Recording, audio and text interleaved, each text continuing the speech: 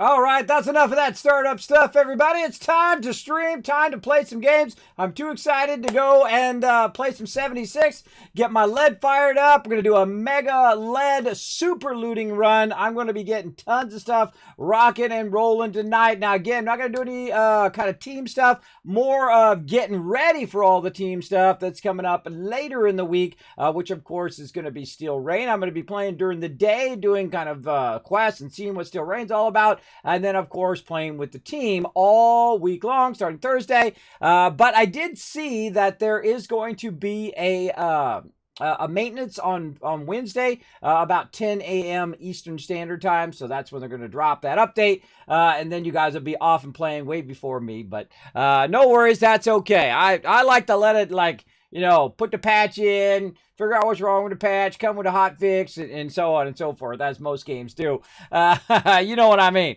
You know what I mean. So I'm ready to get it rocking. Hey, what's up, s.p.e.c.i.a.l? I see you in the chat. Thanks for coming in and hanging out, everybody. Hope you're having a fantastic, kind of, hopefully you have a little bit left of your holiday weekend going on. And if not, hey, well, just hope you're having a great Tuesday night, because we're going to get into it. We're also going to be doing some stream raiders. Now, also do me a favor, everybody, on the Twitter and on the Discord, I did put a link to go over and take a survey for the awesome peeps over there at Captain.tv who make Stream Pirates. So, of course, if you had lots of fun playing it, or you have suggestions, ideas, that kind of thing, go over there, take that survey, let them know that, of course, you played in my channel and that you had lots of fun, and let them know any ideas and suggestions that you would like to see in the game. I took all of your suggestions and I put it in a big list along with mine, and I sent it over to them as well today, so that they'll have that for the next alpha. Hopefully they invite me for the next alpha. I'm super excited to play that. I feel like that game is going to be a hit. I already can see some fun gameplay in there, just needs a bit of polish and, of course, optimization, so it'd be awesome to play. I hope they make it a standalone app so I can have it on my other machine and play it over there versus trying to play on my primary machine, which I typically will play another game at that time. But that is, I could play that easily as a primary game because it's really, really fun. But we'll see. We'll see. I do like the balance because I only have so much time, so I try to play as many awesome games I can, sometimes just to get a little taste of them, like we did today. The Imagine Earth, man, that was a great game. Really fantastic tutorial. One of the best tutorials I've seen to walk you through the steps. Again, 25% off. You got like a day left, everybody. I'd snatch that up. I'm going to go ahead and throw that in the chat for you one more time, just in case you're looking for an awesome new game and you might have missed it earlier today. It is awesome. It's like a factory builder or a city builder. So you land on the planet, you're trying to build it, but you're also trying to make it eco-friendly in the long run. And it walks you through all the steps on how to learn and how to put your different things down, like your mining and your farming and all of that stuff. Really cool. And it has adjacency bonuses, just like a Civilization does. Oh man, I love all that stuff. I could have played that for all day, everybody. But I had other things I had to get done in the day. Other things I've got to do. I got to copy videos and edit stuff and, you know, copy here and there and do all of this and, you know, talk with peeps and write out lists of suggestions for Stream Pirates. Yeah, all of those things that I do all the time that nobody ever sees. Just me working away on tons of stuff. And then I had to lay down. I was getting too dizzy. I was like, yeah, I'll lay down a little bit here. And so I laid down, I got up, and here I am, right back at it again, everybody. That's how we do up in the street. We get right to it. So thanks for hanging out, everybody. I appreciate it. So I say we get right to the gaming. Let's go.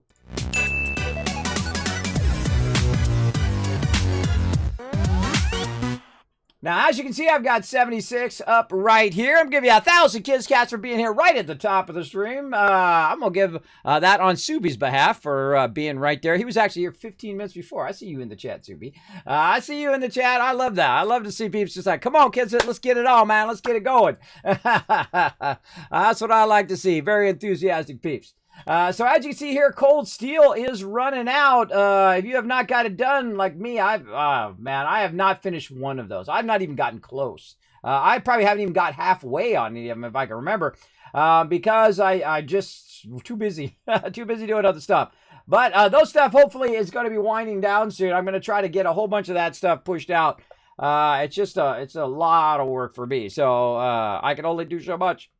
So as you can see, we got a whole bunch of stuff here, but really the thing here is that it's going to finish in one more day because tomorrow is the patch. Tomorrow at 10 a.m. Eastern Standard Time. You actually see that in this upper right-hand corner right here. It says upcoming maintenance on July 7th at 10 a.m. Eastern Time. Fallout 76 will be offline while we apply the Steel Rain update. And that sounds good to me. Oh my gosh, look how close I am to the next rank. I'm 1825 of 850. Just a little bit. We'll probably get that today. Now, what we're going to do is I'm going to be working in the private world today on all of my gear. And the reason why I've been working so hard is because what happens is you run out of ammo a lot in this game when you're using like lead or 50 cal or 5mm, all that stuff. You have to make a lot of ammo. Now, I also use fusion cores for my primary weapon, which works really, really well because I can just make them all day, every day. And I usually make them offline and I backlog a ton of them. And then I put them on my character. The actual best place for me to have my fusion cores is my character because my character can hold a tremendous amount. Now, I also learned something else. I was trying to figure out when the reset is, and then I suddenly dawned on me, wait a minute, I know exactly when the reset has been or is going to be, simply by when you log in here, and you go in. I'll let my Tycoon Water Factory load in. I like to move away just in case you don't get trapped in it, in the foundation or something. No, never again. Boom. Now I'm gonna hit map right down here. Now look, 23 seconds ago, I literally missed it by 1 minute. So what you want to do is you want to get that, sell your stuff and do all your stuff before you see that right there. Because what it's going to do is it's going to reset all of the vendors usually, or at least reset the daily here. Now, the one I'm never going to do again is this decryption. Now, why am I never going to do it? Because it takes me 50 stem packs, and it takes me 18 minutes to get done. Even with a full crew, possible, but obnoxious. And I'm going to double check here. I wrote it down. Let me find what I wrote down. Don't ever do deception daily again. Ever. Again. Ever. If I don't like something, I'm going to tell you. This thing sucks. I don't like it. I don't think it should be in the rotation of dailies. Now I can't do my daily if I wanted to do my daily. I feel like they should take this out or actually make it appropriate so people can play it either with 1, 2, 3, or 4 people on their side. It is very, very difficult to finish. And so I wasn't going to do it anyway, but still, I would watch out for that one, everyone, because literally it's not worth 50 stem packs. You got to think 50 stem packs. There's a lot of stem packs. It's not worth 50 stem packs to get one legendary. I could go kill, a Scorch Beast down at the bottom of the game and get the same result in a few minutes versus spending 20 minutes doing that and then just wasting my complete time. And I always tell it to you straight, everybody. I don't sugarcoat or BS. I'm not trying to bring them down or say, oh, you suck or whatever. I don't get into that thing. But I will tell them when something doesn't work well and it's not fun. Those are just plainly not fun. They insta-kill you. You basically get frozen or insta-gibbed every single time. And you're wasting just an obscene amount of stem packs. Try to do that. Got to jump up here because I forgot I logged out while I was in my thing. But luckily, I've got a backup plan. I got a little sneaky way in to open up the door. There we go. Oh, actually, the door was already. Oh, it just didn't roll up the door. There we go. Now, the first thing I always do when I get in the game is I go into my crafting set. So we'll just click that and click that again. Then I'll make sure that it's been doing my crafting set correctly. Yes, everything looking sharp. Now, why is this missing? This is missing stuff here. I mean, it could be anything. It doesn't matter what it is at this point. One of my favorite ones here is homebody. So while you're sitting there, you gradually get your health back. So that's a great use of your thing here where you go in here, take out your radiation. Then when you're chilling out, you're sitting, well, I got a double hydrate. Got a double hydrate from Big JP. Big JP, I'm gonna cancel one of those, and then I will get the hydrate going on. What's up, Big JP? Thanks for hanging out. I think it was a super mutant one that sucked as they're so hard to kill. Mole miners are scorched or done faster, but it's easier. Oh, well, it doesn't matter what it is. It doesn't matter what it is in there, even if it was scorched, and I have a pretty good weapon against scorched. The fact is that you're running back and forth, and in the actual arena that you're fighting in, is not a great place to fight because you're going up and down the stairs and you're going around the thing and then they're hidden around the side and it's taking so long to find them that it's just not it's just not good. I'm just telling it like it is. This is the way I am, you know. And I love me some Fallout, so you know it's coming true.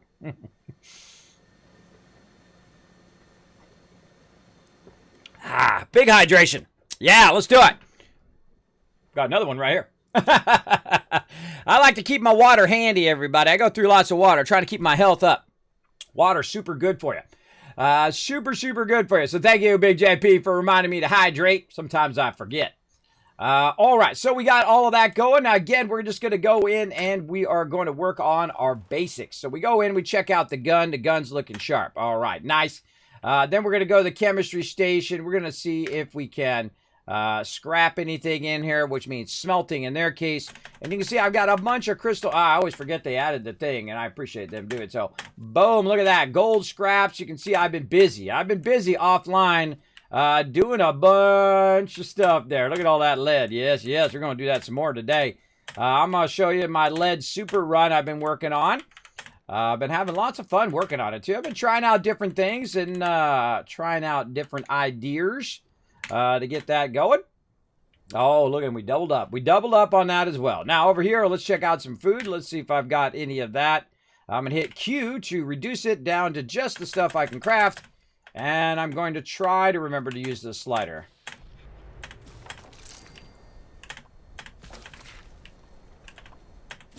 I feel like defaulting to the max quantity would be a better idea on that as well. I mean, hey, I appreciate them just adding it, but defaulting the max quantity would be great. Okay, now let's get into all of our other stuff.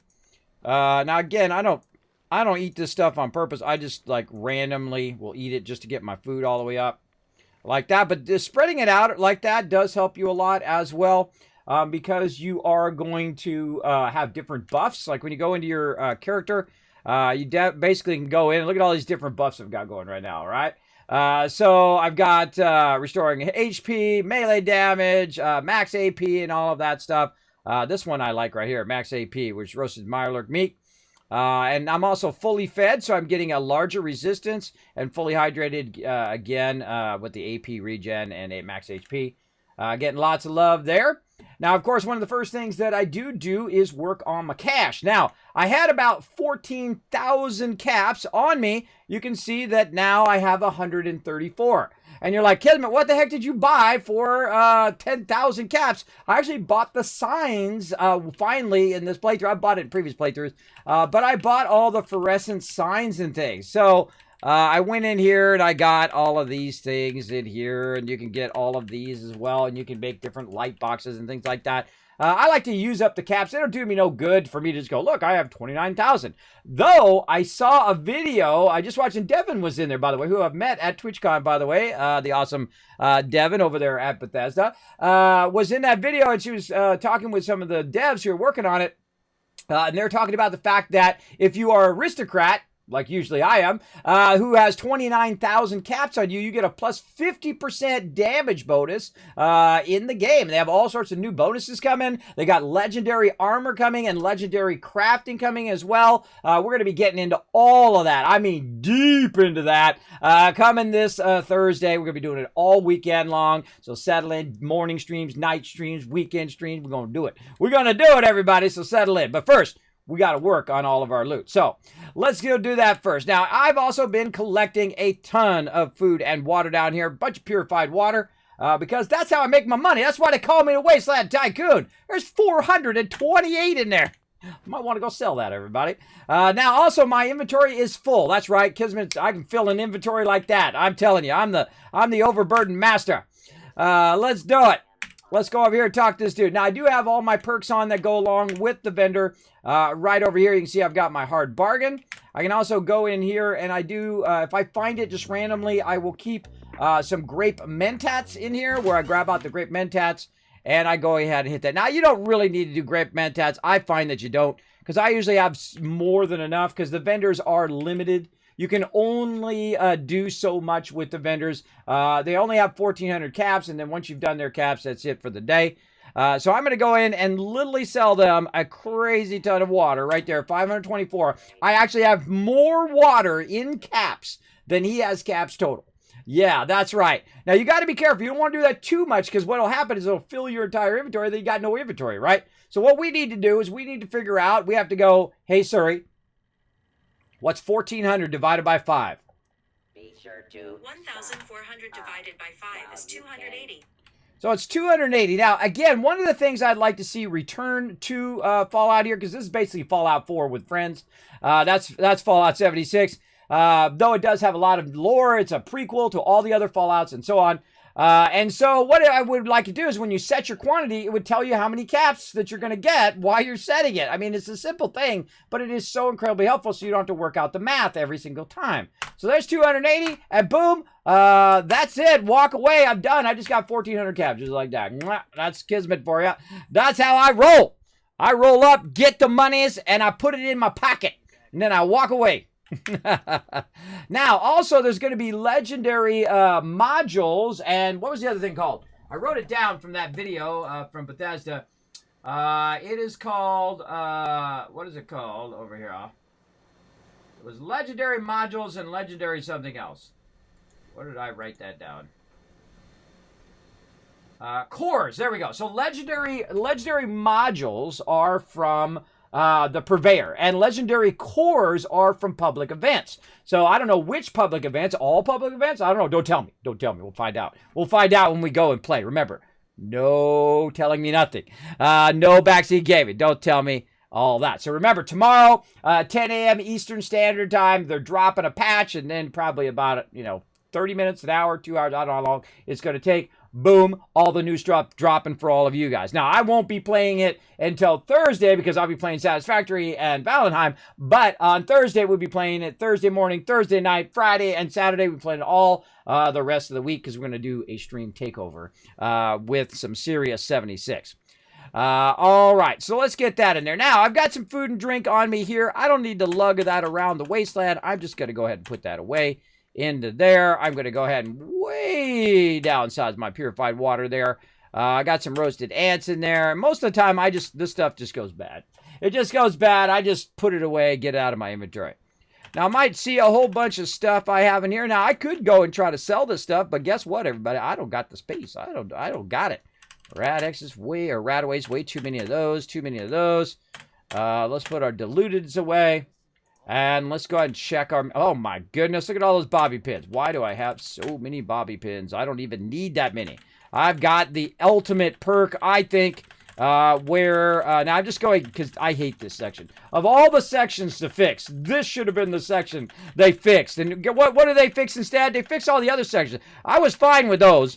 I mean, I like the fact that they added more categories. Awesome. But they missed the number one they should have fixed, the miscellaneous. They should have made the keys and the passwords in a separate thing and then put the stuff in there. Or could have made another miscellaneous that said or and kits or something, right? That would have been even smaller. It would have been a smaller name. Or kits or / kits, right? Just like food and drink or / kits. And then put all your kits and all your or and all your other miscellaneous stuff like bobby pins and things like that. I think bobby pin would be more of an aid than a miscellaneous. Bobby pin is something you use all the time, and it aids you in your journey, just like a stem pack and other things like that. I think they should move bobby pin into aid, and then move all that other stuff into or move all of this stuff into keys and passwords. Whatever they got to do to clean that miscellaneous stuff. That's been bad in Fallout 4 too. Drove me crazy. All right, now I picked up a whole bunch of random stuff as I was wandering around the wasteland. Now again, just going to be working on my run today. Oh, mama, look at that. We got so many of those plans over there. I'm going to keep those to give to my crew. We're going to try to get all that stuff off of us if we can. That will go ahead and scrap. Ammo, how we look at? Oh, boy. Look at all those ammo. And I've been trying to save this ammo. I hate that ammo thing. I think it's horribly done. Again, I just tell it to you straight, everybody. I tell you if I like it or if I dislike it. I think it's really bad. I feel like you should just be able to keep it in your inventory, walk right over to this thing, say, yo, trade in all my excess stuff. What do you want to trade in? I want to trade in all of this, like, transfer it like a like you're transferring it from your inventory into like your stash. Instead, you're transferring it in this machine and you're putting it all in there and say, take all of this and convert all of this into this, right? That's the way it should work. Not you go up in the menu and you do all the thing and you press the thing and then you make it into the points and then you take the points and you make it into the thing you want. That's a waste of my time. Waste of my time, I find. But I'm trying to use it. I'm going to try to use it. Maybe I can win myself back over again. I seriously doubt it, but I'll try. We're making some liquid courage over here, so when we do take on the tougher mobs, we can get that going on as well. Now, over here, we want to modify repair. Check my armor. Now, you can also take a non-legendary item and add legendary perks to those items, which is awesome.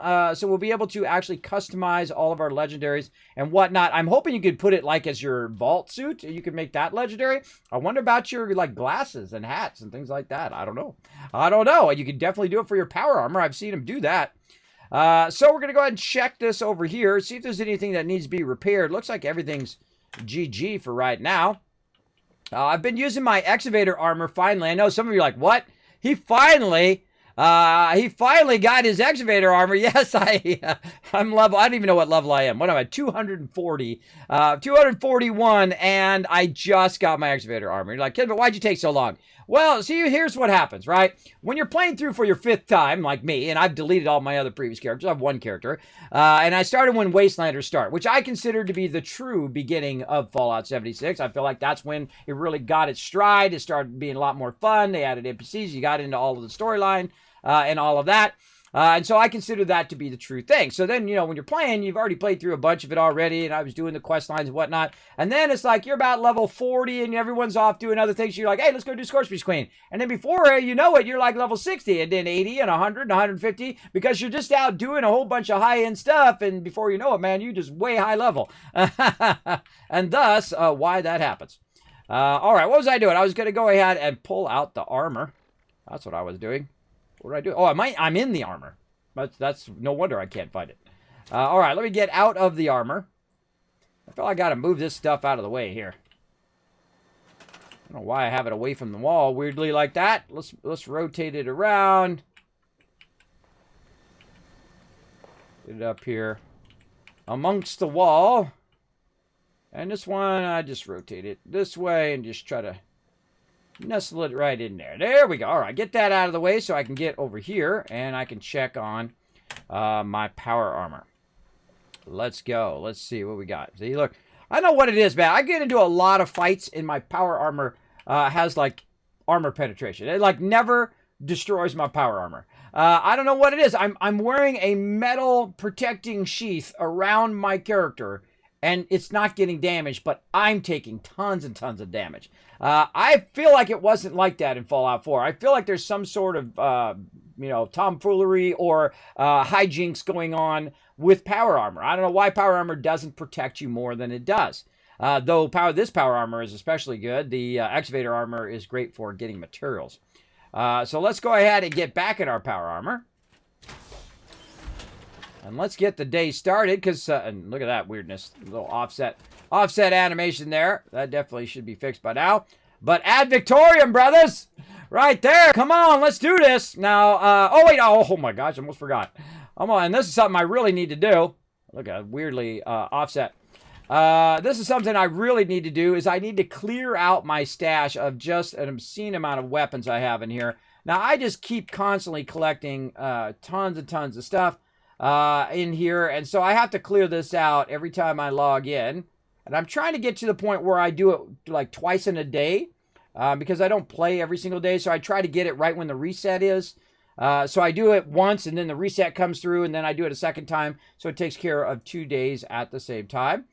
And you can see I've got a bunch of various weapons in here. I've got the Fixer, a shotgun, this I just want to get rid of, and a 50 cal, which is really great because it's 90% reduced weight, so it only weighs 1.8.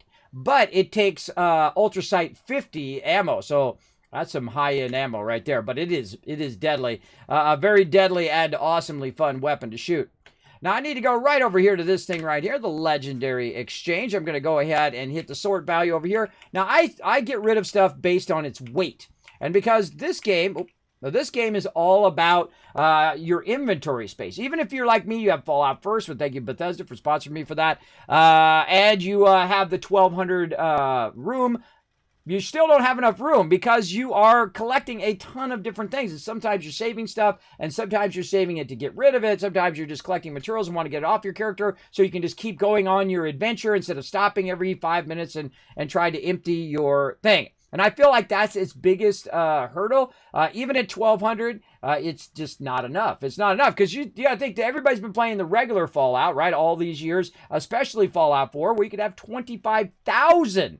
This is 1,200. You could have 25,000 per camp in Fallout 4. It tells you the massive difference in your building and all of that stuff. Now, I hope at some point they come in with, first, some crossplay. Second, just way to just lift that and get it rocking and rolling. But right now, let's go ahead and trade out our heaviest items. Now, obviously, the ones with Z's on them, Z's are the ones that I'm currently using right now. So we're going to go ahead and go to weapons here. And the Z's tell me, hey, Kismet, don't trade those out. Kind of reminds me there. And then we're just going to go ahead and trade as many of these as we can. We're at 25 now. Let's see. These are all 40, so I'm not going to be able to do those. Let's put those back. Again, you can only trade so many in a day. So you end up with just an absolute massive amount of these. I really need to sell most of these. You can see I end up with a ton of random grenades and stuff too, to take that off of me. And what I need now is I need some lesser ones, right? I need some lesser items that are like 2 stars or 1 stars. You want to keep a few of those in there. Like there's a 2-star there. 2-star. Let's go a couple 1 stars here. And again, this is why I keep the lesser ones as well. Now, I could sell them to the community and things like that, but I typically don't. I just like, I just go ahead and trade it out. Now, I have 741 down there. Now, I'm saving them on purpose because tomorrow when it rolls in, you're going to be able to take those legendary scripts and trade them, I think, at the purveyor. Don't tell me. We'll find out, right? So that's why I'm trying to keep my my pool of stuff going here. Oh, I got to use the lesser ones right here. That's why I'm trying to keep my pool as high as possible. And I just traded it out the other day. I had 1,000 the other day. I had to trade it out before I did any more trading. All right, so let's put these weapons back in. Again, we're going to have plenty of those to trade out and work toward making our own custom legendary items, including legendary power armor. So that's going to be awesome, awesome fun to do that for sure. Let me catch up. Good evening. What's up? They call me Taj. Tomorrow's the new stuff. Yep, it is. Hope patch doesn't take forever. It's going to take just 2 seconds less than forever. That's how most patches go there, Sugarfoot. I play for fun. I hate Scorched Beast. Oh, wow. Why is it that you take damage? It's because, I don't know, it's the power armor. It has every single mob has like armor penetration or something. I don't know. It's very, very odd, I find, that my power armor takes a lot less damage than me. You'll see. I'll run around. I'd be taking damage left and right. Power armor, barely any. Even though I'm in the power armor. Again, I feel like it's something that's funky. Like this, right? Like this offset entrance there. That's funky in the game. Oh, boy. That raider guy. The problem with companions is they're always doing something annoying and they're running around, they're talking to you and they're trying to run up and talk to you all the time, and you got NPCs talking in the background and overlapping audio and all of that stuff. Everybody. There's still more to be worked on in this game, but I enjoy it though. I've played it since the very beginning and I've enjoyed every minute of playing it. Otherwise, I would not play it at all. I don't answer to nobody. I don't have to play nothing. That's what's so great about being me. I don't feel obligated to play anything, but I do love to play some games. Now, speaking of games, I'm getting way behind here. I'm about 30 minutes in. We're going to go ahead and get some Stream Raiders going. Let's go. To battle. All right. I wanted to get that started up first, get some peeps in the channel so we can get this fired up, get you guys some maximum loot here. Do we feel like going for this guy or this guy? This got 1 chest up here. This has got 2. Well, that's an easy decision. Obviously, I want you guys to get 2. Nope, I want to get this started up. Let's go. Come on, let's get you guys some loot.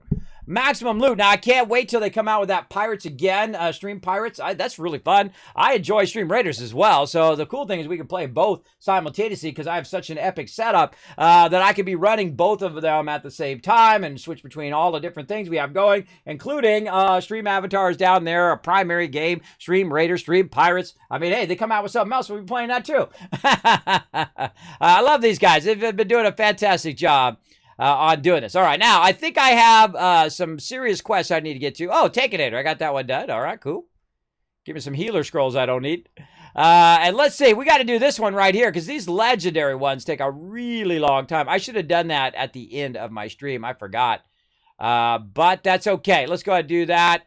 Earn 10 bones. I'm not going to do that. The bones are the PvP thing. I think I'll get around to trying that eventually. I don't know. I don't like to make other people feel bad. So even if I win, I feel bad anyway because I go over there and I crush their community, and then their community doesn't have a chance to win epic loot and stuff. I already have plenty of stuff. I don't need to win anything. But hey, I guess if we win it, I just give it to you guys. I guess that would be a fun thing to do. Just give stuff to my community. I mean, if we win, because they're giving away monitors and Elgato stream decks, which is the greatest thing I've ever bought for my stream. All the Elgato stuff, man, is primo for sure. It's the best of the best. I just go straight for their stuff. I've actually replaced 90% of my stuff here in my my stream, including my lights. I have the stream deck. I have my capture card. I have everything I've replaced with just Elgato products because they work so well together, and they're the best. And that's what you want, right? They're reasonably priced. They work fantastically. You set them and forget them. I don't want to have to think about my lights all the time. I don't have to think about my capture card and think about all my other things. I just want it to work. And so I can, one less thing I got to worry about. And that's the way Elgato products work. They just work. You just do what you want them to do, and then you're on to whatever you want to do. I like that about them. So I like that about any product. I prefer to shout out great products for sure. All right, let's go ahead here and do some orc slaying, everybody. There I go again. I just put that randomly there because my mouse just I don't know, something wrong with my mouse. Maybe I got to clean my mouse or something. I don't know. The clicker is a little loose. Let me just click it a whole bunch of times. I don't know what's going on with my mouse, but I guess I'm just going to go right there. That's what's going to happen. Let's go.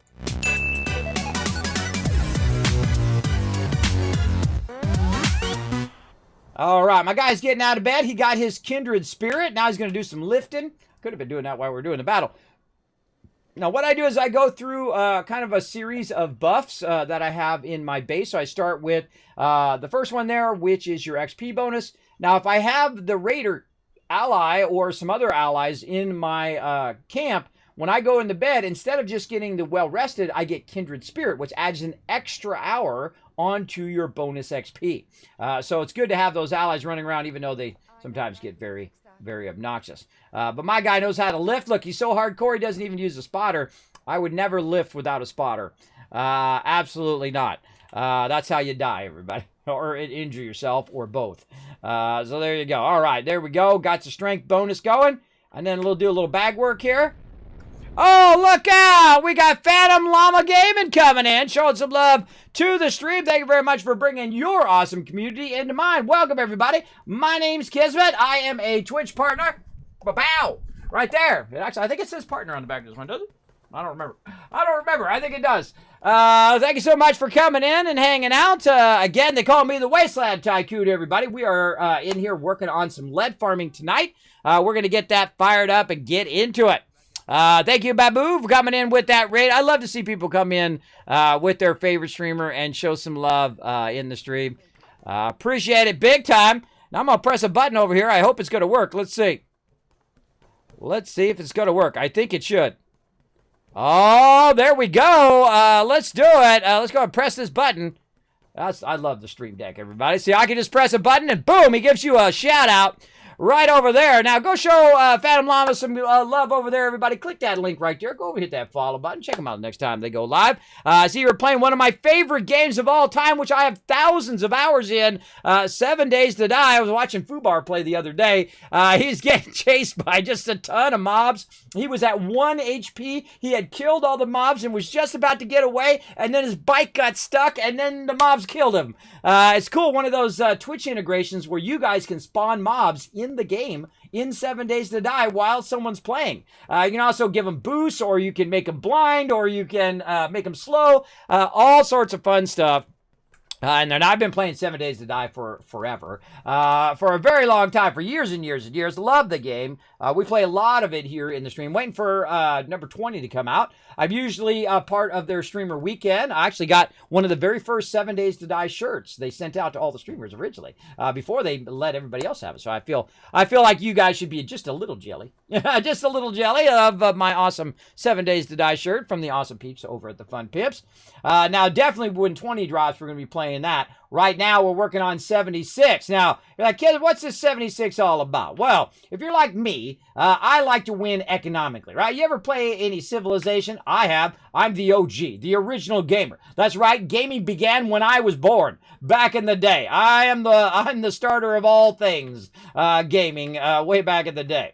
Now, what I do is I go ahead and crush it economically. So right here, you can see I've got a bunch of water purifiers. The reason why, and this is how I got the name Wasteland Tycoon, is I go around and I collect all this water, which you can sell to the vendor. So every single day, you can just walk around and you should hear cha-ching, cha-ching, cha-ching in your ear every time you're doing this, because this is dollar bills right here. Look at this. Cha-ching, cha-ching, cha-ching. That's just me making money right there. Just by a passive income. That's the best kind of income. Where you don't have to do nothing, right? You're just standing around and it's in there collecting water, and it collects an infinite amount of water, which means it makes you an infinite amount of cash. I'm not just talking millions. I'm not talking billions. I'm talking trillions of cash you can earn in Fallout just by collecting purified water, just like that. And this is my Mega Tycoon water factory. And so what I do is I collect that water, and I go ahead and put it away for now into my storage over here.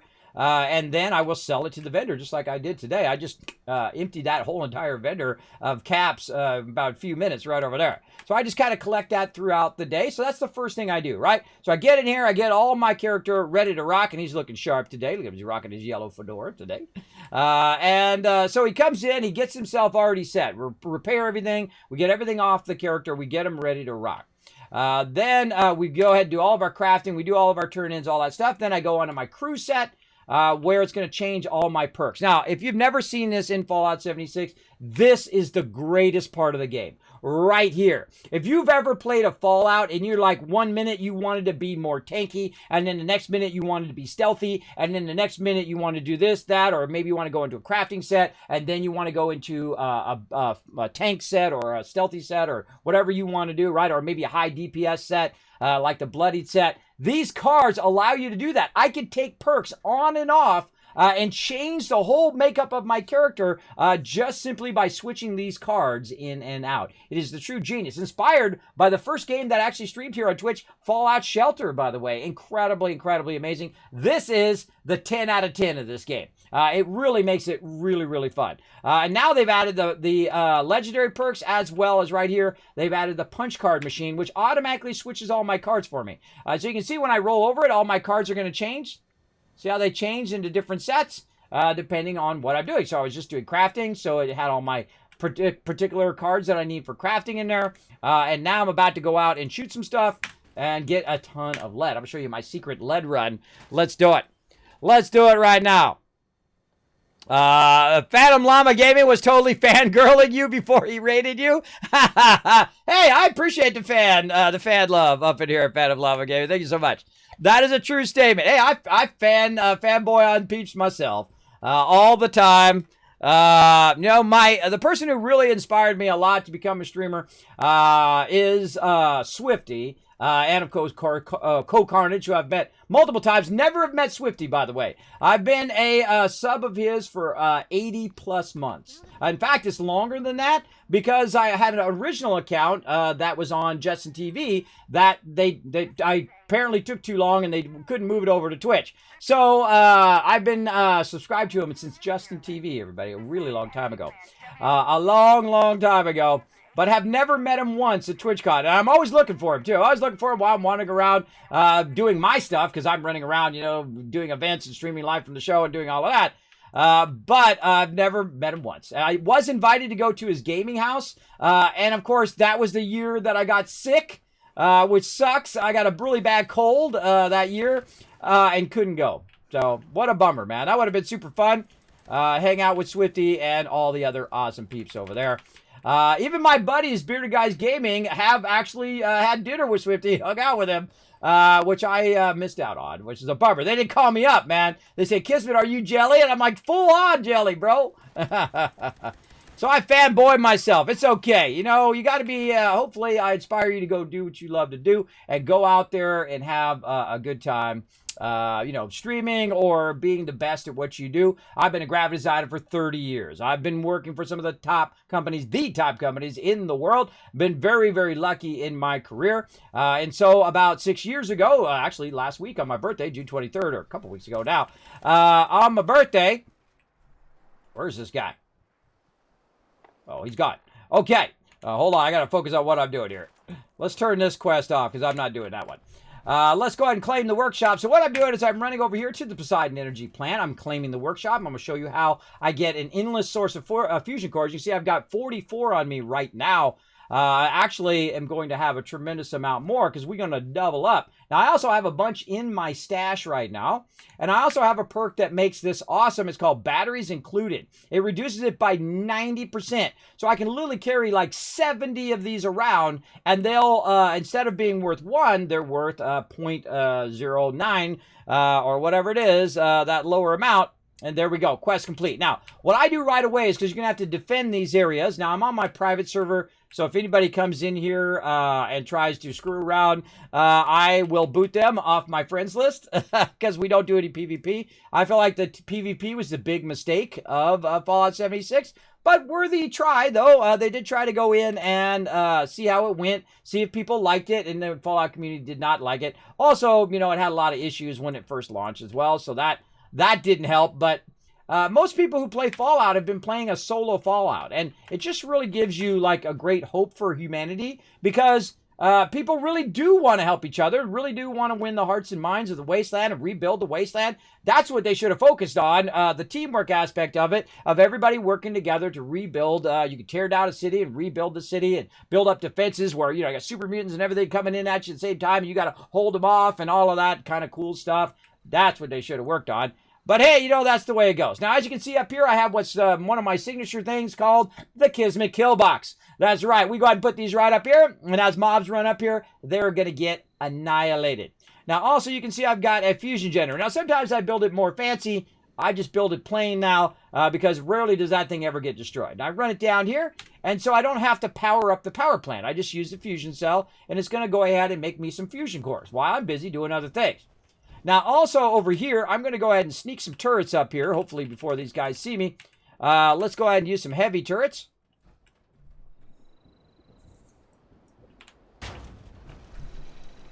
And this is a really good spot for these. I usually put a couple of them there.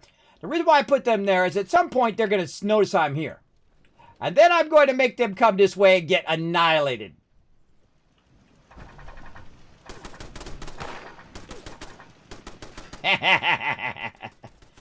Do nothing.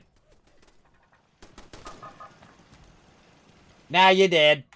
All right, so that's going to fend them off. And I can also get a little rowdy here. Just try to drag them all over here to get annihilated.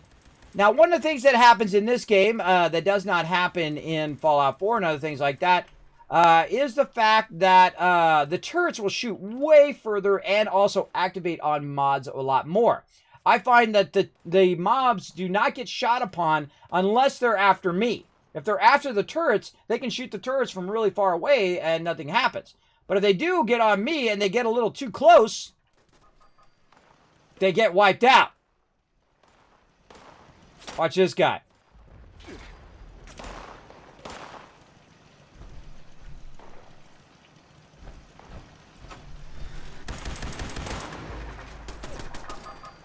As you can see, perfectly done. Now, even though we haven't powered up the Poseidon Energy Plant, we can go in and we can actually use it to make us some lead. That's right. So we're going to go ahead and use our resource extractor right over here. Notice it snaps in place once you have it. And this actually gives off 10 power, which is exactly as much as you need to make this go. So you don't have to even make anything just other than a wire and then your resource extractor, and then it's off and running. It's going to extract some lead there and then fire this off at anybody who comes running up here trying to mess with it. Like so. And that's it. That's a set it, forget it. Now, what's going to happen in about 50 seconds is a whole bunch of mobs are going to try to run up here. This is actually one of the most annoying places to do this defense thing because the mobs get all, they're on that side, they're on this side. Sometimes they're stuck in doors. Sometimes they're hiding behind stuff. And so you got to run around, try to find them most of the time. When I feel like all the mobs should go toward the workbench, just like they do in Fallout 4. They kind of work their way toward the workbench. So if you're standing at the workbench, eventually the mobs will work toward you and end up at the workbench, right? Now, there's also other Scorch that I've left on purpose. So if something spawns and it's by the Scorch, and the Scorch and them will fire it out, and then I don't have to worry about it. Hopefully they'll kill each other, and then it will do some of the work for me. So there we go. That's a true statement. There you go. Yeah, there's nothing wrong with fangirling or fanboying over something. You do your thing. That's part of the fun. Part of the fun, absolutely. So again, thank you so much for bringing the love here in my stream. I appreciate it. Whoa, robots!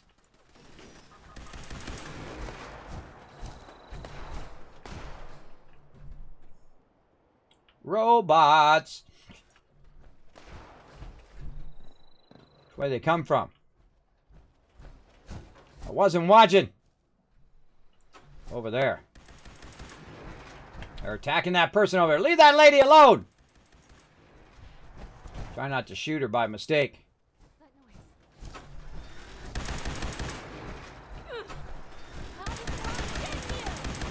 Leave that lady alone! She's trying to cut that wood. Mr. Handy. Out of control. Out of control. So like I said, sometimes they fight the NPCs there. So that was a good one. They came straight on there. They got annihilated by the Kismet kill box up here at the top. There they are over here. Now, again, they usually come from the same direction, so you can go ahead and just try to tag them up a little bit. Get them going over. Oh, here we go. Up here. We're going to go ahead and tag all these guys up. And then what I do is I tag them, and then I drag them. Drag them over here so I don't have to do all the work. Use up all my ammo. And watch them get annihilated. Now, if you get a shot in on them first, then when they die, you actually can go over and loot them and get it. But if you don't get a shot first, then you can't loot them. You'll see that some of these have no loot.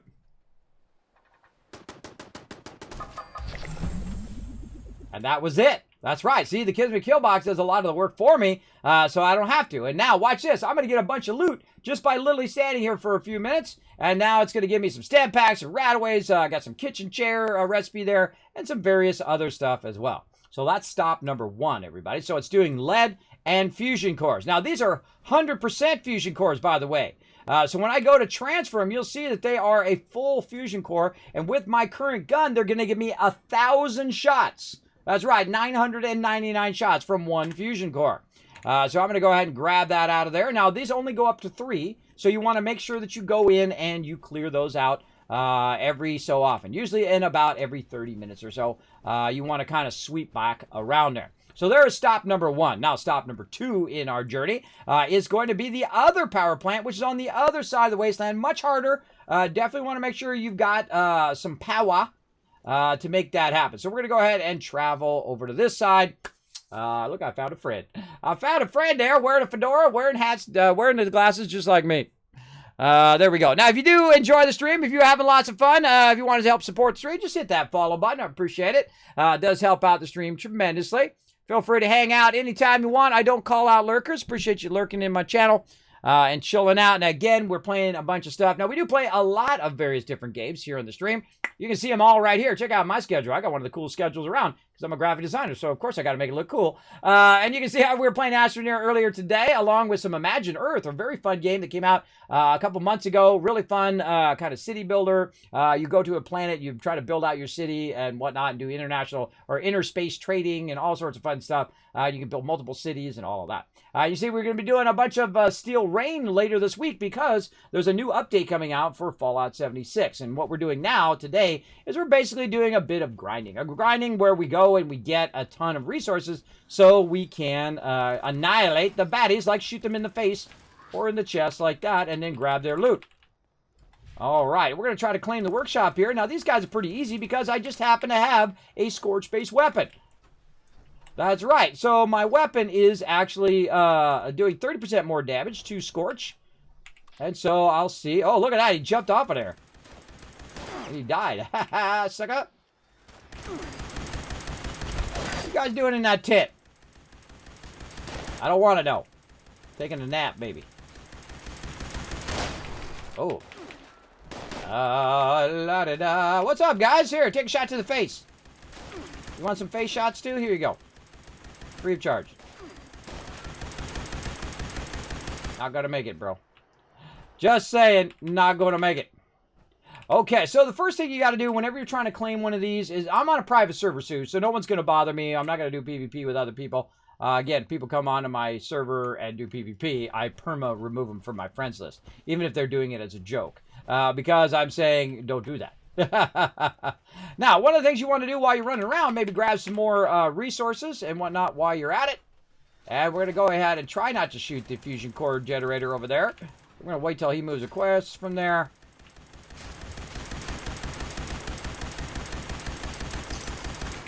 Thanks for bringing the loot right up to me. Appreciate that. Now, what we want to do is we want to use this right here, which is a Fusion Core Creator. And so we're going to run back over this way. Now, I do have the ability to make some seriously awesome stuff, and we're going to get into that here in just a moment, but we're going to claim the workshop right over there. And while we're claiming the workshop, great time to do some super looting. You don't know what super looting is? Watch this. This is super looting, where you grab everything. That's right. Get that steel, get that circuitry, get those cigarettes for plastic, get all the bottles, get the stuff that's on the ground, grab every single thing that you can find as you're running along. And this is what's called a speed super loot, where you just swipe everything, not even looking at what it is. You're just grabbing it all as quickly as possible. All right, here. Now, one of the things you're looking for, microscopes are really good. You're looking for telephones, which are great for circuitry. The two things that I run out of the most, lead and circuitry, because those are used in just about every single thing that you're doing. So you run around, you grab a bunch of that. Now, you might get some other stuff too, some food and whatnot. But I mainly am worried about just grabbing all the random loot while I'm waiting for that to power up. And now that I have it, I'm going to need to defend the workbench. Always remember that right away after you take a area, it's going to put you in defense mode. And so I just go through again, just sweep through there, grab everything that I can grab. Oh, I think I can get this. Can I get that? Yeah, metal tub. Okay. That's going to be steel. Now, what I'm going to do is I'm going to run over here and I'm going to set up two separate things. The first thing I'm going to set up is the ability to make fusion cores, because that's the gun I'm using, and I want to have as many fusion cores as I can. Now, I've already pre-made some stuff. They have an amazing thing in this game called blueprinting. Blueprinting is awesome. And what I try to do is I try to put my guns up there at the top. I try to angle them so all four of them can shoot in this direction at the same time, like this, right? So you kind of rotate that around, and just in case there's something standing up there, all four of them will not be obstructed from each other. They can all fire in this direction once, because the turrets will turn in any direction that you need them to go. And so then we'll go ahead and we'll get this one going. All right, so there we go. Now, we do have some other stuff here, crystal and other things. You can find that just by going on your map and rolling over it, and it'll tell you if you got fusion cores, nuclear, wood, crystal, all of that stuff you can get, including steel from there, but I'm not going to worry about it. I'm just going to go ahead and do that.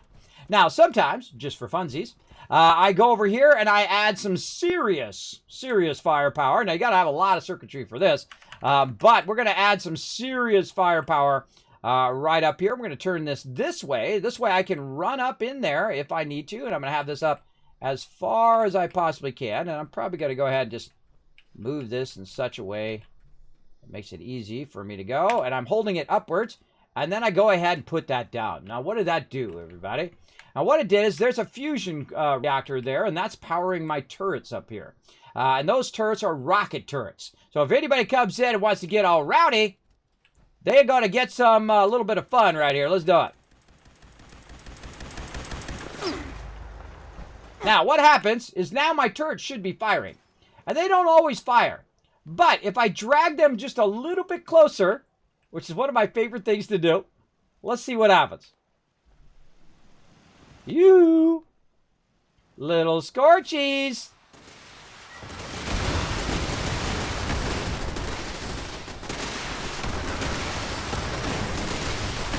Oh, the Scorch Beast, too!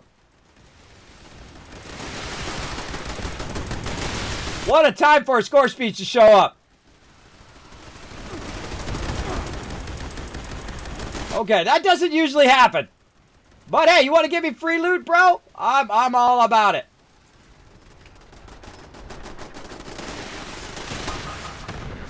Now, if you've noticed, what happened there was crossfire, right? So these ones over here, whoa! These ones over here are shooting, and these ones are shooting, so you're creating a crossfire in this spot. And I have it up high enough so it can shoot over that area. And those dudes just got annihilated. Absolutely destroyed. Now, wherever that scores piece went, I could go hunt it down. I have no idea where he fell down. I wasn't watching. I could go ahead and try to hunt down that loot. Now, I weirdly don't have my jetpack. It's really awkward to be without my jetpack. I do not use the mutations, though. Those are very fun. If those are your jam, more power to you. But I'm old school, so I play old school. So I usually play with the jetpack and do that. And I think it landed up there somewhere. And that's okay. I can do without the loot. That's fine. So that is spot number 2. All right, so we got that started. So now we're getting 2 double fusion cores, 6 fusion cores every 30 minutes. And we're also getting some lead, about 15 every 30 minutes. So that's stop number 2. Now stop number 3 is going to be one of my favorite places because we are going to just absolutely set it off up here. We're going to go to the Grafton Steel Yard. Let's go up there and check that out. Then we're going to go to actual specific locations in which I'm going to get a crazy ton of lead and then also keep the lead. Now, I'm not going to convert the lead into ammo unless I need it in the moment. And the reason why is because I have Fallout First. And so if I put the lead in the Fallout First, it doesn't come out of my stash inventory. But if I make the ammo and then I put the ammo in my stash, well, then it's going to take up all my stash room, right? So let's get to it. Now, this is one of my favorite spots because you are just annihilating peeps. Let's go. Barely got a shot in. All right. Now, what I want to do is go ahead and take over Grafton Steel here. So we're going to run down here, and we're going to get into a big rowdy party. Let's go. Let's get it right up into faces.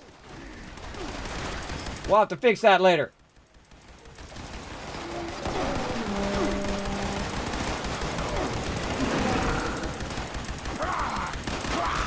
Now, this weapon, also good, because laser weapons are awesome for super mutants.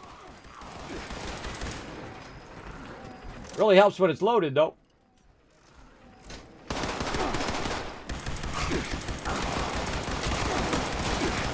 Good time to pop a stim pack. Now, I have to wait a second or two because I am a Gatling weapon. I don't know why they haven't fixed this. It's 2 years later. But they need to fix the fact that I should be able to do a stim pack while I'm waiting for the cooldown of my chain weapon.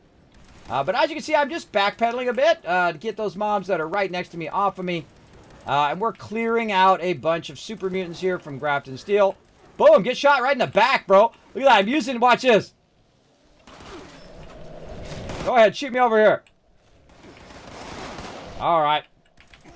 Not my fault, you're a bad shot, whatever. Now, these guys right here are a new addition to the game, somewhat new. And they're a bit annoying. What, dog? Get off of me. They're a bit annoying because they run off. See that, how they run off like that? A bit annoying. But don't worry, he'll be back. They always are. Now, I like to shoot him right in the face because it kills him the quickest.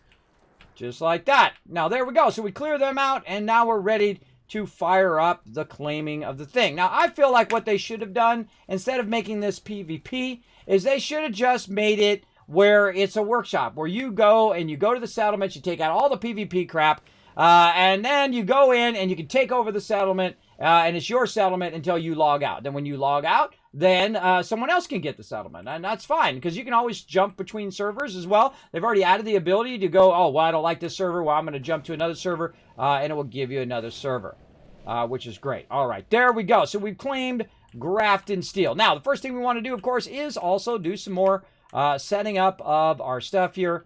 So I'm going to set this right over here, and that's going to help me defend the area. I'm going to try to get it somewhat close right there. And another Kismet kill box up there on the high side. We're ready to rock. Now, just so happens that right next to my Kismet kill box is where the lead is. That's right. I just happen to know that there's some lead right here. So we're going to go in and use our resource thing again. And we'll have our second lead running. Now, I have gone and taken over every single area in which you can get lead. That's part of these PvP things, because I can build separately than my camp here at these PvP areas. And so I like to do that, as you can see.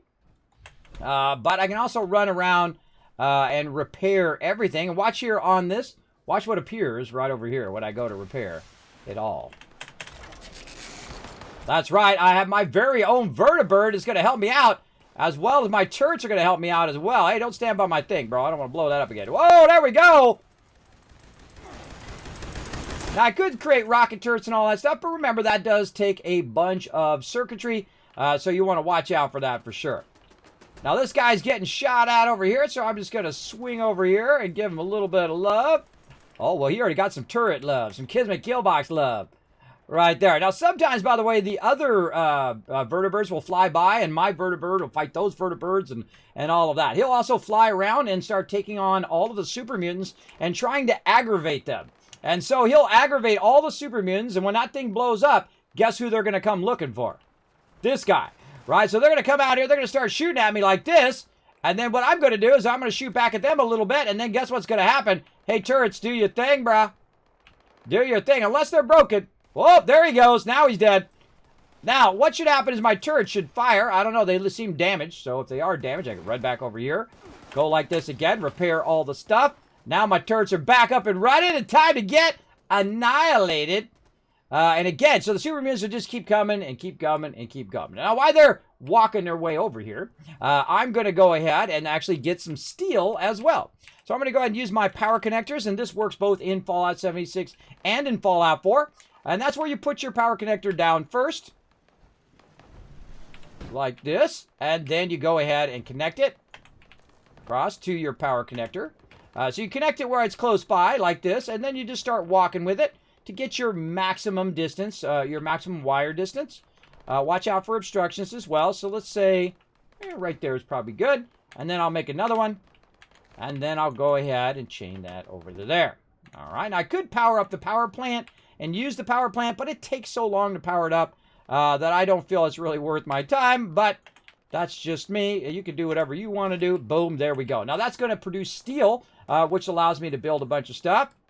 There's a super mutie up there. Why are you not dying, super mutie? Now, see, sometimes it doesn't aggro. It should aggro on that guy. But once I start to shoot him, I'll get his attention. So I don't know why it doesn't just aggro. Like, if there's a guy nearby, it should automatically aggro on him. Now, in there's some action going on in there. So I'm going to do a little shooting into the windows. Try to grab everybody's attention. There's a guy up there. Let's go, bro. Come on down here. Come on.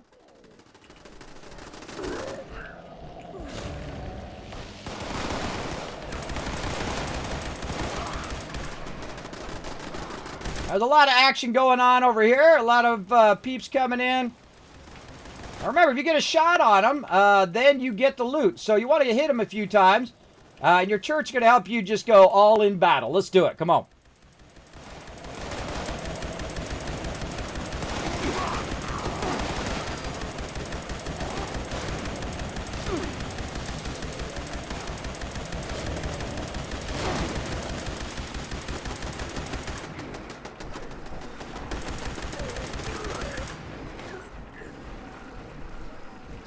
He's back. Just so you know, I'm not even defending the area yet. This is not defending the area. This is just me shooting the mobs that are here. So lots of mobs to annihilate to get tons and tons of loot. Look at all this loot down here. Pretty sweet. Like this. Just run around. You might get shot at.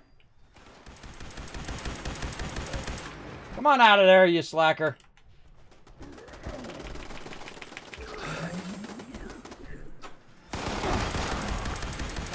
And there's a level up. Again, see how my turrets are helping me? Now, I could put even more turrets down to help me out, but I feel about 4 is more than enough most of the time.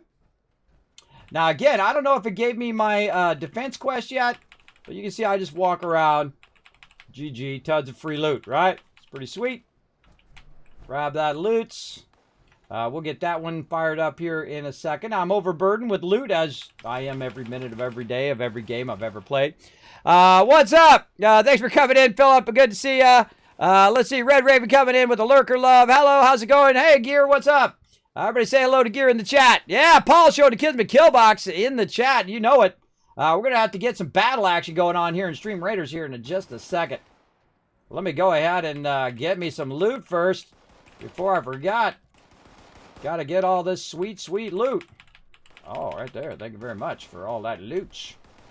Now, one of the cool things in this game is you don't have to use a card for this. It automatically does it. When you are overburdened, it uses your action points to collect loot or to move while overburdened. You can't run, but at least you can still move, which is super useful. Now, again, look at all this stuff. I just hit them a few times and then let the kill box annihilate them. If I didn't get a shot on them, then there's no reason for me to try to loot them. But if I did, I'm good to go. And I heard someone up there getting rowdy. Where are you at, bro? Come on. Oh, yeah. You're up there getting rowdy. Okay. Now, what I'm going to do is usually they give me a defense quest. And this is already extracting lead, by the way. Pretty nice. Usually they give me a quest to defend the area. I didn't see if it came up. It might have came up while we're doing that big old battle there. But one of the things that I will do, eventually, is I'll go ahead and just put down, some crafting stations, maybe not only put them down every time, usually whenever I need them, I'll put them down. But, I'll put a box down, I'll put a stash box down, and then some sort of crafting thing. Usually I use the weapon bench, even though I rarely ever use it remotely.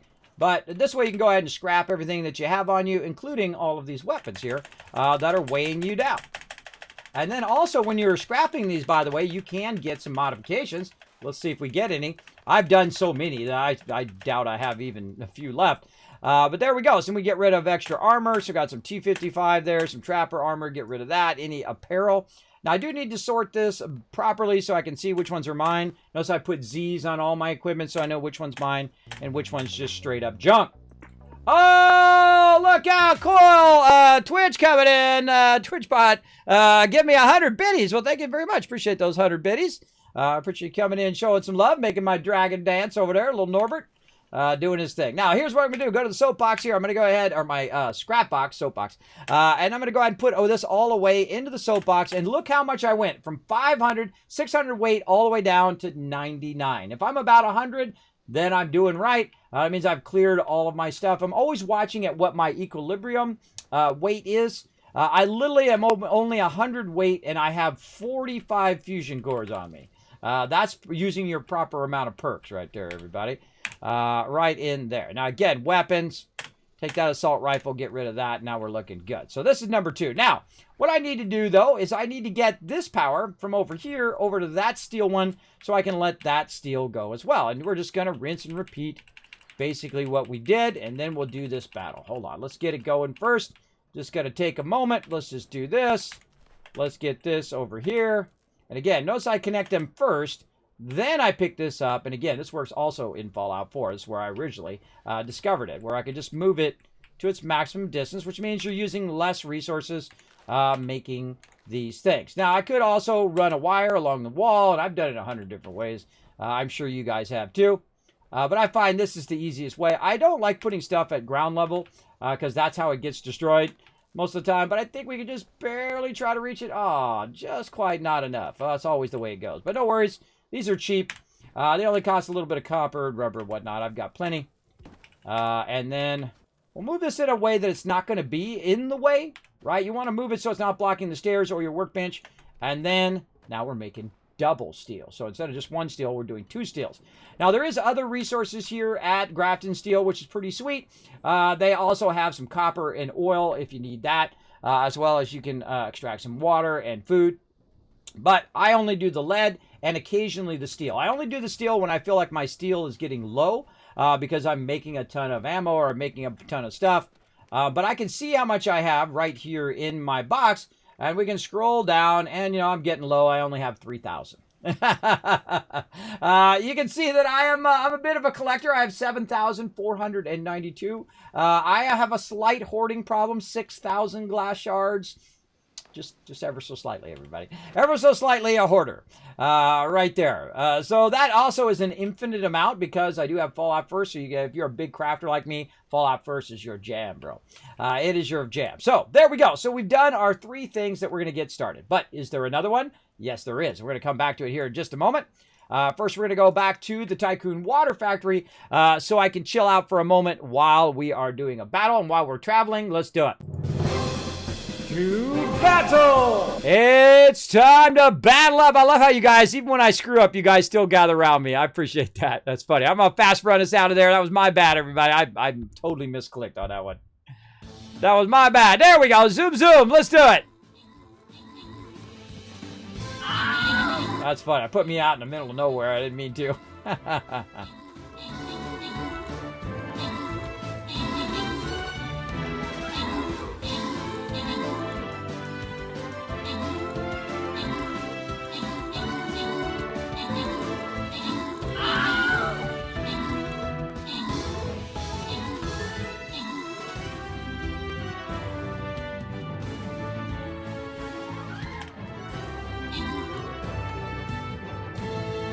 Oh, man. Roll right over him.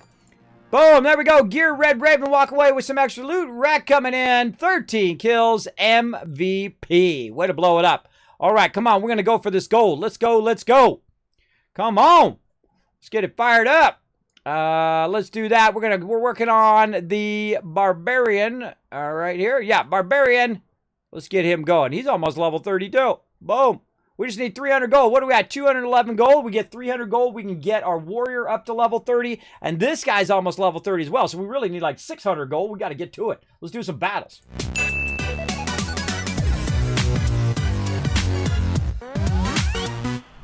Alrighty. Now, what I do is I'm going back to my base. Now, this is one of my favorite places in the game. It's right here next to Charleston Station. Because it's pretty mellow. There isn't that many mobs that come through, and if they do come through, they're going to get rocketed from my base.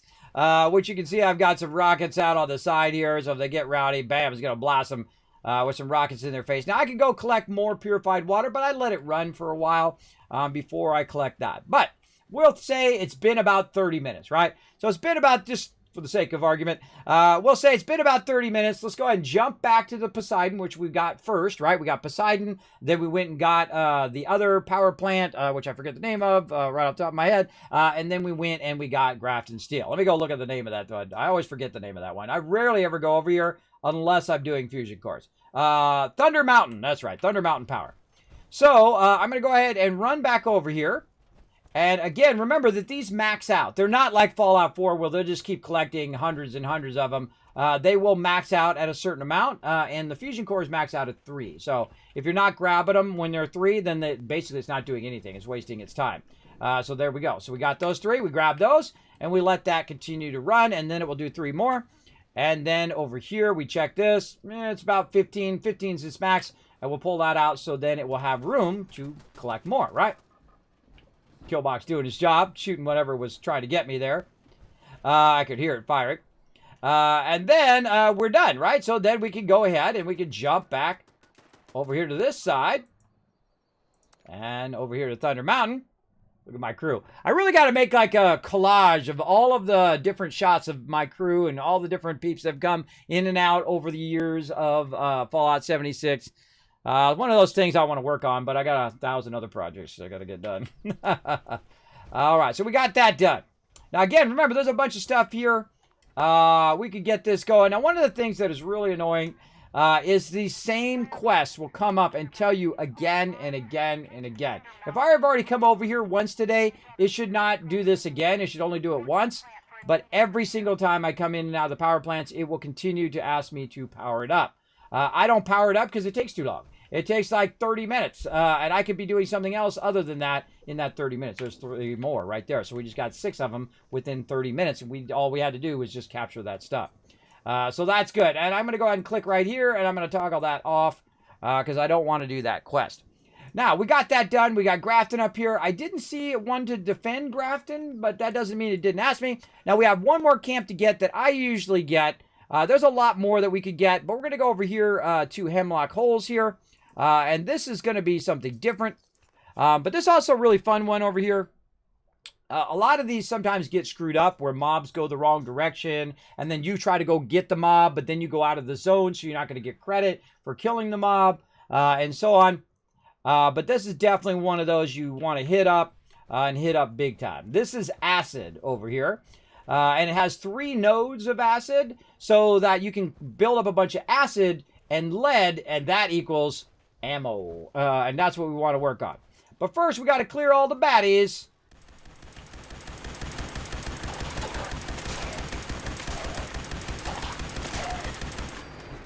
Just like that.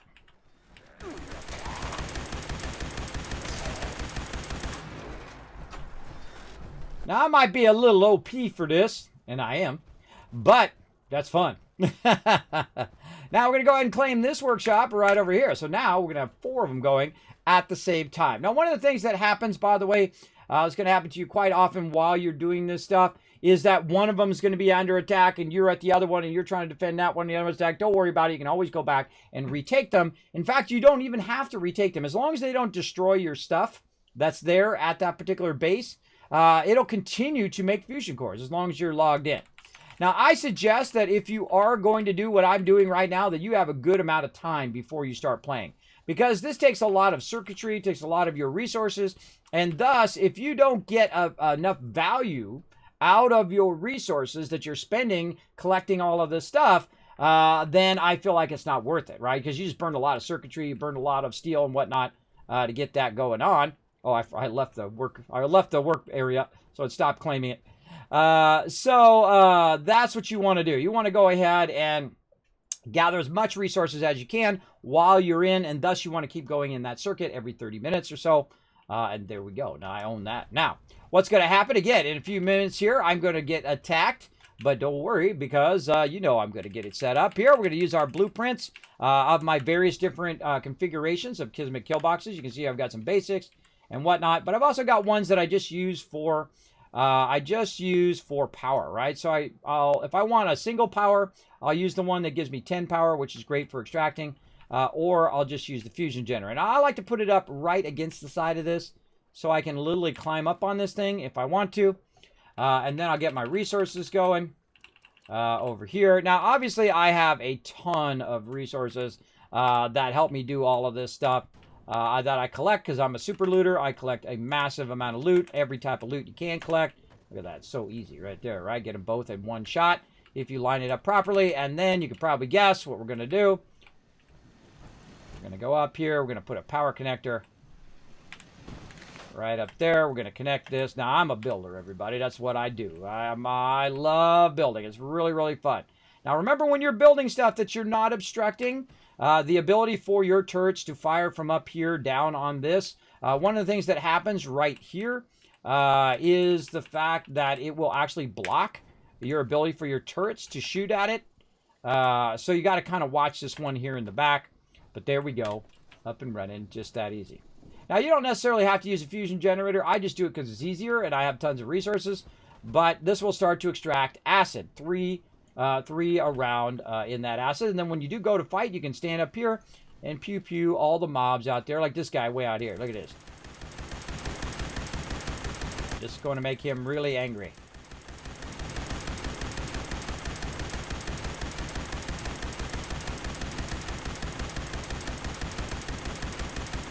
Now, it doesn't do a lot of damage, but it does damage a lot over a long period of time. I can literally just whittle this guy down from way over here.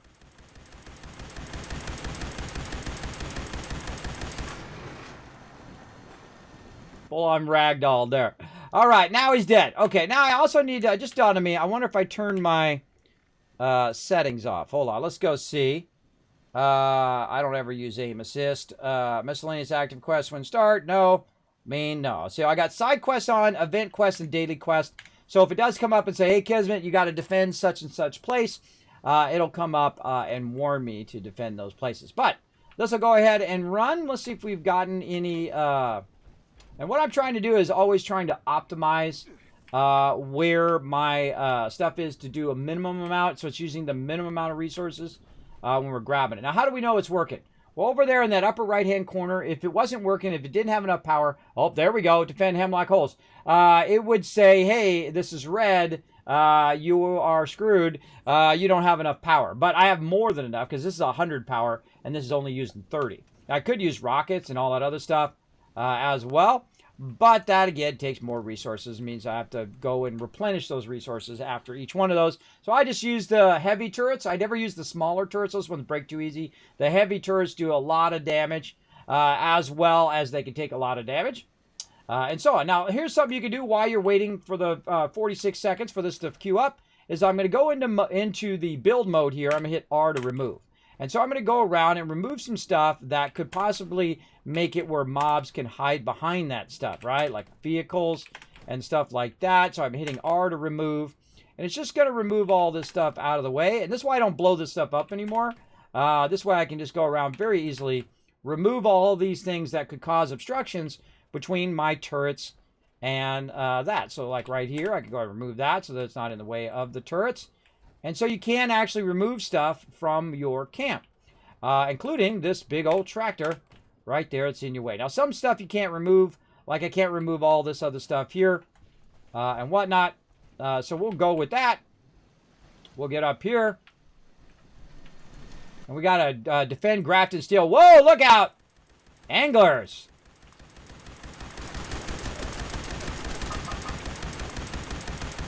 These guys are a bit tougher.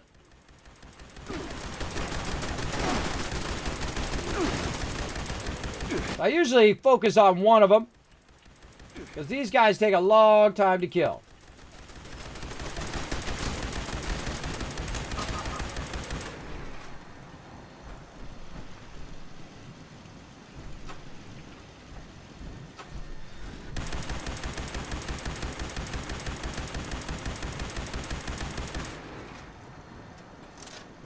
I'm also trying to burn up my lesser fusion cores that I have that are only like 50% and all of that. Great little perch point to just stand. Eliminate those guys. There we go. That was it.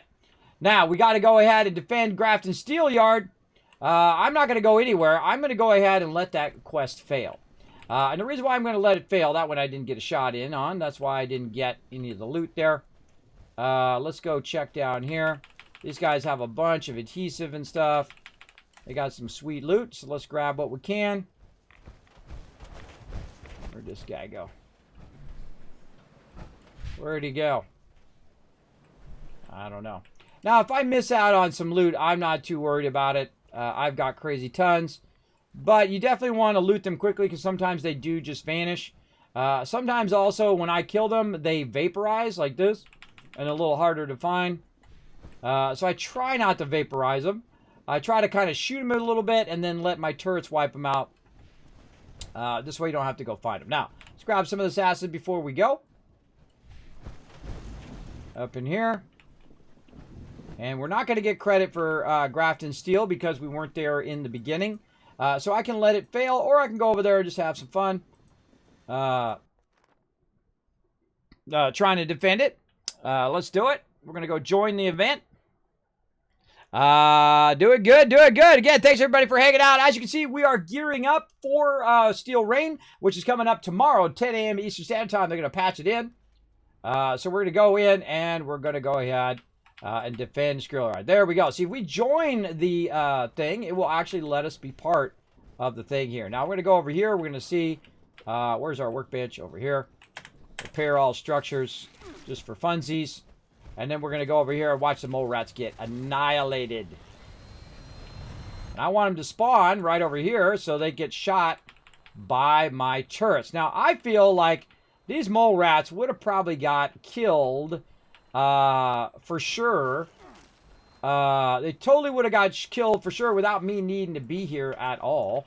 But we're going to go ahead and shoot them down here anyway and try to wipe them out. Make them come up here so they get shot. Now, I try to stay in the open So when they do try to get me like that, my things get them. Now we got round 2. Now's a really good spot to stand right here. We're going to have our thing go over there and irritate the super mutants again. See, one went running off. Now, if I go running off after it, I'm going to be out of the range of them. And if I get a hit, I will get it. And if I don't get a hit, I don't get the loot. That's okay.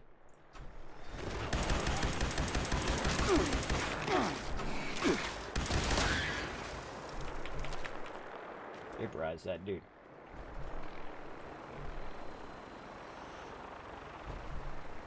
Again, we're just waiting around for them to spawn.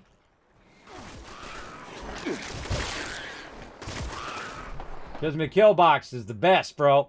Kismet kill box for the win every single time. Did you know they actually added a waypoint? I don't think they did it after me, but maybe they did. Maybe they heard it in my stream because I've been doing Fallout forever. But there's actually a location in the game called the kill box. It's down here somewhere. It's one of these new ones they added. And so I went in there and it said kill box. And I went, hey, that's my thing. They stole my thing. But, you know, could have just been a coincidence. You know how it goes. I don't have that big of an ego. Not that big. So let's go ahead and go in here and grab some of this lead as well. And again, so we're grabbing lead. We're grabbing all the stuff that we need. This is taking damage from somebody. What are you doing?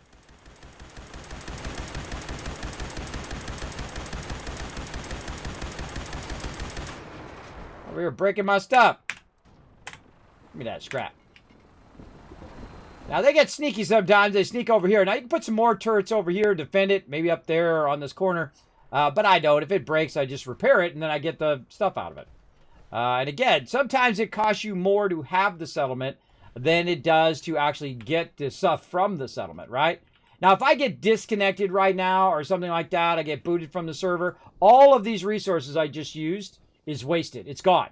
Now, even if I choose to say, you know what, I don't want the settlement anymore and I want to scrap it, I don't get all my loot back. I get like a couple steel out of. I literally used 100 resources and I would just get a couple steel back. It's really not worth it. I get more steel back from grabbing steel from the steel extractor than I do from tearing this all back down again. So I don't even bother. I don't even bother. You put that down, guess what? That's just resources lost that you have to go and recollect. I feel like they should fix that into when you scrap that, you get the resources back from what you used in these camps.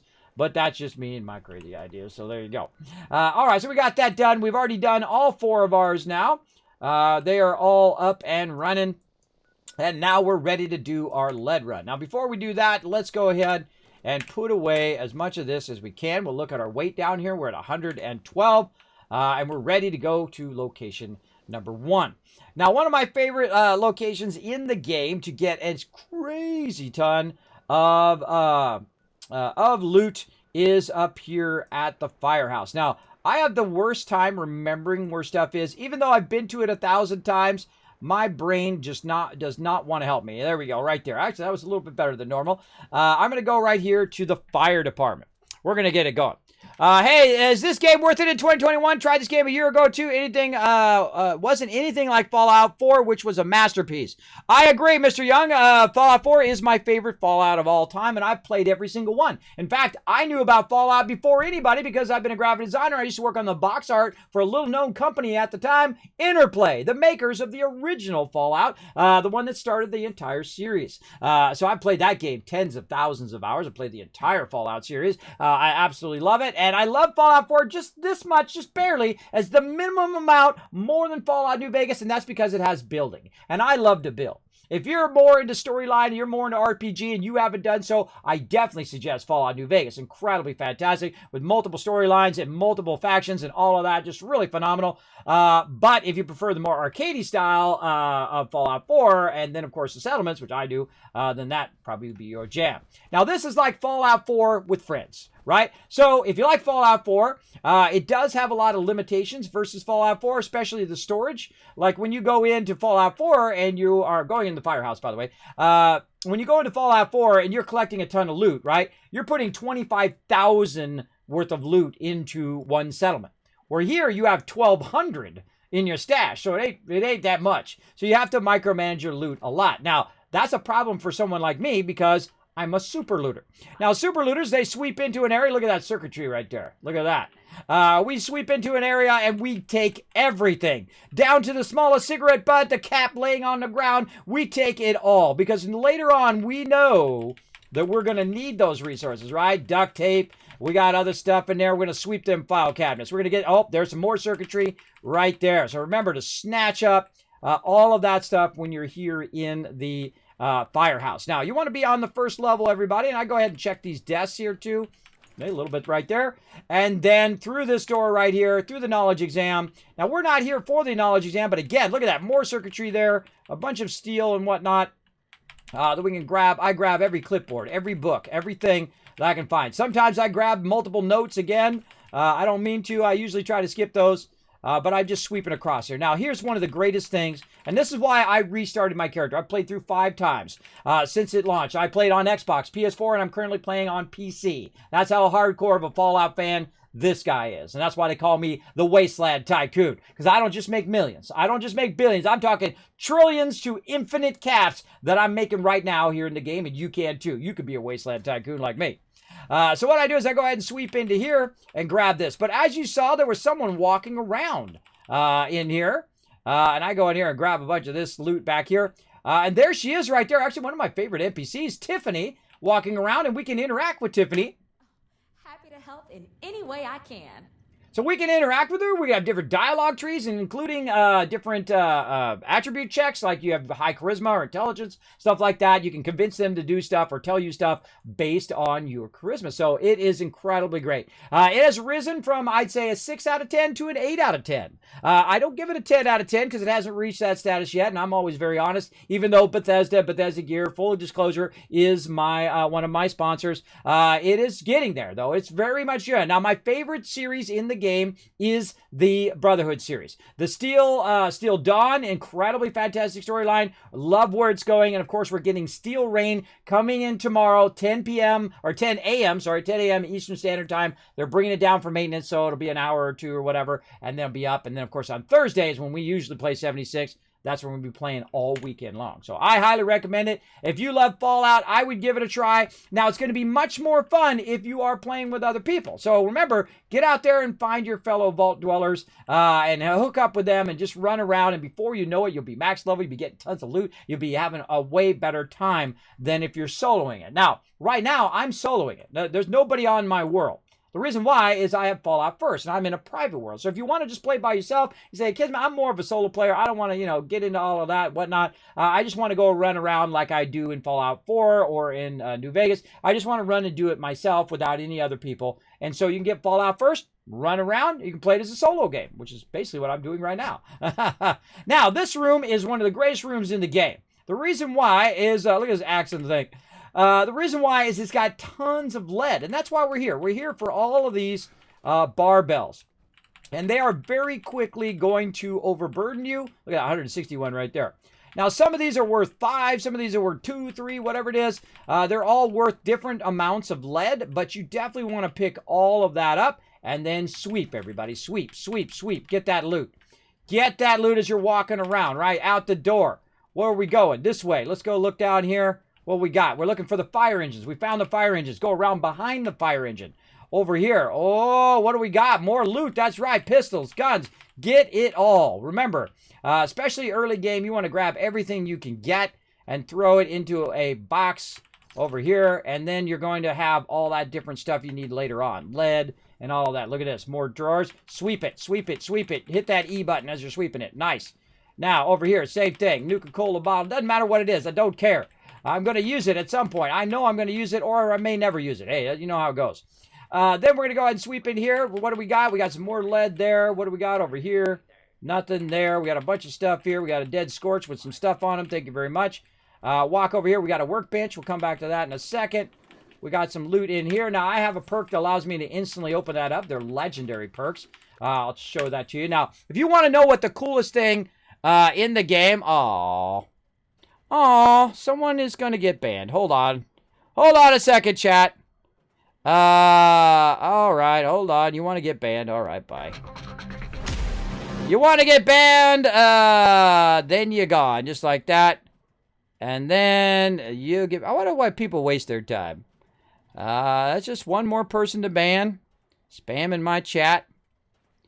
Deny, deny. Do you really have so much low self-esteem that you have to go in and spam someone's chat? Is that the only thing you got to do in your life? That's pretty sad, bro. Maybe one of these days you'll get that self-esteem up and you won't have to do that anymore. Maybe you'll be a decent human being. We'll see. I doubt it. But there you go. Because I've already done that before in my life, everybody. I can tell you, I've done stupid stuff like that. And I can tell you, it's just a huge, huge waste of your time. Doesn't bother me at all. I'll just ban you out and you'll be gone forever. You just missed out on thousands of dollars worth of free stuff, which is cool because all the other people in chat now have a chance of getting more loot. So cool for them. All right, everybody, let me go ahead and just put that in my thing. Because later on, here's what happens, everybody. Kismet, I got banned for no reason. I said, oh, really? Hold on. Let me go look it up. No, you got banned for a good reason. You spammed my chat, and that's why you're now banned. So there you go. All right. Now, if they just come in and they spam, then I usually just ban them. But if they come in and they're being obscene, then I also report them. So yeah, now you're going to get both banned and reported at the same time. There we go. All right. Let me go ahead and put that on my Discord so when they call back later, it's like, excuse me, I got banned for no reason. So now you're spamming my chat. That's why I banned you. Oh, well, hold on. We have a third person. Hold on. We have a third person here. Right over there. And again, I like to do my due diligence, everybody. I mark them down. I go ahead and I report them so someone else doesn't have to, you know, deal with their being a lame person, right? I have such low self-esteem. I have to go and I have to spam people's chat. Oh my God. I'm just going to put spammer.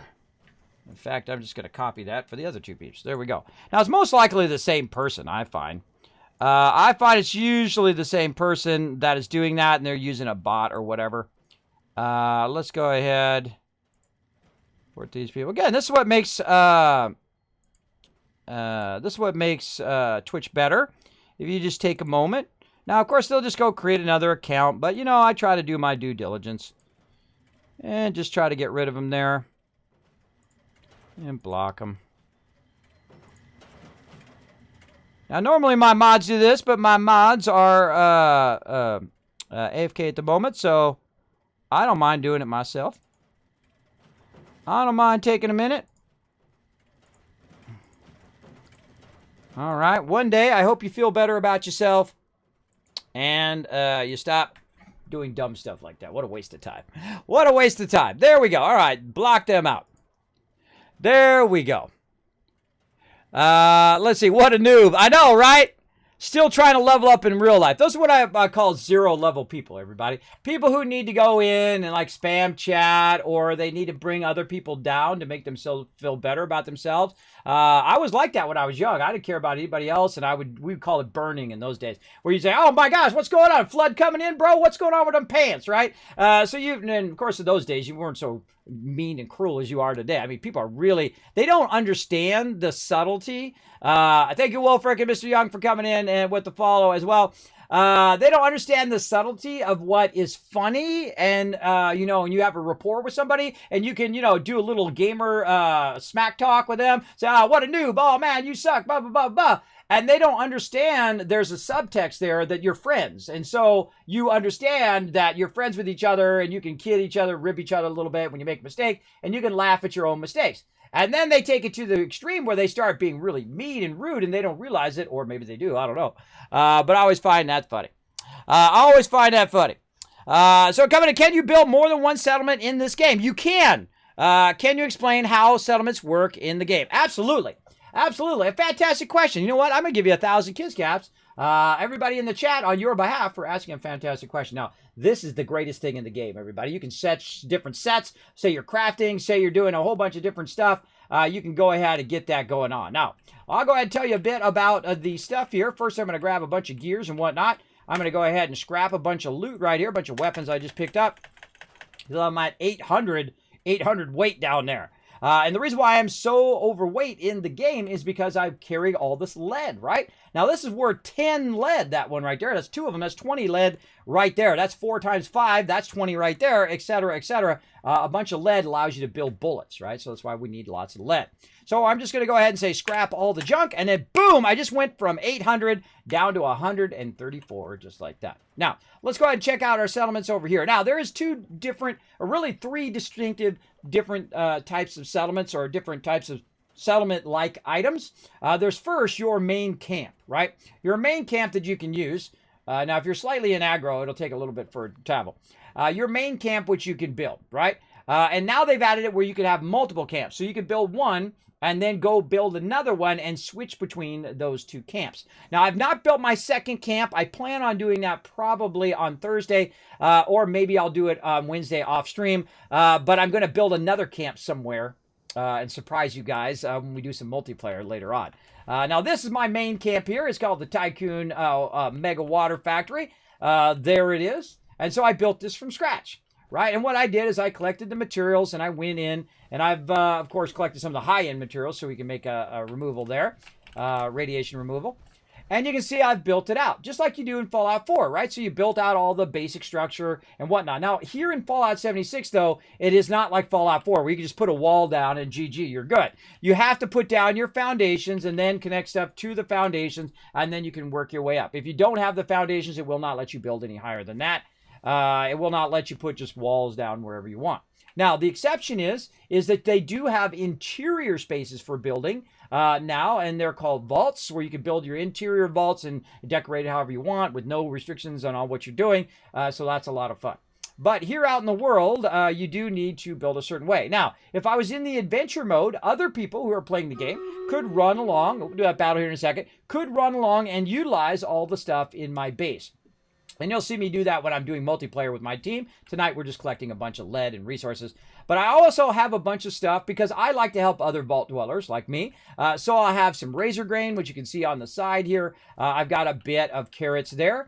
I call it the victory garden. And then over here, we've got a bit of tomatoes. We got carrots. We got everything. So they can take some of this, and that's my ally. He's wandering around. They can take some of this and start their own garden in their own settlement as well. Right? So this is settlement number 1. Now, if you go up here, you can see your camp slots, and I go ahead and expand this, and I can do camp 2, which is unplace. So I have not tried to do that yet. I haven't done a camp number 2 yet, but you could just activate that one instead of the one that I've got, and then most likely I could go and build that second camp, which I'm going to hopefully do tomorrow after stream when I get some time. I'm a busy guy. So that's how the camps work. So basically, you go up and you claim that area. So you go and you go in, hold down V, no, it's in your inventory. So you hit Tab. Tab. I haven't done it so long I forgot. Tab. You hit Z to pull up your camp here, and then you go ahead and put it down. Now, I already have my camp here, but if I put that down right now, it's going to take my whole entire camp down. So I definitely don't want to do that. You can cancel with Tab. But you go ahead and put that down, and you'll see when it turns green, you can do it in that area. Now, the good thing to remember is that certain areas are blocked from you to put your camp down. You can't put it right in the middle of the city or somewhere where you are going to block like the progression of other people. It won't allow you to do that. I find this is one of the closest areas to a vendor here at Charleston Station that you can actually put your thing down and literally you're right across from the vendor, which is great because you want to sell stuff, you want to get rid of your legendaries, you want to do all of that stuff. Daily. And then also Graham, my buddy, Super Mutant, walks along here from time to time and I get patterns from him and whatnot. Also a very mellow location, not a lot of battles, not a lot of stuff going on. And of course it has the one thing that I want, and this is why they call me the Wasteland Tycoon, because I produce a lot of water. Why do I do that? It's something you can sell to the vendor. And I use water like caps. I make so much cash from water that I just max out the vendor all the time from collecting that water. And so I'll run in here, I'll talk to the vendor, I'll go ahead and trade with him, and I'll go ahead and you can see he's got no caps now, I already traded out with him. But I will trade with him a ton of water, like I did 280 right there. You can see I've dropped a bunch in there. Now the funny irony is that I do collect a lot of purified water, but very rarely is my water all the way up. Which I think is kind of funny as a purified water master, is not going. I get it all the way up there just by pressing my buttons on the side. So that is how your normal camps work, right? This is called your camp. Now, there's also these PvP areas that you can claim, which I've already done, right? So let's go ahead and pop over here to the Poseidon Energy Plant, and we've been going around collecting a bunch of them. Now, when you're on your own private server, you don't have to worry about other people because this is a PvP zone. And I think they should take the PvP completely out of the game. I think it was a complete waste of time. But they wanted to test it and try it, and I give them credit for that. Level 2 nuclear alert. I never bother powering up the thing. Because I have enough resources, I don't need to. Now, these are places in which you can capture. Now, again, if you do it in the adventure mode, you might end up doing PvP, but you can do it in the your private server, which you can get from Fallout first, and you go ahead and claim these, and then go ahead and put up like Kismet kill box, which I've got up there to defend the area, as well as I am making fusion cores right here at the power plant, because I've put a fusion generator there, and it's going down the fusion core maker, as well as I'm collecting lead. So these are little locations, kind of like settlements, but not quite. They're more like PvP zones, where you can go ahead and collect these and get resources from that. So you can't do it in the open world. I find that very rarely does anybody do PvP in the game anymore. In fact, they're getting rid of the nuclear winter as well. Sorry to all of those who love to play that. I have never played it once. It's just not my thing. My kind of Fallout thing is running around, helping people in the wasteland, rebuilding the wasteland, doing all of that kind of stuff, because that's what the game's about. That's its whole premise, right? There's a premise behind it. Is you were in the vault, the nukes drop, you're coming out of the vault, now everything's all screwed up, and you're here to try to unscrew it up as best you can, unless you don't want to play that way. You can go around and murder people all you want. It's up to you. It's your game. So that's what these. Now, you'll see these around, right? You'll see these little kind of like round, kind of like camps you collect, or take over. Now, I've got a whole bunch of them. I've got this one here. I've got one up here called Grafton Steel, one up here. These are for different reasons: acid, lead, fusion cores, etc. And I've got those going all around. Now, there is one more item that is super useful if you do have Fallout first. If you use your scroll wheel here, which are all your different things you can put on your kind of quick bar here. At the bottom there, you can see it says survival tent behind my little avatars there, which is this thing right here. Now, notice that it's got a green area. That's saying that I can't put it down in that area, or I'm in the workbench area. And so I'll start to move it away from there. And if I move it too close to a city, it will still stay red. But because I'm between the city and where I just was, I can go ahead and put this down. Now, I happen to have one of the cool ones because they have different types of these tents.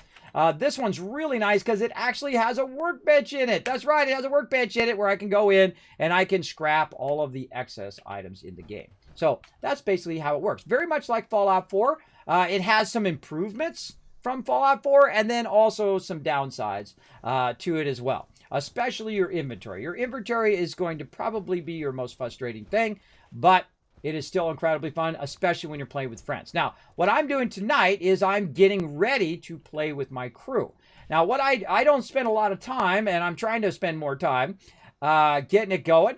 Getting my resources kind of backlogged, so I have plenty of ammo, plenty of fusion cores and food and all of that stuff kind of backlogged, so that when I'm playing my crew, I don't have to stop and make ammo and stop and collect resources when it's unnecessary. Now, you also have a bunch of other stuff, just like in Fallout 4. Again, this is Fallout 4 with friends. Use the same engine, same resources and whatnot, with some newer stuff added to it as well. And, of course, the storyline is very different as well. This is a prequel before all the other Fallouts. So you get to learn how Caps potentially got started in the Wasteland. I know how. As well as there's a whole bunch of other factions, things like that. I don't want to spoil for you. There's a lot of good storyline. There's a lot of bad storyline. I'm just going to tell it to you straight. There's some really bad quests and some storyline that's terrible. You just kind of tough your way through it. There's one storyline that I absolutely hate. It's part of the main storyline. It's a Raider storyline with this Raider robot. A little bit of spoiler there, but it is terrible. I hate it. Absolutely hate it. I don't like to be forced to help the Raiders. It's not my jam. But I've tried to help the Raiders in Fallout 4 many, many times. I tried to side with the Raiders. I could never bring myself to do it in the moment, right? And I played through 6 times in Fallout 4, live here on stream. 3,500 hours. So if somebody plays in Fallout 4, it's certainly me. For sure.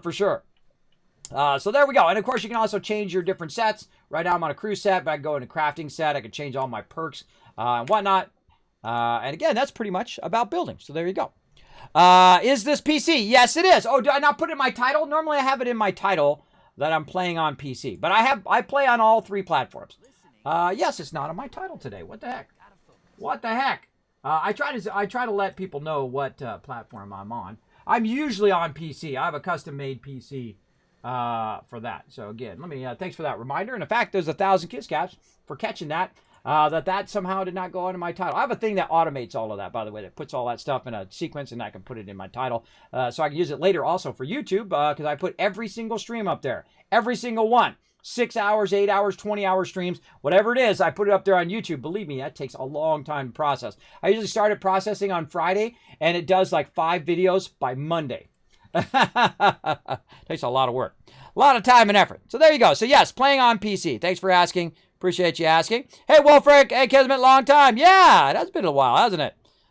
We've been having lots of fun. I've been here. I've been here having a great time. So you can't build more than one settlement. You can build other things elsewhere. But remember, if you do take over these points, you're not going to get a lot of your resources back. Unlike in your main base. In your main base, you can actually store stuff instead of scrapping it, just like you can in Fallout 4. So say you were taking down this base. I'm sorry on that battle, everybody. We'll get to it here in a moment. Say I was going to take this base down and rebuild it. I could just store all this stuff instead of scrapping, because you scrap it, you only get half the resources back, or maybe sometimes even a third or a fourth of the resources. But if you store it, you're storing the piece, so you can just put the piece right back down again. So storing is usually a better idea. But it doesn't work on these other things. Now, that'd be cool, too, if you could store stuff on the various places. But when you don't claim those anymore, or if you try to go over there and scrap it, you get barely any resources back. So keep that in mind. You want to make sure you get enough resources to make it worth your while to capture those locations, right? And I think, again, they should just take the PvP completely out. This is a waste. Okay, speaking of, defend Poseidon Energy Plant. Now, every so often, you're going to have to defend your little parts that you've taken over. So I'll go over here and defend some Poseidon. Now, one of the things that's annoying... This is a level 2 nuclear alert. Every single time, everybody. Every single time I come over here. Level 2 nuclear alert. Poseidon Energy Plant, WV. I can quote that word for word, everybody, in my sleep. Now, I feel like once you've already come over here once and it's given you the quest, I feel like it should stop giving you the quest.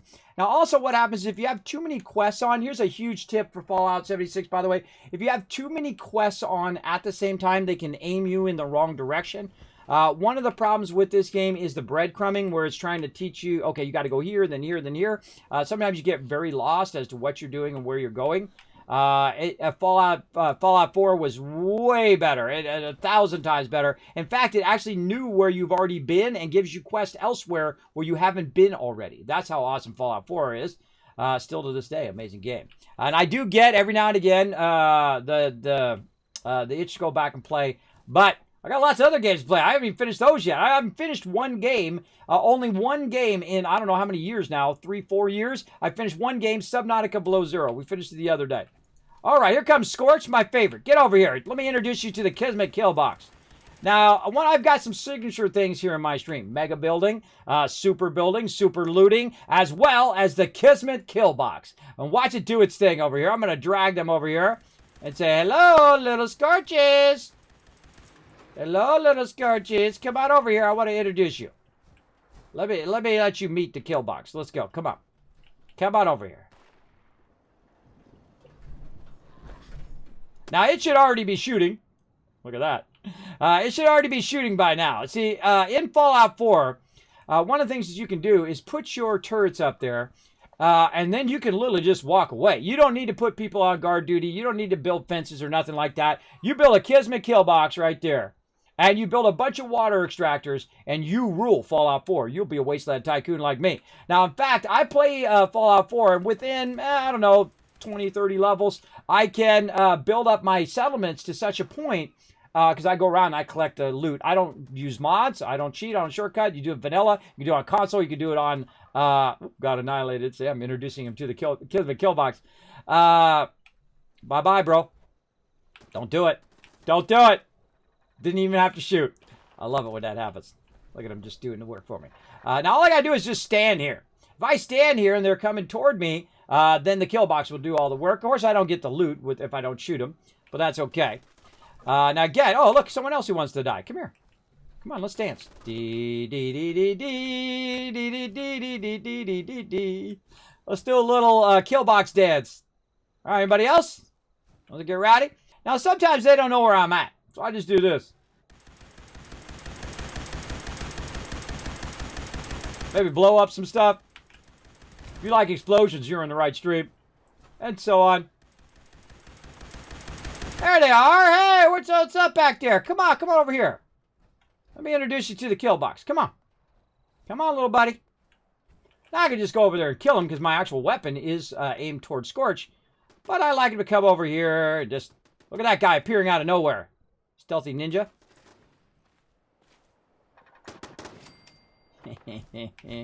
Always fun. Oh, I see you over there. Now, I can also have a little bit of extra fun by going over here and repairing everything because I have lots of resources. And so what it's also going to do is repair my turrets up there. And they're going to annihilate those guys. We've got these turrets here. These turrets over here are going to be repaired. They're going to shoot at people. I've also got a vertibird on my side. That vertibird's going to go around and stir them up like a hornet's nest. And then we're just going to grab the loot. How about that? Ooh, whoa, some stuff blowing up over there. Look out. More fusion cores, because that's what I'm here to do, make fusion cores. And there's a guy inside here. Now, I wish you could take this out, because they always get stuck in there.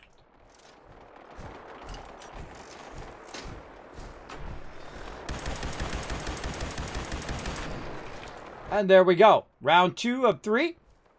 Now, what you're trying to do is defend the area, right? And you're trying to defend the area for them coming in and trying to take over the area. And so you can just kind of fire at them and whatnot. Now, sometimes they get way back in the corner and I have to go hunt them down or they get stuck somewhere. I like it when they run straight toward me. That's way better. Hopefully, they're going to do some improvements on this where they run toward the workbench and try to capture the workbench. I think that would be way smarter. They also like to go out here to this turret. That's why I'd never repair that turret. And again, I could just annihilate him myself by shooting him right in the face. I'll make it go a little bit faster. But I never repair this turret because they just stand next to that turret and wail on it. And sometimes get stuck under it.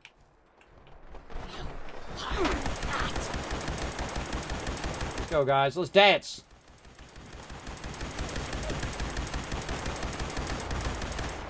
There we go. And of course, I can pick up the loot if I want, but I'm good. Now, there's always that one last guy. That one last guy that you got to find. There he is. Sometimes he spawns separate from the other ones. And there we go. So now we've defended the area, and now it's going to give us some loot. Now, if you are on your own private server, this is why Fallout 1st is so awesome, is that you can just sit here and do this all day long. And so you can just collect a tremendous amount of loot. And that's exactly what we're doing, or all night long in this case. We're over here just collecting a tremendous amount of loot. I'm showing you all my best tricks on how to get geared up in this game. Now, I'm also really high level in the game, so just a heads up, if you are going to do this early game, you are going to get a bit owned. I'm level 242 without even trying. I wasn't even trying. I've had 4 other characters that have been to level 100 or 200. I could be level 700 or something like that. But I find every single Fallout game gets really easy after level 40 or something like that. For me anyway. And I usually go to like the hardest mode, like the survival mode. In every game. And I've played through Fallout 4 many times in survival mode, the old survival mode, the new survival mode, in the what's known as the happy ending, where you get 3 out of the 4 factions not to want to kill you or not killing each other for the moment. And of course, you can still trade with all 3. And then that 4th one, they really don't like you. And I've never been able to side with the Institute once. I always come right down to the moment. I said, okay, we got to go defend. We gotta go defend the mountain over here. Hold on, let's go.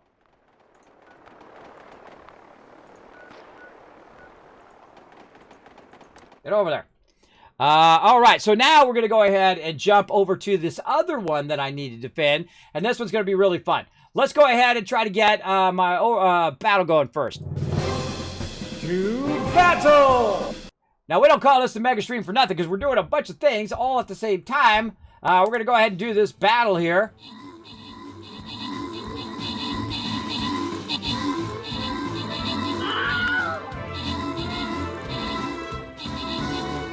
Let's get this battle going. I've heard the new Subnautica is based in the Arctic. How is it from the original? Better with improvements? 10 out of 10. An instant buy. I rarely ever say that about games. There's a few games that I absolutely love. Subnautica, we played through really fast. I was having the luckiest playthrough in Subnautica ever. I have played the first one as well. It's a separate game, so it's a complete separate game from the first one. It has a bunch of different improvements and new stuff they've added to it, plus voiced NPCs and voiced characters as you go along. It is phenomenal. I highly recommend it. It's the first game I've finished in a really long time, and I want to go play it again. But I got a backlog of games I want to play too. You know how it goes, everybody. All right, let's give you guys some love. Red Raven, Paul, Box Kicker, all getting some love, and Gold Ninja coming in MVP, 17 assists here. Nice. Let's go ahead and get another battle. Again, sorry for the delay on that. You know what? I'm going to give you an extra 1,000 Kids Caps for me taking forever on that battle. It happens sometimes. Sometimes I'm in the middle of explaining something. I want to finish what I'm explaining. And then, don't worry, we do lots of battles in here. In fact, we've done thousands of battles here in the stream. So, let's get into it.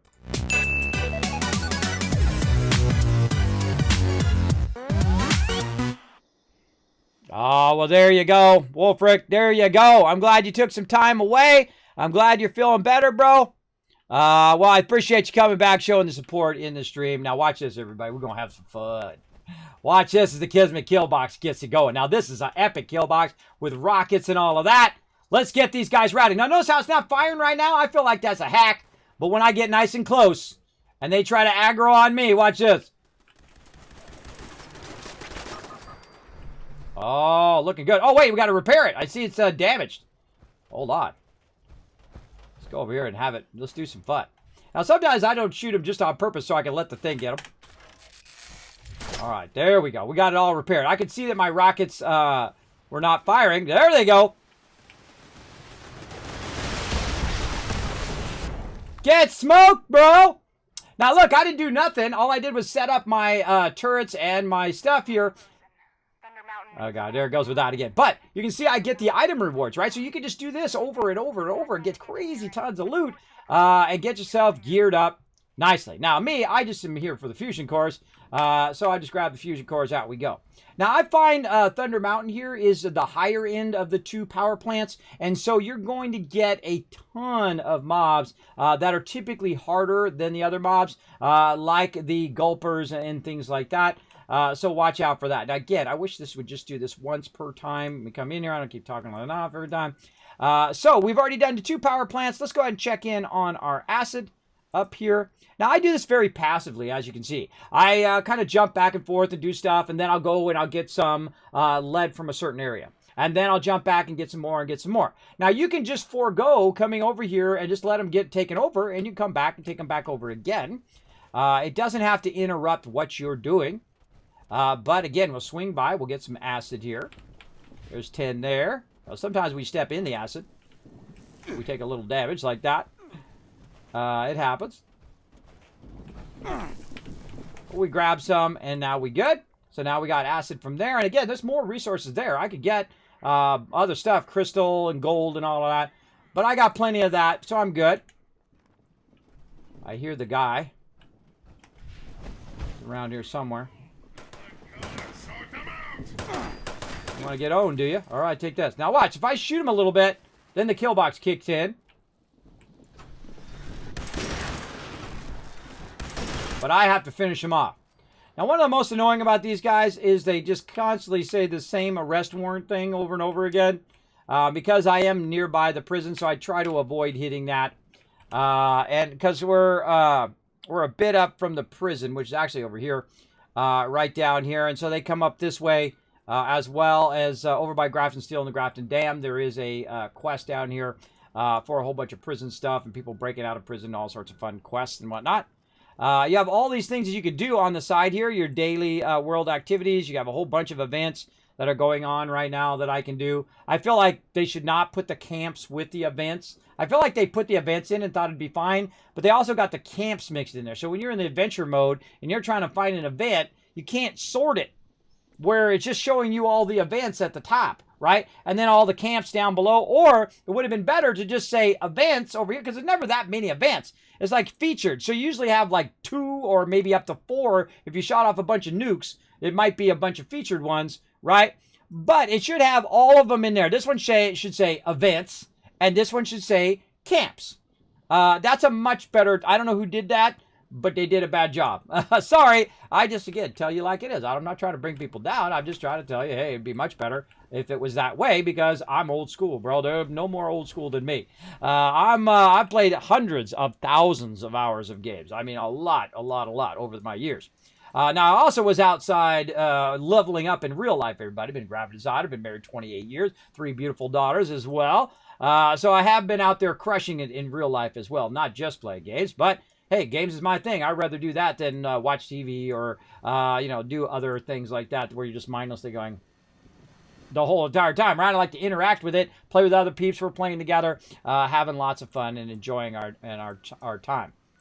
All right, so we got our asset up there, and let's go to Grafton Steel Yard and grab a little bit more. And then we're going to run around and we're going to grab more lead. I'm showing you my secret lead run here that I've been doing for a couple weeks here. I went around and I said, where could I find lots and lots of lead? So I was looking at different locations, and I was going in and out of a bunch of locations. I started writing them down, and so I'll have them. So here I am at Grafton Steel.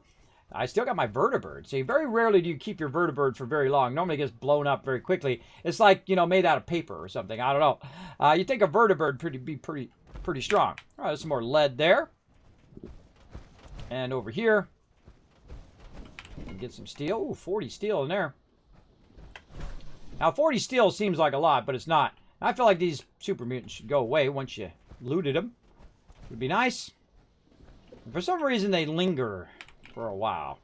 Now, 40 is about the maximum amount of steel you're going to get. This guy dead up on the roof. Nice. So 40 is about the maximum you're going to get from steel, so make sure to clear that. And then, of course, super loot sweep, everybody. Come on, let's get it. Let's super loot this whole entire area. Here we go. We're going to go over here and just grab a little bit of this. We got pulse mines. Notice how I just unlocked that container. That's because I have the legendary perks up here. These are awesome, by the way. This is a really phenomenal addition to the game. So you really work on your character. You build up a bunch of perks. You get rid of a bunch of cards that you don't need. And then you can do stuff like Master Infiltrator here. I've got it all the way up to maximum level. And that allows me to unlock any terminal, no matter what level it is, 1, 2, or 3, and any locked box, right? So I don't have to use my lockpicks anymore. I just walk up, open up that stuff. Kismet gets all the loot. Really fantastic for super looting. By the way, you can take those perks off of there, and you can swap them in and out if you want. They do cost a bit of your coins, which you can't see down there. Oh, I gotta refresh my overlay. Anyway, you'll see it pop up down there. There we go, 6 points down there. And you can basically level these up. Now, when I hit level 300, eventually, I can go ahead and unlock another slot, and that will give me, I can add agility points and all sorts of stuff. You can view all your legendary cards. You have a bunch of them you can choose from based on your play style, and you can swap them in and out. Maybe you need one more perk point in strength to get that one extra card that you want to put in there, or maybe your intelligence or endurance, whatever you want to do. Maybe rads, 50% rad resist to restore 1 rad per second. So it's like restoring your rads. And of course, as you level them up, they get higher and higher rad resistance, right? As you go along, just from your card. So you don't really, if you're doing a lot of going in the radioactive zones, great card for that. And sometimes you can switch it in, use it while you're in the radiation zone, switch it back out, go back to whatever else you're using. Now me, I like, of course, more perk points, so I can do more cards. I feel like that works. And then, of course, opening up stuff and making a lot more ammo, which is what I like to do because I'm always out of ammo. Always out of ammo because I'm always running around with my crew and not spending enough time doing what we're doing tonight, which is going in and super looting, right? I've been kind of slacking on my looting. I've been laying off because my inventory keeps getting, my stash keeps getting full. But I'll just run around, grab whatever I can find. Now, you don't chop wood in this game. You just pick it up. You just gather it from a wood pile like that. It's not like Ark or something like that where you go out and you chop down trees. Whatnot. All right, so that's pretty nice. We got that going. Oh, I hear the kill box going off. Get a shot in. Then when my kill box kills that guy, then I get the loot. Right, so work together with your kill box. Now, this guy got shot and killed by the kill box. I did not get a shot in, so I do not get the loot. So that's how that happens. All right, let's scrap all that. Put that in my scrap box. Again, that's from Fallout First. Again, full disclosure, I am sponsored by Bethesda themselves. I do appreciate them sponsoring the stream for Fallout First. I would have got it anyway, everybody, just so you know. But I do appreciate them showing the love big time. They also do send me a bunch of stuff, Bethesda gear, and Bethesda send me codes and T-shirts and all that stuff. You know what I do with it? I just give it to you guys, because that's what I love to do. Hey, Abs, thanks for coming in. Almost Rigged coming in. H2O said hi. Flux said hi. Hey, good evening, everybody. We are running the Ultimate Lead Run and Fusion Cores, as well as getting some circuitry along the way. So we've already done our first kind of stop, which is Charleston Fire Department. Down here. Where are you hiding? Way down here somewhere. Right here. Right by the purveyor. So Charleston Fire Department is when you do the Fire Breathers quest. You'll see one of the pictures of me and 3 other people doing the Fire Breathers together. That's really fun when you go with a whole crew and you do the Fire Breathers run. Because then all 4 of you become Fire Breathers. So pretty awesome. But Charleston Fire Department is great for circuitry and also for lead. So you go in there and you're just trying to collect wherever you see like gym equipment. That's where you want to go. Now, there's also 3 other places that are really easy to go to once you've done your main storyline. One of those is Site Bravo. Now, Site Bravo is where you fire off your nukes, right? And I've shot off hundreds of nukes in this game between me and my crew firing them off. We have lots of fun running around doing our thing. And so what I'll do is I'll just kind of pop in here, right? And, of course, while I'm going through, we're doing some super looting. We're grabbing all of our various different loot here. We're pitching that up, grabbing all of that loot, right? And close the door behind us so nothing sneaks up on us. Grab that fire extinguisher. Again, we're super looting. Now, again, remember, you're going to get overburdened. But if you do have Fallout First, I'm going to show you a great trick, as well as I'm going to show you any kind of very easy to find workbenches so that when you do collect all that stuff, it's going to weigh your character down. You can very easily go to those workbenches and scrap your stuff so you can go ahead and move to the next location. So we're in Silo B right now. And so again, what I'm going to do is go ahead and go in here, or Bravo. And I'm going to just grab any loot that I see. Now, the one you want to grab is right here. This one right here, the circuit board. That's circuitry, right? You want to grab that. You got some adhesive in here. Over here, we've got some lead and other little random resources. We're just going to grab all of that. Anything that we see, we can go ahead and just grab on the way through. Now, when you get to this door, get your weapon out, but I'm not even going to use it. You ready? Here we go. Let's go. We're going to run through here. We're going to pass up all the turrets. We're going to pass up all this. We're going to go right here. We're going to grab this bar. We're going to grab all this stuff here at the bottom. We're going to turn this way. We're going to grab that one. And then we're going to grab this one on the floor. We're going to grab that one. Don't worry about these. You can't grab those. And then this in the corner, this right here, this under here, this on the table. And then we're going to crouch down. We're going to get these 2 under here. We're going to say sayonara, and then we are out. We're going to go around this guy. We're going to see this table right here. We're going to grab a little bit of loot on that table because, hey, it's in our way. We might as well. We're going to go ahead and go right here, and then we're going to go past the turret. We're going to hit the door, put the door down for a second. We're going to run over here, back into here, open this door, go right in here, click this thing, and we are out of there. Bye-bye. Just like that. So you saw I just went up, grabbed a bunch of lead and a bunch of loot without having to kill any mobs at all. And what does that do? Well, 1, doesn't use up your ammo. 2, it doesn't use up your stem packs and all that stuff. Now, again, remember, I am high level and I have some pretty decent gear. So that can be tougher in the lower part, but you can stealth your way in there, snatch a bunch of stuff, and then stealth your way out if that's your jam. Now, one of the problems, paper cutter. One of the problems is the fact that now I am overburdened. You can't see it down there, but I am overburdened down there. And so what I can do is I can try to find a workbench. Right, and let's get some of this wood here. Not that I need it. I have 9,000 wood, but literally 9,000. But you can try to look for a workbench or whatnot. Now, the workbench that's by this is pretty far away. You have to lug your way down into the Minoga mine or to the station. Usually your station is your best bet. Because you know there's going to be one there. Always at your train station. That's where your vendors are and where your stash is going to be and where a workbench is going to be. Now, also, you can look for a Red Rocket truck station or gas station. You can run up there. There's always going to be a stash, always going to be a workbench. All right? But what I'm going to do is, because I have Fallout First and why I suggest Fallout First, is I'm going to use my survival tent. That's right. I'm going to go ahead and move forward here, and I'm going to start walking away from the silo. Now, the great thing about your survival tent, it is unlike your camp. Your camp, once you move your camp, it gets rid of wherever your other camp is, right? And so all that time you spent building the camp is now gone, and you have to rebuild it again later on, unless you blueprinted it. But what it's going to do is give me my scrap box, and then I can go ahead and hit T, puts it all in there, GG. Now, if I did pick up any weapons, oh, hi there. Nice to meet you, Mr. Rad Scorpion.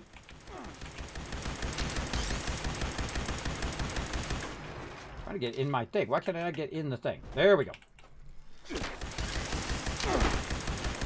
Now, Rad Scorpions, I feel, are the most deadliest thing in the entire Fallout series. Why? Because they stun you, they'll stun lock you, you get a whole bunch of them on you, they will stun lock the heck out of you, as well as they will poison you while you're getting attacked from every single side. I probably died the most to Rad Scorpions in the entire Fallout franchise, including in the first Fallout, Fallout 1, Fallout 2. How many of you have died to a Rad Scorpion in the original Fallout 1 and Fallout 2? Put your hand up here. Put your hand up in the chat by putting a 1 in there. I seen this game's on sale for $13 for the summer sale. I'd snatch it up. At least on Steam it is. Because guess what? You're going to get a free update. So if you buy it right now, you're going to get Steel Rain, which is coming out tomorrow. All the updates are for free. So you're going to get that as part of your $13. So I'd snatch it up. That's what I do. That's a pretty good deal.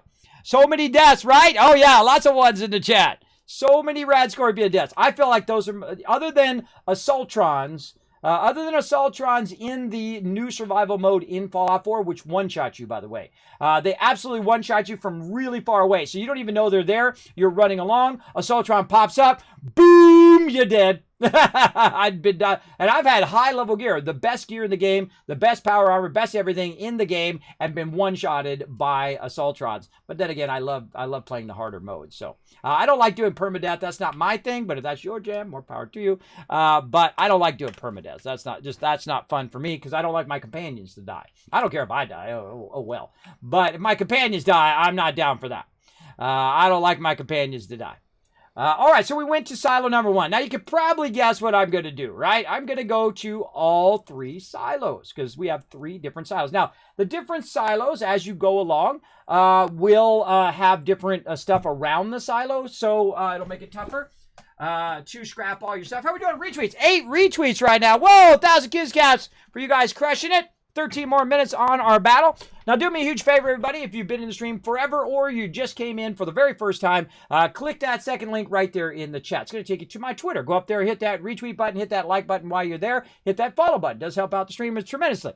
And then you go ahead, and the more retweets we get, the more Kiz Caps I give you. Now, Kiz Caps are my kind of monetary loyalty rewards for just chilling out in the channel or participating in the chat and all of that stuff for giveaways. So the next time I do a giveaway, you're going to be styling because you're going to have a bunch of them. You can buy a bunch of tickets for the giveaway and potentially win. You never know. You never know. I've seen people come in with 1 ticket and win. That's right. I've seen them do it before. Win the good stuff. Now, right here, there's a little bear who likes to hang out there. And whenever I don't see him out there, it makes me nervous. I'm like, where's he at? Right? He's here somewhere. Believe me, he's going to sneak up on me. So I'm going to keep the door closed. By the way, bears cannot open doors, as I've found. So if you get in there and the bear's chasing, you can run in here and super loot all of this. Here we go. Let's get it going. Oh, look out! Look out! That bombing coming down! Super looting down below in the stream avatars and then bombing everybody. Nice there, Flux. Flux and Red Raven working together to get everybody some gold from the super loot game. Still waiting on that. My person who's working on it has been going through a lot of tough IRL stuff, everybody. So, you know, I try not to be, you know, too heavy-handed with, hey, I need my stuff right now with her because she was ill for a while and she got a lot of IRL stuff going on.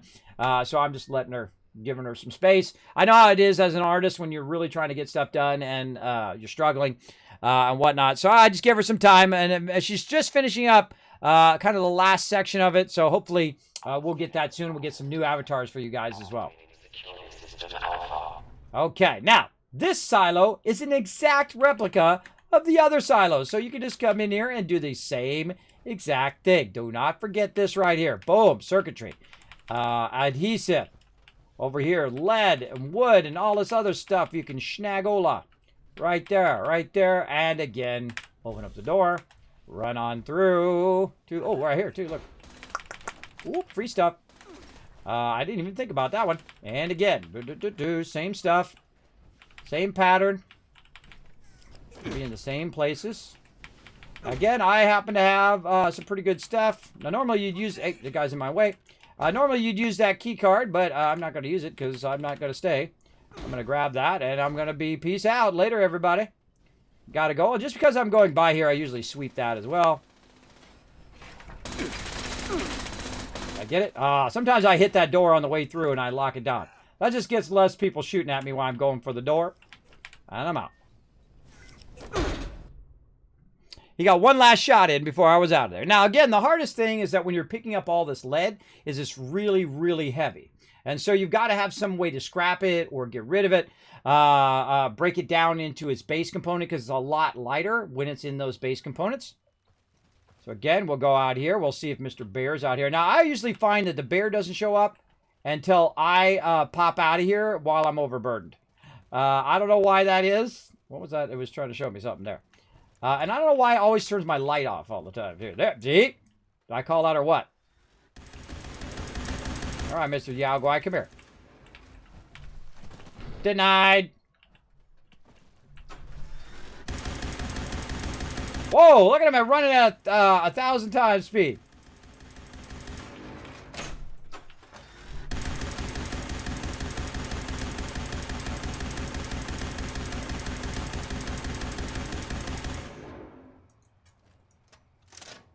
Don't take forever to load or anything.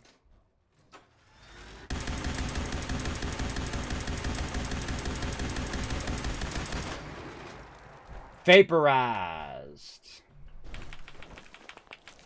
Some acid there.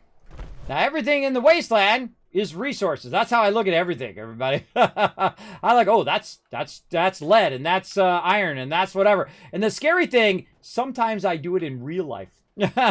Like my neighbor has the exact same looking air conditioning unit that's in 7 Days to Die. And so whenever I see that, I'm thinking, I can get some brass from that. That's what happens when you're playing too many games, everybody. Now, again, see, I use my camp. Again, this is why Fallout First is totally worth it, everybody. I feel like it's super cheap for what you get. And you get all these extra things that really help you if you are a big builder or looter like me. You also, if you get this one here, you can go in, and if you have any extra stuff like armor or whatnot, you can scrap that as well in the thing. Look, I actually unlocked different crafting item there. And you can just keep moving that each and every time. Now, actually, the toughest of the three is Charlie. Charlie is the one where there's a bunch of ghouls that are going to be all up in your face, and it's definitely worth it. Look at the Scorch Beast just chilling. It's like, what's up, bro? Just chilling with my bros. And this is my crew right here. My crew. I got so many pictures of my crew. Oh, no, isn't running the Super Plasma Gatling build with no HP? No, I don't. I do not do the, whatever the meta build. What is that called? Bloodied set. I do my own thing. You know, I don't have to be like everybody else. It's okay. If you guys want to do that, it's more power to you. Me, I do the Wasteland Tycoon build. That's where we go ahead and we get lots and lots of loots. Plus, look, it kills them fast enough. It takes a few shots, but that's okay. I'm making fusion cores right now. All right, where's the rest of you guys at? Come on out here. Let's go ahead and shoot you in the face. Literally. Come on, guys. What's up? Yeah! Where's all my friends? There they are. Get over here. Now, these guys, you want to take them in. Now, watch out for these big guys. Now, again, if you shoot them in the face, they have a tendency to back off a little bit. But you're going to take a lot of damage. Now, look at this. Look how it goes right through my power armor. Look how much damage I'm taking. I'm standing in power armor, everybody. My power armor barely getting touched. But for some reason, they're able to bypass my power armor and do the crazy amount of damage to me. Sit down. And whatnot. Look how much damage they did to me. Now, my armor took like no damage. Again, I feel like that definitely needs to be fixed in the game. I don't know why it's so funky chicken. But if I'm standing around in power armor, I should have some defense. I think. I don't know. It's just a crazy idea of mine. Now, sometimes there's a nuclear quantum right there. Which is why I like this one. Oh, I hear Mr. Cricket Man. He's around here somewhere. He's the nuclear code guy. Now, these guys are great for radaways, by the way. I rarely ever use radaways anymore because I have my kind of rad thing. There's also an overseer's cache here. I just annihilate these guys because they're just going to bother you the whole time you're coming in and out. You can't teleport. You can't do any of that. So one of the few mobs I will just go ahead and get rid of. All right, now in we go. Inside here, we're going to go ahead and get some more. Yeah, I love the, I like using the, I like being the tank slash healer in the game. And so other people can use that build. I don't mind if other people do it. It's their game and play it however they want. It's just not my style of play. I don't like to do the meta builds. But if someone else wants to be the DPS and I'm tanking and I'm healing them, because the problem with using that build is it does come at a cost. And that cost is the fact that you're going to die a lot because you're doing heavy DPS. But you're just a glass cannon, just like in most games, like World of Warcraft and stuff like that. Oh, there's a thing up here I could grab. Just like in World of Warcraft and stuff like that, you have your mages who are glass cannons. Let's grab that too while we're coming through. And then again, look at this. Ooh, mama. Lead for days. And of course, you're going to get a cross shot from the turrets.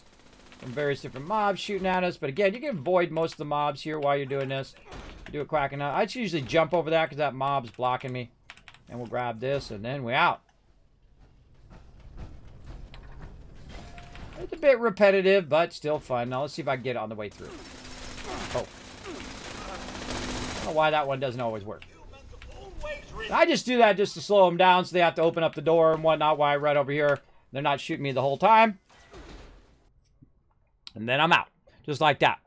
Well, you know, with power armor, it's not about defense, but more about the skins. So many skins in the atomic shot for... I know, right? A right slick board?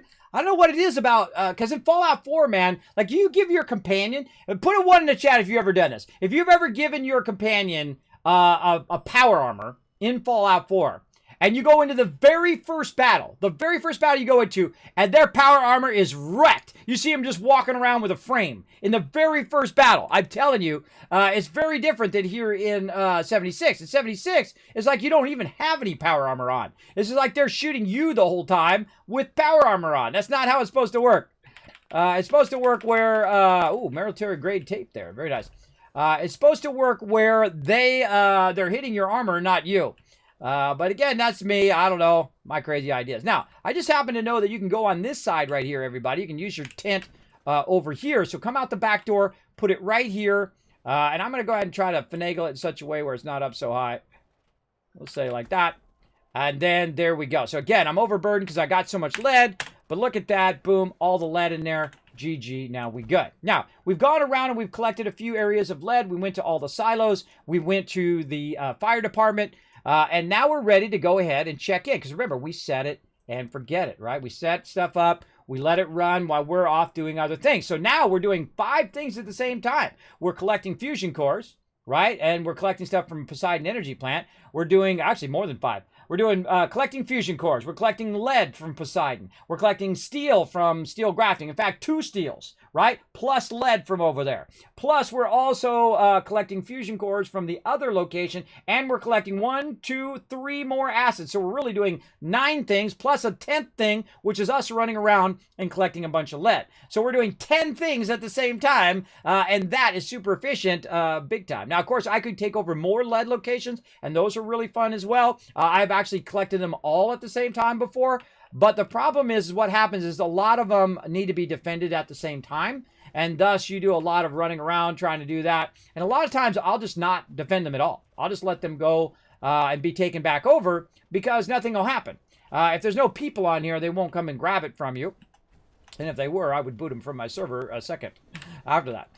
But you do have to come back and take the stuff out. If you don't come back and take the stuff out, it's literally over here doing nothing. It's over here. It'll fill up. 15 there and 3 over here. And then once it fills up, it's not making any more fusion cores. It's not making any more stuff. So very important to go back and run around. So I got to go in a kind of a clockwise motion. I hate it when it does that. Come on. Get me the... Nope. Get fast travel. There we go. Just try to fast travel. Sometimes the thing overlaps or does funky stuff. I don't make the games, I just play. Was that Einstein's doghouse? It was. That you actually can look up what that means, by the way. I forget what it means, but there's actually someone who figured out what that means, what that formula means. All right, so now we've collected our fusion cores. We got a bunch of lead. Now we're coming over here. We're getting acid. Now what I'm doing right now is resource running, right? Resource collecting. My mega super looting lead run and a bit of circuitry and other things like steel. And I usually get, when I'm about 3,000 steel, that's when I start to collect steel as well. This doesn't need to be defended. I also can go ahead and maybe drink some water there, maybe get some food and whatnot. We'll get that at the end. So we'll go there. Now we'll go down here to Grafton Steel. And there's actually an event going on at Grafton Steel. I don't know what it is. I didn't look. But I try not to get distracted from what I'm doing, right? I'm doing a lead run. That is my #1 thing that I'm doing. I'm collecting lead. I'm putting it into my scrap box. I'm keeping it in there so it doesn't take up room in my actual inventory. I don't want to put it in there. I want to have it in the scrap box because it doesn't cost me any weight. Weight is your biggest drawback of this entire game. The fact that they did not get the weight figured out first before they came and made the game, I feel is like their biggest fail in this game. They should have figured out how to make that on par with Fallout 4. Instead of putting the game out with such a limited amount of weight. It probably cost the most amount of people to leave the game because it's so frustrating to not have enough weight, enough room to save all those special things that you find as you're running around. Like, you know, in Fallout 4, when you get a companion, you might want to save their outfit. You might want to save those power armors and put your powers armors on display in your base and things like that. I feel like that's what people want to do. And of course, they didn't think of that. They thought, oh, everybody wants to just, all the vault dwellers want to fight each other and kill each other and you know, just think of only themselves. And that's really not it. That's really not how the Fallout community is. And they could have just asked me. I would have told them. I know that's not how the Fallout community is. Fallout community loves to play Fallout, and they love to work together, and they love to rebuild and win the hearts and minds of the wasteland. I'm like that. That's what I want to do. I don't want to do science experiments on my people in the vault. I want them to survive because they're going to need to help me for when we open the vault and we come back out and we're trying to rebuild society. We're going to need to work together. Otherwise, we all going to go bye-bye. And there will be no more people. It'll be just synths running around, keeping the world going. By the way, if you've been looking for your son lately, I bet you haven't. I bet you've been playing Fallout 4 all this time and you haven't even thought one time about what happened to your son. You haven't. Yeah, I know. You're like me, 500 hours in. You're like, well, yeah, I'm looking for somebody. I know who you are. I know you in the chat. I know what you're up to. There we go. Oh, how convenient. I'm about to defend Grafton Steel. Now, see how I've got this ladder here? And one of the cool things, a lot of times if it's like a bug or cricket or whatever, and they're trying to run up here, you can just blast them. But this is a really great spot to stand because they can still get to you, but you're also fairly defended over here. And then, of course, you've got your kill box up above you to help you out. Now, while we're waiting for that to kick in about a minute, let's go ahead and do a battle.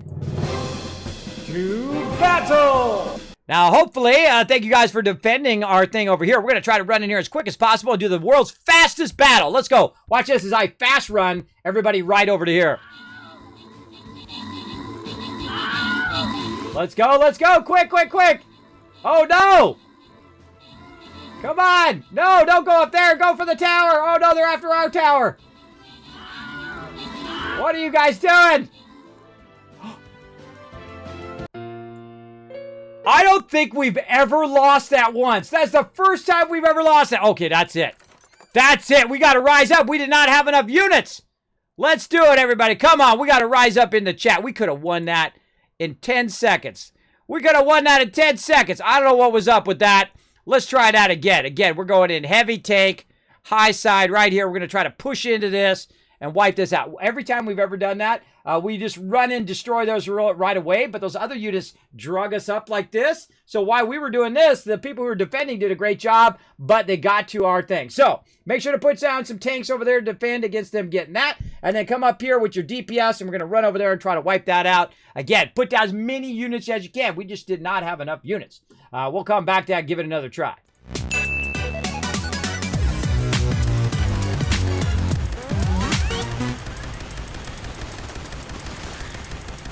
Watch as the Kismet kill box goes to work.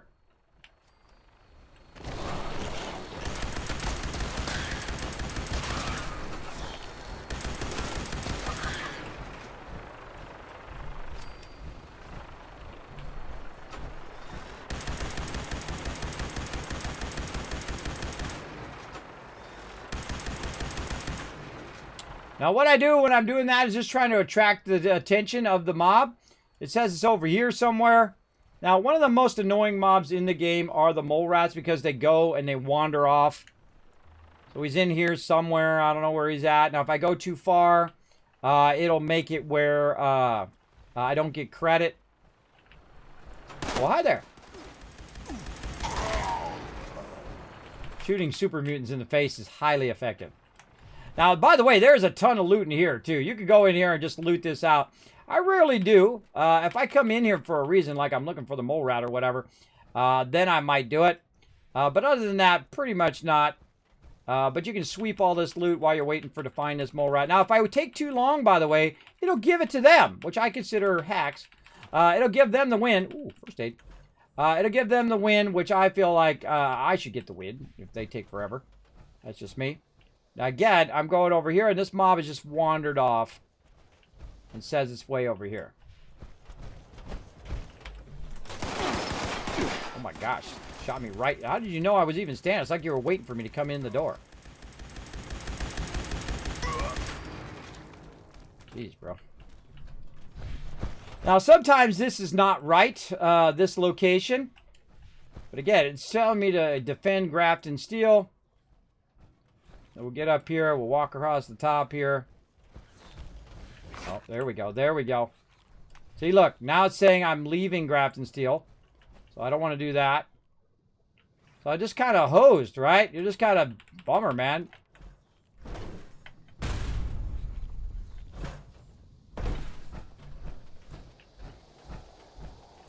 Again, if I get too far, I wonder if I can go into the workbench here. No, see, I can't get in the workbench there.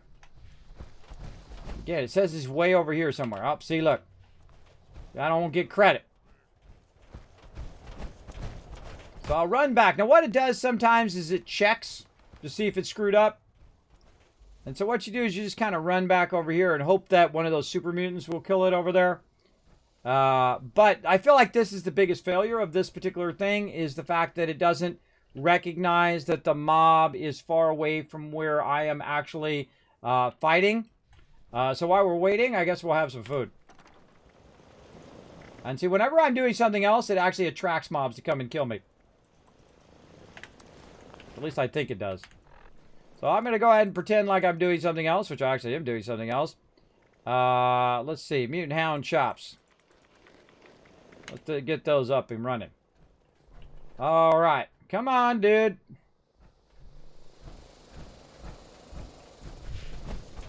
Let's go up high side. See if we can drag them over that way. So after a while, if you stand here long enough, usually it pulls the mob to you. But ooh, grab some loot as you're going through. There's a workbench in there. There's explosives and whatnot you can sell or use. I just stay busy. Alright, just stay busy while you're working, waiting. Workbench stuff. There he is. There we go. And again, I just kind of wander through until I find him. Now again, if you go the wrong way, it's going to make it where you can't do... Ah! Power armor. It's going to make it where you can't get the credit. So I just kind of fool around a little bit until he like pops out of the ground, and then I find him and try to wipe him out. Alright, so I got a bunch of extra loot for that. Again, we'll let it run here. We'll go ahead and sweep the loot one more time. Over here. I always sweep the loot before I leave, so it gives the maximum amount of time for it to get more. Oh, look at these guys. Watch this. Let's do a vertibird on vertibird action. Watch this. Come on, vertibird. Come over here. Now watch this. This will also do my turrets.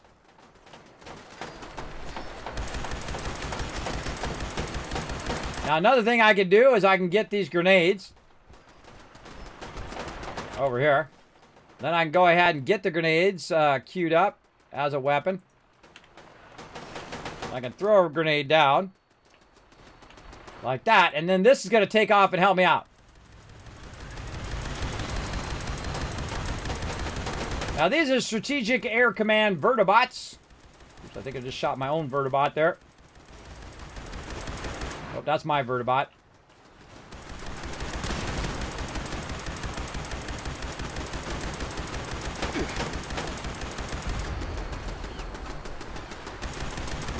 Now, what I'm really looking for is this thing.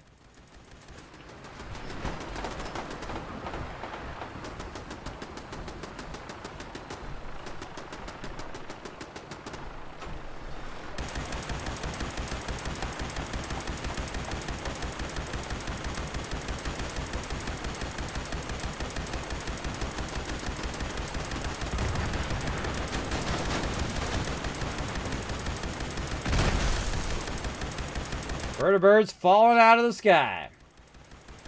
This thing, especially when you're low level, that takes forever to kill that thing. All right, vertibirds all over the place. Except for my vertibird survive. Now what this thing's going to do is it's going to drop. And this is for your nuclear code. So spoiler alert. I'm going to go ahead and steal my nuclear code out of there. And then that thing's going to blow up eventually. So you want to drop it away from your base. And now we've got our vertibird up there guarding the area. He's going to blow up eventually too. But there we go. So we just got a nuclear key card. And we already got our steel. All right, we got our steel. Now we're going to go ahead again, keep going on our loop here. Where we do all of our stuff. And that's why I like Grafton Steel. Grafton Steel is pretty fun. You can also get nuclear key cards while you're here. Get a bit of steel, get a bit of lead, and you're GG. Also, really fun battle, too. All the mobs have a tendency to come to right where you are, so it's a pretty good area where you're getting into big battles of, like, Mirelurks or whatever, running up there trying to attack you. Did we do that one already? I think we did. Let's go check out Thunder Mountain over here. Again, stop being awkward. Whatever. Sometimes those overlap. Are there death claws in Fallout 76? Absolutely. Synth. Did I not loot something? That's how you know I've been replaced with a synth, everybody, if I don't loot. You know, if I run past a bunch of loot and you just know that I would normally pick up that loot, that's how you know. That's how you know. Our kids have been replaced. There you go. Yeah, so plenty of death claws, and the death claws can be pretty tough, but I always feel like a group of 3 rad scorpions are way more deadly, for sure. All right, so this is Thunder Mountain over here. Oh, we got to defend Hemlock Holes. Now, I do have a minute and 25 seconds before I need to defend it. And these defend quests are really fun. So I feel like they should put more like these defend quests where you do it as a group. That's also really fun. You can see I've got some serious turrets up there because usually this is pretty high level mobs that pop up over here. Of course, I'm not doing it today because that's just the way it goes. But let's go ahead and get some more fusion cores there. And then back to Hemlock Holes up here. And we'll defend that. Now, again, we're getting tons of loot by defending these different areas. If you have Fallout First, there's no one else in there other than the people on your friends list. You can have your friends come in and join you. And then, of course, they're getting the rewards by helping you defend your things, which I think is also a great mechanic as well. So if you guys want to come in and just defend these different areas while we're collecting stuff and collect some for yourself, go right ahead. I don't mind as long as you don't activate any PvP versus me or anyone else who's on the server. I feel like they should take all the PvP out. They're getting rid of Nuclear Winter now. They got rid of the survival mode, the PvP mode, and all of that. I felt like, you know, they did a good try at it. They tried to see if people wanted to be into it and whatnot. They did an experiment. There's nothing wrong with that, right? There's nothing wrong with trying something and failing at it and then learning a lesson from that thing. There's nothing wrong with that. So I always give them huge credit and huge cojones for trying that. All right, let's see what we got. Oh, more anglers. Okay, where are you coming from, anglers? They usually come from the backside up there, or they come from down here. Sometimes from over here. Oh, there they are. And the Kismet kill box going straight to work. I just stand here and take it.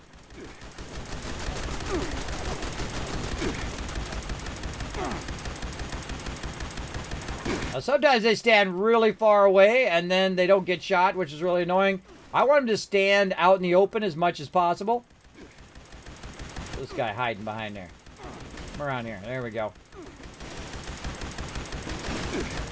Now, if you start to take this, you're going to take a lot of damage from these anglers. It's funny that the high-end mobs are coming over here where I didn't put my high-end turrets. My heavy turrets. I guess you could consider those heavy turrets. Now watch this. See how my health's not going up? I'm pressing my stem packs. Because I have to wait till that animation is done. Oh my god, am I out of stem packs? Oh, that's even worse. No stem packs. I had my big stem packs out there. Ooh, that was close. So sometimes your stem packs won't work when you have a Gatling gun or you're stuck in an animation. There they are. Whatnot. Now, what happens sometimes is these guys, because they're ranged, they'll destroy your turrets. And so what I do is I just run over here. And I just go ahead and do a little bit of this action. Oh, there's nothing to repair it, so they didn't destroy them. I just go over there and try to repair them. Then I try to drag them out here in the open where they can be turreted. And shoot them in the face. Gotta get a shot in on them so I'm getting the loot.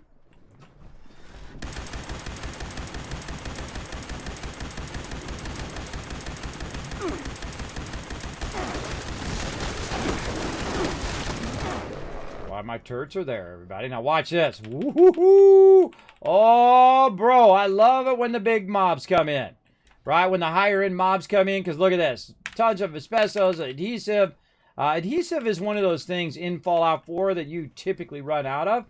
It depends on what you're doing here in 76, but you can also just constantly run out of adhesive.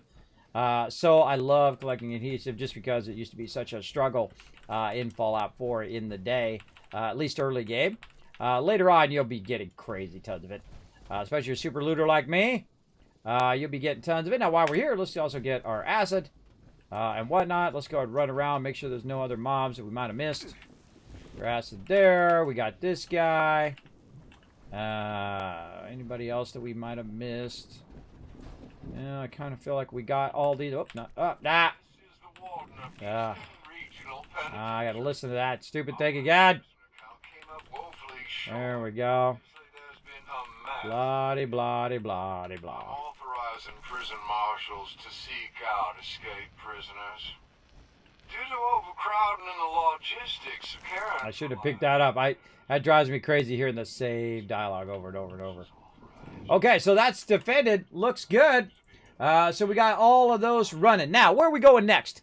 Let's see. Now, another great spot to go super loot and also to get a bunch of stuff. And I'm going to get out of here. Like that.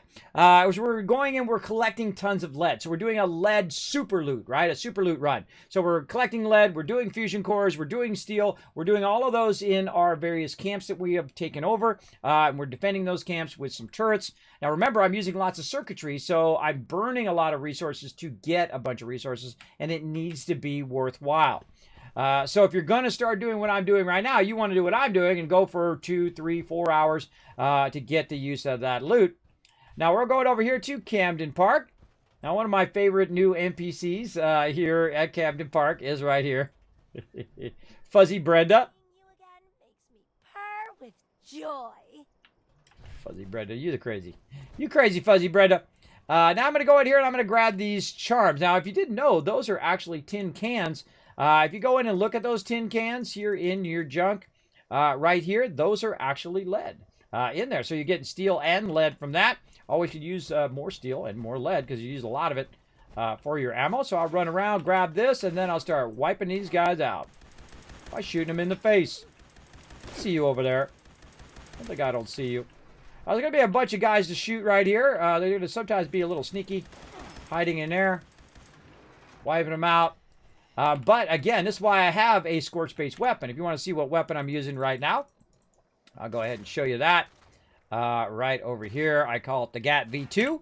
Right there. So 30% damage to scorch, 25% fire rate, and 90% reduced weight, which is really helpful when you're trying to keep your weight down and you're trying to collect a ton of loot. That's why my stuff is, my weight is so low, is because I try to reduce the loot. Now, very rarely do I find a fusion core on my private server. I feel like they've got that tuned way down versus when you are in the adventure mode. Oh, hi there. Here, talking to here. Good job. There we go. Now, I usually run up here, try to clear a bunch of these mobs and whatnot, and just kind of look around. But what we want to do is we want to go into the center area this way.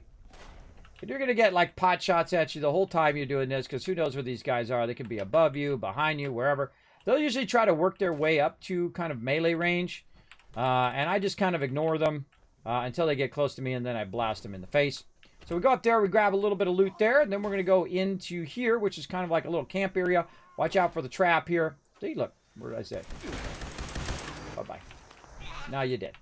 Now this little trap area here, you can try to jump past it or whatnot. You can also try to trigger it, whatnot, or disarm it. I like to sometimes wait for them to run in there and then just give them a little, get them with it. Get them with their own trap kind of thing. And then I sweep through this area here. Again, we're super looting. Grabbing everything we can find. Hi there, how you doing? Oh, nice to meet you. All right, now you're dead. Oh, sometimes it takes a minute for you to get the loot as well. Sometimes you never get the loot, by the way. Sometimes they have no loot. I really don't like it when you go and you check a mob and there's no loot on them. I don't care if it's just like a like the cheapest, junkest thing, as long as they got some loot, right? And I feel like it was worth my bullets to shoot them. Otherwise, I feel like I wasted my ammo. And there's a bunch of dead raiders, because who knows what dumb stuff they were up to. Actually, I do know what they were up to, because I've read all the storyline and every terminal and every note as I go along, because I'm that type of player.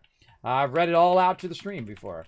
All the places we've been. Now, there are some places I still have not been in this playthrough. And some places I have never been in the game.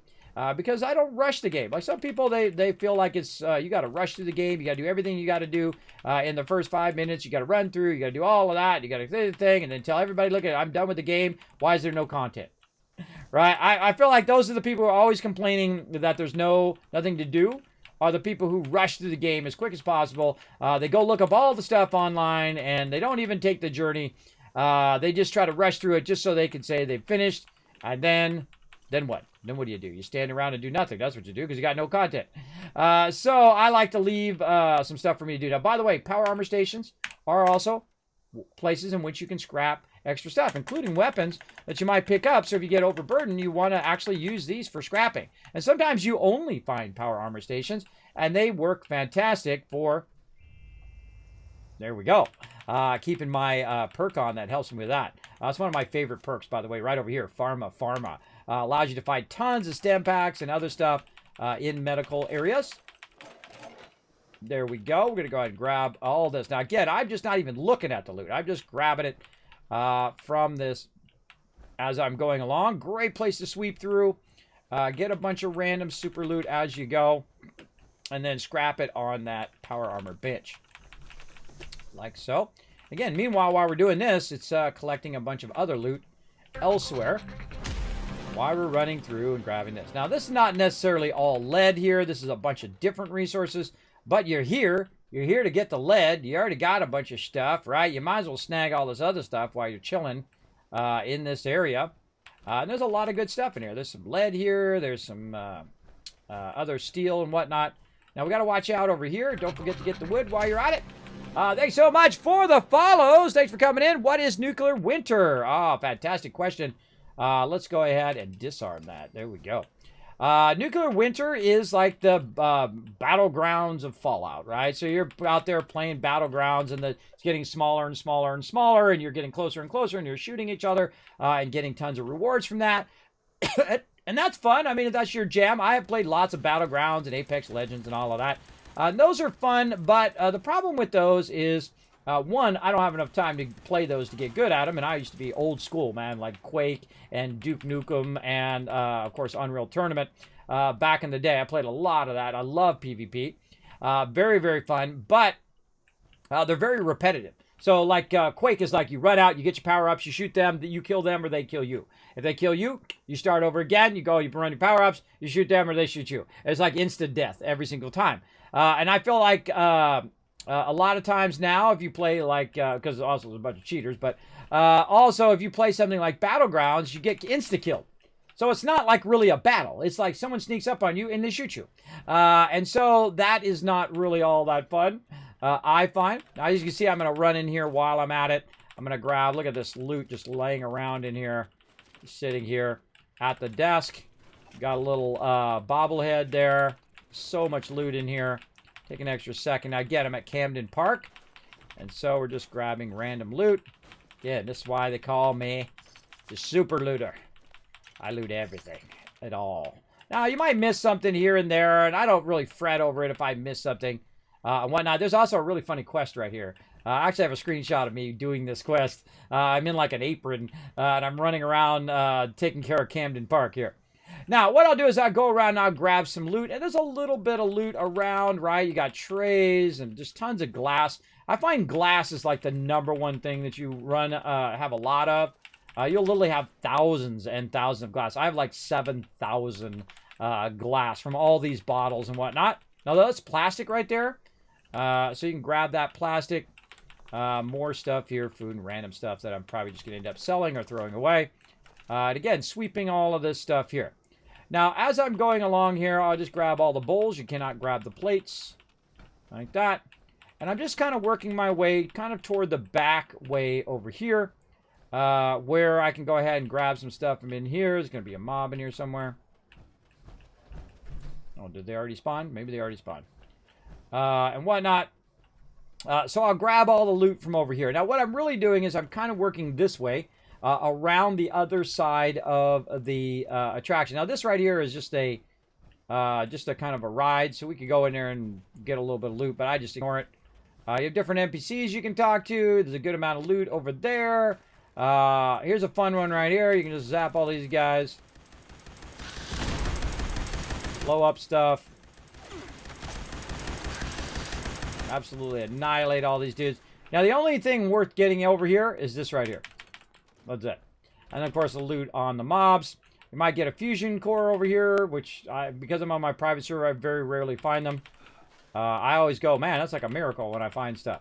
Now, what's going to happen? There we go. That's what I was trying to do. I was trying to overburden myself. And, again, there's more loot in there. You can grab a bunch of stuff there, whatnot.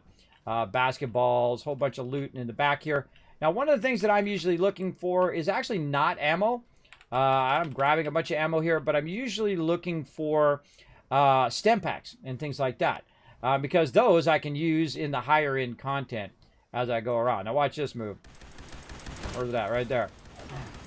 There we go. So you hit the fire and you catch all these dudes on fire and then they're annihilated. So that's the great thing about having a scorch-based weapon, everybody. There's a lot of scorch in this game.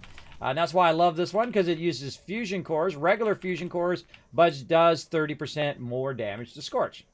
Now, again, you go through here, you can sweep all of this loot, grab that loot there. I'm just going to forego it. There's actually a really nice little spot back here where you can, stand here for hours and try to get yourself one of these.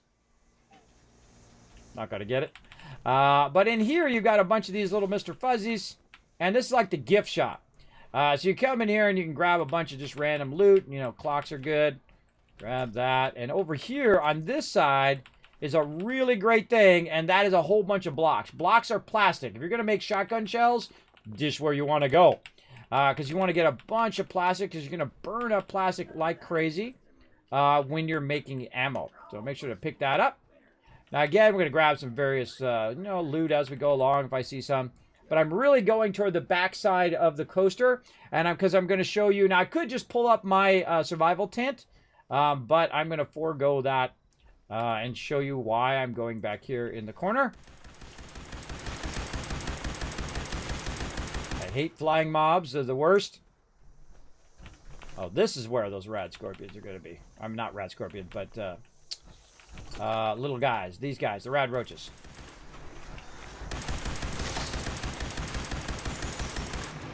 Get them ready.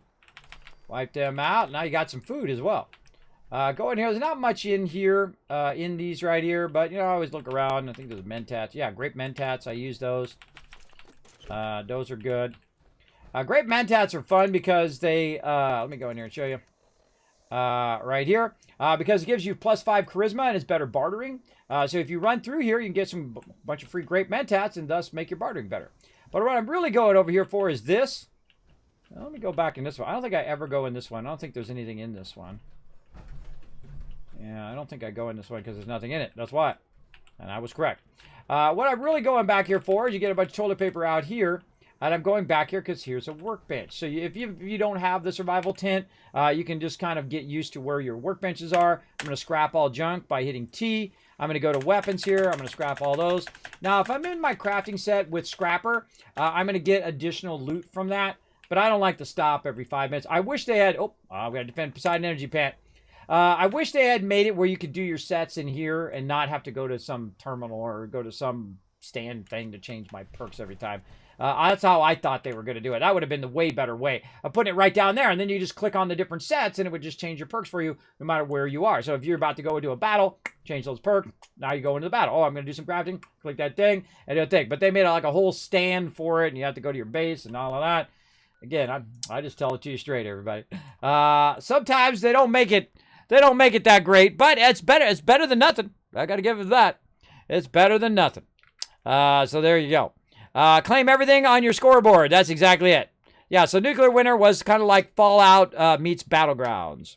So some players can have unlimited advantage over others. Yes, you can have a way over advantage if you played a lot more than other people. For sure, because you have better items, better gear. You know about the gear. You know about how the weapons work. You know where the spawn locations usually are, and that kind of stuff. And that's what practice breeds in those kind of things. And there ain't nothing wrong with that. Please remain indoors. With learning the tactics itself. I feel like though, if you buy stuff that gives you an advantage, that's when it's fail, right? Like a lot of the sports games and stuff like that, they just allow you to buy a better team, and thus you got a better team than everybody else, and thus you win. I consider that a huge fail. A huge fail both in the person spending money on doing that, because then it like encourages bad monetization, as well as it just makes it unfair for the people who don't have any money, and who are like, just scripting and saving just to buy the game originally, and they bought the game, and now they can't compete with the other people who got an endless source of money, who might have a lot more. Oh yeah, come over here by this truck. Let me tell you something. Watch this. Sayonara, sucker! I love doing that. I love doing that. All right, that tells me where. Whoa, look at these guys. Whoa, look at you guys. Come over here. Let me introduce you to Killbox. This is my buddy, the Kismet Killbox. Come over here. Come over here. Let me introduce you. Come on. Come over here. That's right. Come on, little Scorchy. Little Scorchy. Come over here. I want to tell you all about it. Come here. Come meet my friend, the Kismet Killbox. Don't go that way. Now, one of the things you can also do right here, which I think is really funny, because he's going to move along on the side here in a second, is I can rush over here, and I can take out the front of the car. You little Scorchy, come over here. I can see your feet. Shoot your foot. Oh, I shot his foot. Come on. Around the corner. Oh, now he's crippled. Now I feel a little bad, but not that bad. See? I love that tactic. Now, one of the things that does happen sometimes, and I feel like the game starts to cheat too, is they put some mob way back here where the turrets don't activate on it, and they just sit back here and shoot my turrets the whole time, which I consider kind of a hacks. Now, again, let's get some more fusion cores. I think I already got those. So let's check in on our lead over here. Again, just rinse and repeat, everybody. This is what Fallout First is so awesome. I highly recommend it. I recommend snatching it up. If you are a hardcore Fallout player and you want to absolutely crush this game, that's what you do. All right, so that's good. Now, where are we going next? Let's see. We went to Camden Park. We got all of that. Actually, let's just pop back over to the Tycoon Water Factory. Pay to win instead of play to win. Exactly. I like to play to win. That's me. Big time. There you go.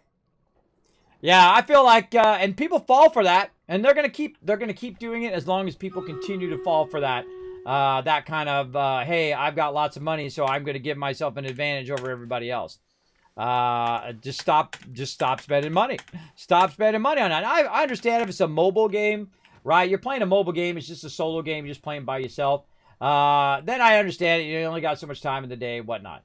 But if it's a full-blown $60 game and you paid $60 for the game, and then you have to pay an additional $500, $1,000, $5,000 some people spend on these games, I feel like that's when you failed as a game developer. I mean, you've won as a person who added scummy monetization. Congrats to you. You're a corporate jerk. You're a corporate scumbag. Congratulations, you've graduated. But other than that, I do not like that kind of monetization. I think it ruins gaming in general, for sure. It just encourages other people to do the same thing. They're like, well, we were building a great game, but now we just want the money, right? And you can always tell. You can always tell right away the way that people monetize their game. I'm hoping New World doesn't do that. Please, almighty game gods, I am praying to you. Please do not let them add scummy monetization. I really want to play that game. It looks really, really fun. I don't want to have to tell you and my entire guild that I'm pulling out of there because of their scummy monetization. I think they don't need it. They don't need it in that game. I'm telling you, it's going to be a phenomenal game. They go ahead and just add amazing content, amazing cosmetics in there. Put a cash shop in there where I can buy tons of cosmetics. I'm going to tell my crew, I'm going to tell you guys, and I'm going to do it myself. Go in there and buy tons of cosmetics, but I will buy zero amount of achievements earners, zero amount of boosts. I will buy zero amount of those stuff, and I will tell everybody to buy zero amount of it. Because that's not what we want in our game. We want to have awesome cosmetics, awesome ways of supporting the game without giving some people an unfair advantage. I don't want people to buy my achievements. And this happened to me in Lord of the Rings Online. I went and spent 6 months grinding raids. Hour after hour with my group again and again and again. And we finally got it done. We did all of these things we had to do to unlock this particular quest. And then I got this epic mount. So now I've got this unique mount that only a few people got. And I'm like, yeah, woo, I got my awesome new mount. Look at me, I'm special. Then I'm driving around with my mount. Guess what? They added it to the cash shop. You just put down $10 and boom, you got it. There you go. Now, how do you think that made me feel? How do you think it made all my members feel after hours and hours and hours of grinding for that particular item? Made him feel bad. Made him feel like, screw this game. In fact, they didn't use the word screw.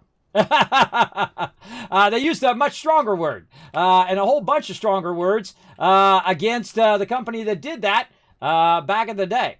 And that sucked. Big time. Still overly monetized today. But I have two lifetime achievements, two lifetime accounts in Lord of the Rings Online.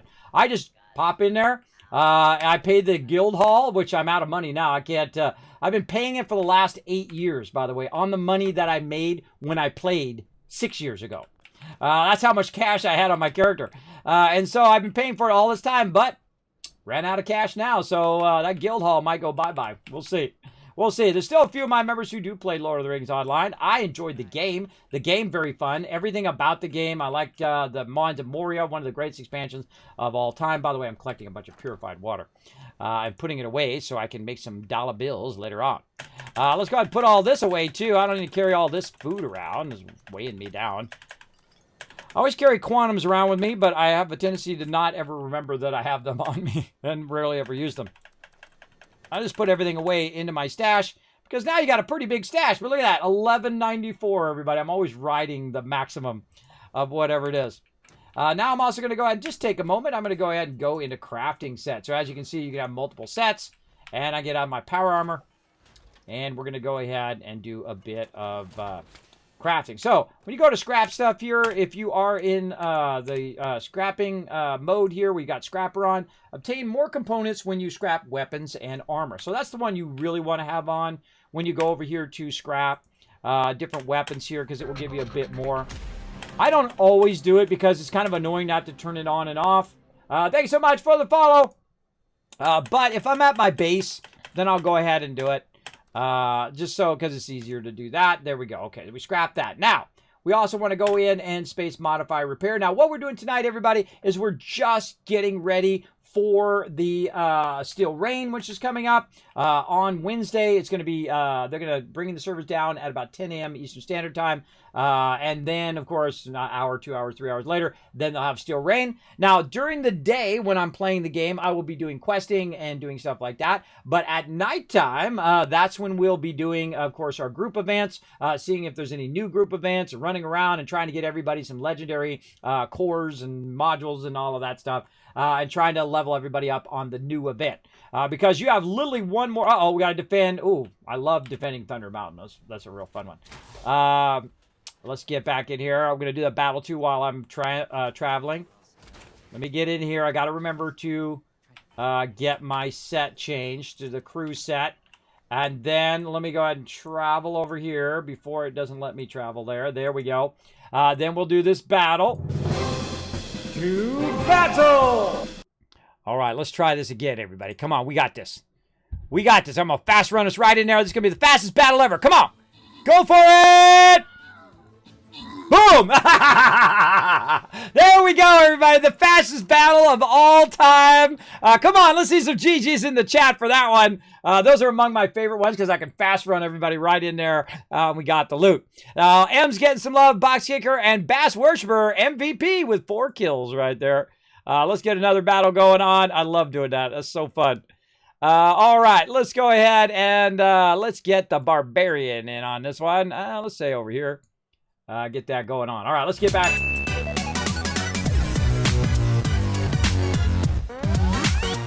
All right, let's get back. All right, lots of GGs in the chat, right? That was pretty fun. There we go. Thunder Mountain is offline. Repeat, Thunder Mountain is offline. Every single Any time. brothers with a background in engineering, report to the plant for immediate repairs.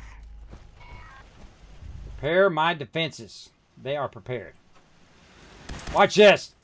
Time to get wrecked, bro.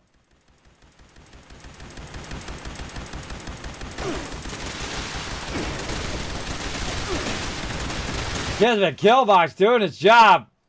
Now we got some anglers, which are really fun. Gulpers are fun too. Now I just stand up here on my little perch and wait for them to run in. Now usually if you see some over there, that means there are more of them going to spawn from that side. So what I do is I just start shooting random stuff. Just try to get them to pull them in here. Maybe up here a little bit. Now sometimes they appear on that side. There they are. They appear on that side and they come through the middle here. And so I'll just wait for them to get close, and then hopefully my stuff will trigger. There we go. Now you know why I got the rocket turrets here. Look at these guys. These guys are harder to kill, too, than the ones we were killing earlier.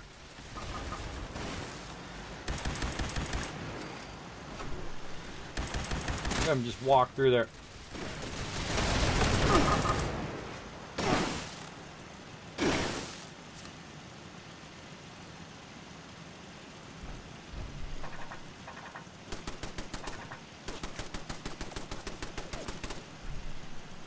Kill the guy. He's up on the top.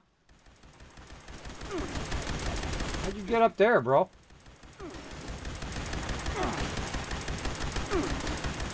I don't know why my rockets aren't firing.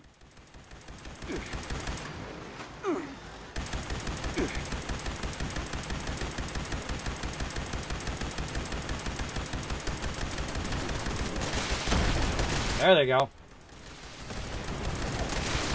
Now see that crossfire from the other turrets over there? Now I feel like my rockets need to be repaired. Let's run down here and give them a little love. Also have a bunch of water. Get my stamina up. Oh, no, not work on the workbench. Repair all stuff. There we go. Now it's on like Donkey Kong. Let's go. Let's do this.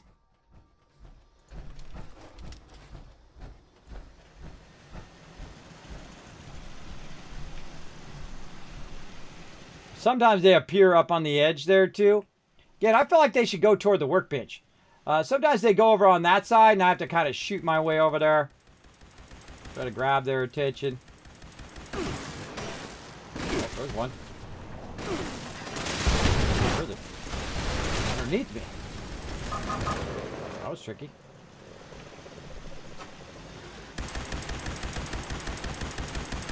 Try to drag them out on the side here. Use my rocket launcher on them. My rockets.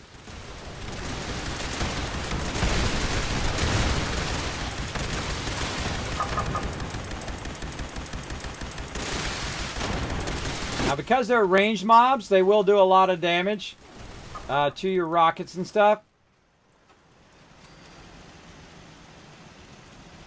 I'm always watching them come up behind. There we go.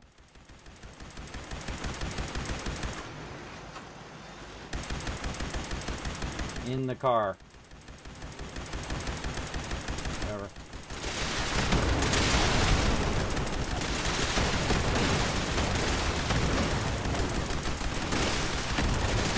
Now they're busy shooting one up here in the front. Okay, look at that crossfire. That's why I put the turrets on both sides. So getting that crossfire.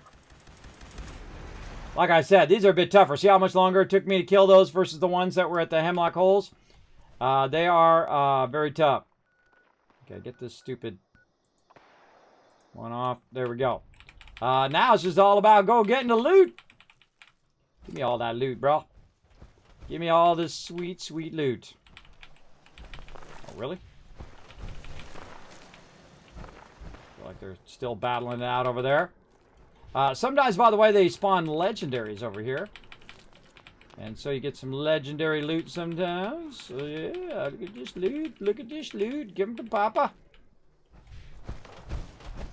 All right, where'd this other guy go? He ran over this way, and we got him over here. There he is.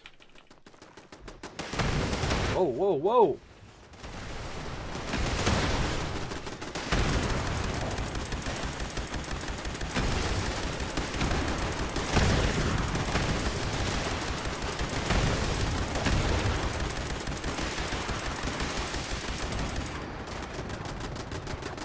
Yeah, look at that crossfire. So dead. So dead. Again, I got another turret stand down there. Another Kismet kill box doing shit. There's nothing that outdoes a Kismet kill box, bro. Even when I was building stuff in Fallout 4, I wouldn't want to side with the raiders and attack my own camps because I would get killed by my own Kismet kill box. That's how deadly I would make them.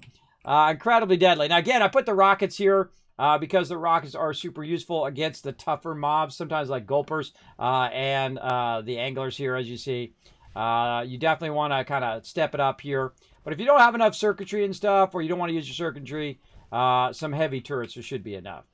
And you might want to, put one here by this, maybe one in the middle and one on the other side. You'll use about the same amount of circuitry. I'm using a lot of circuitry because when you use turrets, especially the rocket turrets, it uses a lot of circuitry. But then again, I collect a lot while I'm running around. Okay, so we got that done. And again, the whole reason why we took this over in the first place is to run down here and build up fusion cores. Now, if you didn't notice at the very beginning, I was about 30 fusion cores. I have 66 right now. So, as you can see, we are styling. Styling when it comes to fusion cores. Now, let's go ahead and run back to my water factory. Again, this what's so cool about Fallout First is notice I haven't seen one other person. I can play the game totally solo if I want. I typically like playing multiplayer myself. But you got to do a bit of this if you're going to do a lot of high-end multiplayer, right? You're going to take on the Scorch-Beast Queen. If you're going to take on, like, the Colossus and a lot of other really heavy stuff like that, you're going to use a crazy ton of ammo. So you need to go in and kind of backlog that ammo and spend some time building up all of those resources so that when the time comes and your buddies are online, you're like, hey, let's go do the thing. You're like, oh, hold on, everybody. I got to go get some fusion cores and I got to go get some lead, right? You don't want that to happen. Crazy Aussie coming in, showing some love. Thank you, Crazy Aussie. Appreciate it. And I've been kind of refining my run here. Let's blow up the chat, everybody. It's 45 months of sub love right there. Using that Prime, I appreciate it big time. And again, thanks for the GGs in the chat, everybody. That was like the world's fastest battle right there. I should clip that. I should have clipped that. We did that. All right, now let's go ahead and again, what do we got in here? Some angler meat. We can get rid of that. And you're like, yeah, but why don't you cook up all that stuff? I could, but as you can see, it just said it, my inventory is full. And I usually go till my inventory is full. And then I kind of go from there. And then I'll go in there and I'll start pulling stuff out. Number one thing that fills up my inventory, missiles and nukes. And I usually trade those out. But you can also see that I have 62 fusion cores. Now watch this. If I take these fusion cores out, and it takes a long time because there's no slider for fusion cores. I don't know why. So I have 62 100% fusion cores, by the way. If I take them out, it just took out, right there, it took out around, wow, it was like almost perfect. 200 weight out of there. But did you notice that I don't have 200 weight on me? Because it's actually better for me to hold on to the fusion cores than for me to put them into my stash. That's because of my perk. My perk does not affect my stash, by the way. That's batteries included right here. So I literally have 99 plus over 100 fusion cores on me right now. And some of them are, or most of them are over 100. And so if I try to put them back in here, like this, right here, oh, well, there's 100 right there. If I try to put them back in there, they literally will not all go back in there. And let's go for it. And one thing that happens also is that your thing will flip around. I hate that. You'll see it flip around here in a minute. Usually when I get lower. There we go. Stash is full. So I put all those back in. And let's see. Fusion cores, 71 of them back in. And it filled up my inventory. Now what I do right about this point is I say, okay, I'm sick of all this other stuff in here. You know what? I'm just going to grab it all out. Screw it. It's easier if I just grab it all out like this. Not the fusion cores. Start from the bottom. And just get a general idea of how much that is. Now, all of the other stuff that I just took out of there, other than my fusion cores, were worth just as much as my fusion cores. So it tells you that those fusion cores are really taking up a lot of space. Now, one of the things that I do when I get to a certain point, when I have over 100 fusion cores, I am ready to get rid of my other fusion cores. And so what I will do, well, that guy just like vanished. You see that? Ninja. I will go ahead and get rid of the rest of the fusion cores. Now, I cannot sell anything to the vendor because he doesn't have any caps, but I will go in and say, can't sell fusion cores, right? You can't sell ammo. I don't know why they did that. I guess so you don't get so many caps. I don't know. But it kind of sucks. But at this point, I could literally just start dropping them. I can just find a nice little place over here on the side. Now, why would I want to drop fusion cores? Well, the one thing is they're taking up my inventory, number one, and they are low amount, right? So they're like 30, 60. And so what could happen is while I'm sitting there fighting a big mob, it's going to put those really large fusion cores aside and use the smaller one and really throw me off. So I'll go through and literally just throw away just a ton of fusion cores. Even if they're like 75% and whatnot, I'll just start throwing them away. So I'm only stacking my 100%, so I'm not surprised at some point where I'm running around and it says I have 15 fusion cores, but all 15 fusion cores are at 2%. So you go through 15 fusion cores like this, boom, boom, boom, boom, boom, boom, and you're all of a sudden out of fusion cores. Your power armor no longer works, and so on, and you're screwed. So right about now, I'll go ahead and just clear all of these other ones, hitting R for dropping them onto the ground. Now, if you want to pop in game and grab them, feel free. Now, I've got 31 right there that are 100% fusion cores. So now I don't have to worry about the partial fusion cores here. And you can see I've just put a ton of them down there. It also reduced my overall weight and the overall amount that I need to carry around. And thus is the cool thing about what we're doing right now is we're making it so we can remove all of that stuff. Now I have a ton of other stuff, including shotgun shells and all of that. Now we can use this thing. I hate this thing. It is useless. What it should allow me to do is have a bucket. And I take all the ammo and I put it in that bucket. And it grinds that ammo up and then it makes the ammo I want to make. That's simple. That's easy. That's what it should do. Not I have to go through every single little dialogue and do this and then say, okay, so I got 790 out of 100,000 points. And then it's a waste of my time. It's a huge waste of my time. Again, I give them straight up feedback. I don't sugarcoat it. I tell them whether it sucks or not. It sucks. It's not a fun game mechanic. It's not fun to do, and thus I don't want to do it. In fact, I don't like it so much that I literally would rather throw the stuff away than to use that trading thing. And that's exactly what I'm going to do. I'm going to throw it all away onto the ground. Now, I'm not going to throw in my 5mm. That will keep. Get rid of this. Fuels, fusion cells, not fusion cores, gamma rounds, harpoons, mini nukes, missiles. Oh, missiles are way too much. And this out. Stringer ammo. I've got some ultrasight ammo and ultrasight fusion cores here. Don't want to get rid of those. This is the stuff I would keep right here. Because this is stuff I would use later on, especially the ultrasight fusion cores. Those are worth some serious cash because those take a lot. But as you can see, these fusion cores are low condition and whatnot. So they're probably going to run out anyway, but might as well keep it because I do have enough room for that in here. So there we go. So we cleared out all of our ammo, and now we're going to go ahead and put a bunch of this ammo back in there again. Like this, and then I only really need to carry around maybe 10 fusion cores when I am running around. In this case, I can't put any more in, but I only need about 10. Because most of the time you're going to swing by your base anyway, but you got to keep an eye on it because it can very easily run out. Now, if I have 10 full 100% fusion cores, then I'm not going to have any problem for a little while. Now, another thing I need to do is say, okay, what else do I have in my inventory here that I can get rid of? Well, I have crazy tons of legendaries here, as you can see. I also have a bunch of other stuff in there, like grenades and things like that. And that stuff I'll use to sell to the vendor. Same thing with armor.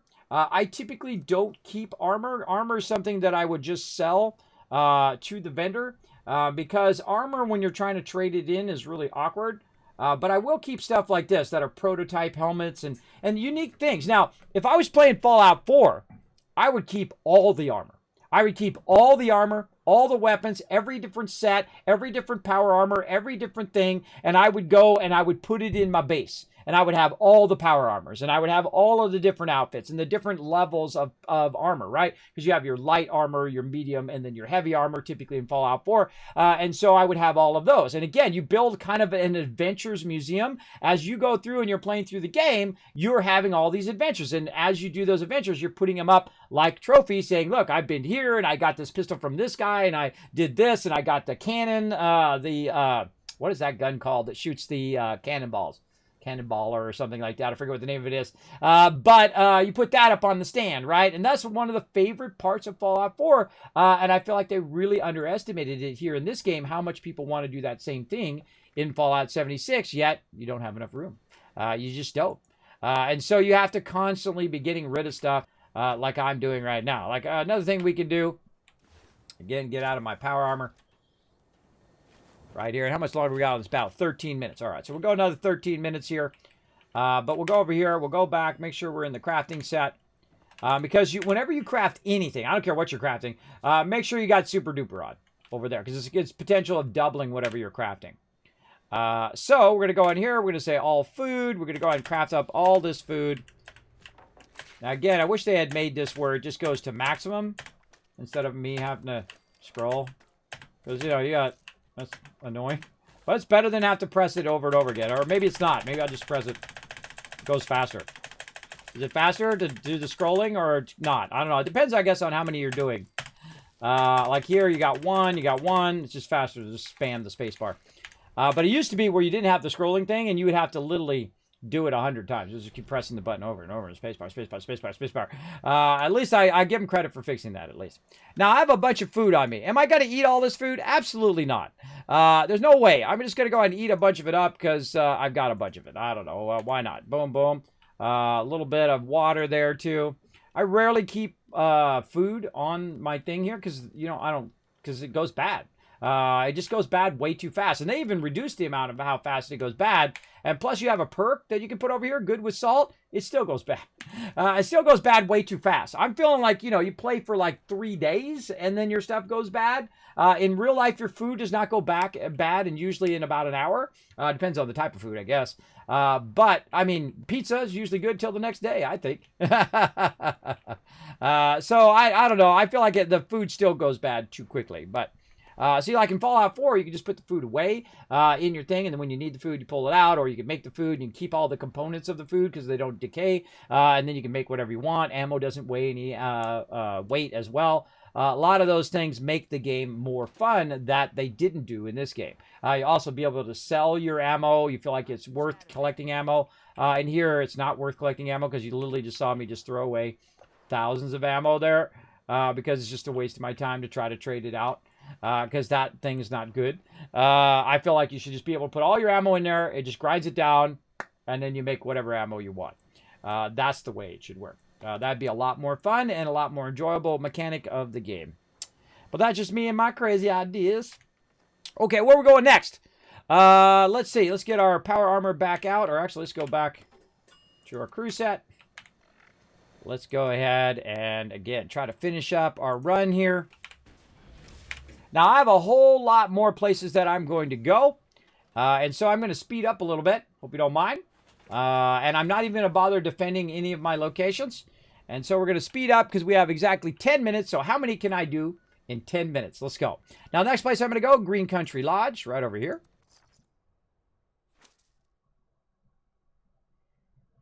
And again, we're doing a lead mega run. We're super looting. And I probably should skip past some of these and we'll go do the mines, I think would probably be a good idea. Now, again, a lot of this stuff I've learned by wandering around, and some of this I've learned from my crew who have run around, and we've gone to different areas and run into this stuff as well. Or they said, hey, Kismet, you should go try over here. And I appreciate them as well. So I've kind of put together kind of a master list of all of this. stuff that I do. Try to avoid the holotapes from getting that again. Whoa, hey, big mole rat in here. And grab all that. I can see, look, I can grab all the cigarettes. Yeah. Mole rats. I see it. Yay, more food that I'm not going to use, and it's going to go bad. By the way, a good use of your food is to convert it into fertilizer. And then put it away into your Fallout First stash box. And then you're not storing it in your regular stash. Right here. Ooh, stim packs. Did that. Again, I'm a super looter, everybody. I loot everything. Let's see, we got some Nuka-Cola over here. Oh, yeah, more Nuka. I love me some Nuka-Cola, both in real life and in game. Some Dr. Pepper, a.k.a. Cherry Nuka-Cola, as I like to call it. All right, we got some loot over there we can grab. Now, we're actually going to walk down the street while overburdened. And the reason why we're going to walk down the street is I'm going to show you. And now, again, I could get my camp, by the way, and I could just go ahead and walk up just a little bit up here, up on this edge right here, and use my camp. But I'm not going to do that. I'm going to show you also where you can find the workbench just down the way. Now, I've played hundreds of hours, maybe even thousands of hours now in Fallout 76, but not every day, all day, 20 hours a day. I tried not to burn myself out on it, especially when it's a game like this where I feel like the game was really evolving from when it really first came out. So I kind of feel like it was like early access, so I just let it kind of build itself up a bit. And you can see I can go here to the workbench, and this is going to help me with all that weight, reduce that weight. Now, another thing that I like to do while I'm here is also to walk down the street. Now, look. Look, there's a human being. Chloe looks after me. She's the best guardian a girl could have. Aw. Here to brush up on your responder survival training? Now, again, you can talk to her and all that stuff and whatnot, but we're not going to do that right now. Hi, Chloe. How you doing? Good puppy. You're a good puppy. You keep track of Heather over there, all right? Need any help, you call me. I got you back. All right, I go over here for this. Look, I found a super stim pack and a regular stim pack. Now, in here is one of the greatest places to get stim packs, easy peasy. Right there, bada bing, bada boom.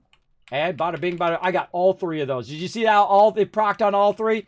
Now, I have a perk called Pharma over here. So, 80% chance to find extra chems and whatnot and stim packs in those chests. So, I hit all three in one shot. Now, don't forget the Overseer's Cache over here. Never know what you might find. Now, I could have sworn there was another one in here, but I can't remember where it was. I can't remember. But I just grabbed stuff here in the entryway. There's more stuff in the outer part there. Now, look, typewriter. Oh, that's good. You're looking for telephones. Always be looking for telephones. Telephones equal circuitry. Or surgery in this case if you need some surgery right there. What's up, Heather? Coming through, girl. You have a nice day. Okay. Now, we got all that loot. Now we're ready to move on to another broadsider. That's what it's called. Thank you, Box Kicker. That's 1,000 kids caps in the chat for being my memory. Thank you so much. Appreciate that. All right, what are we on to now? Now, one of my other favorite ones is right here, Palace of the Winding Path. I love the event that happens up here, especially when you're with your crew and you're like battling out and tons of ghouls are coming from everywhere. It's very, very fun. Heather's a smooth criminal. Smooth criminal. Oh, wow, I haven't heard that one in a while. A long time. Yeah, we're doing it. All right, now, I'm going to show you a quick way of grabbing a ton of lead and then very quickly going ahead and scrapping it. So let's run into the Palace of the Winding Path. And this is what I've been doing for, on and off for the last couple weeks, just trying to build up my route for my lead. So if you're struggling like I usually am, I'm usually struggling for keeping enough ammo to run with my crew. And so what I do is I go into the middle part here, and I go right into this door. Now, the first thing that's going to happen on your left, there's going to be a guy right there. You're going to shoot him in the head like this. And he's going to be dead. Now, a whole bunch of people are going to start coming at you. So you run through this door. You're like, neener, neener, neener, catch me if you can. Then you run all the way to the end like this, and you turn around and you annihilate every last one of these little suckers that are coming after you.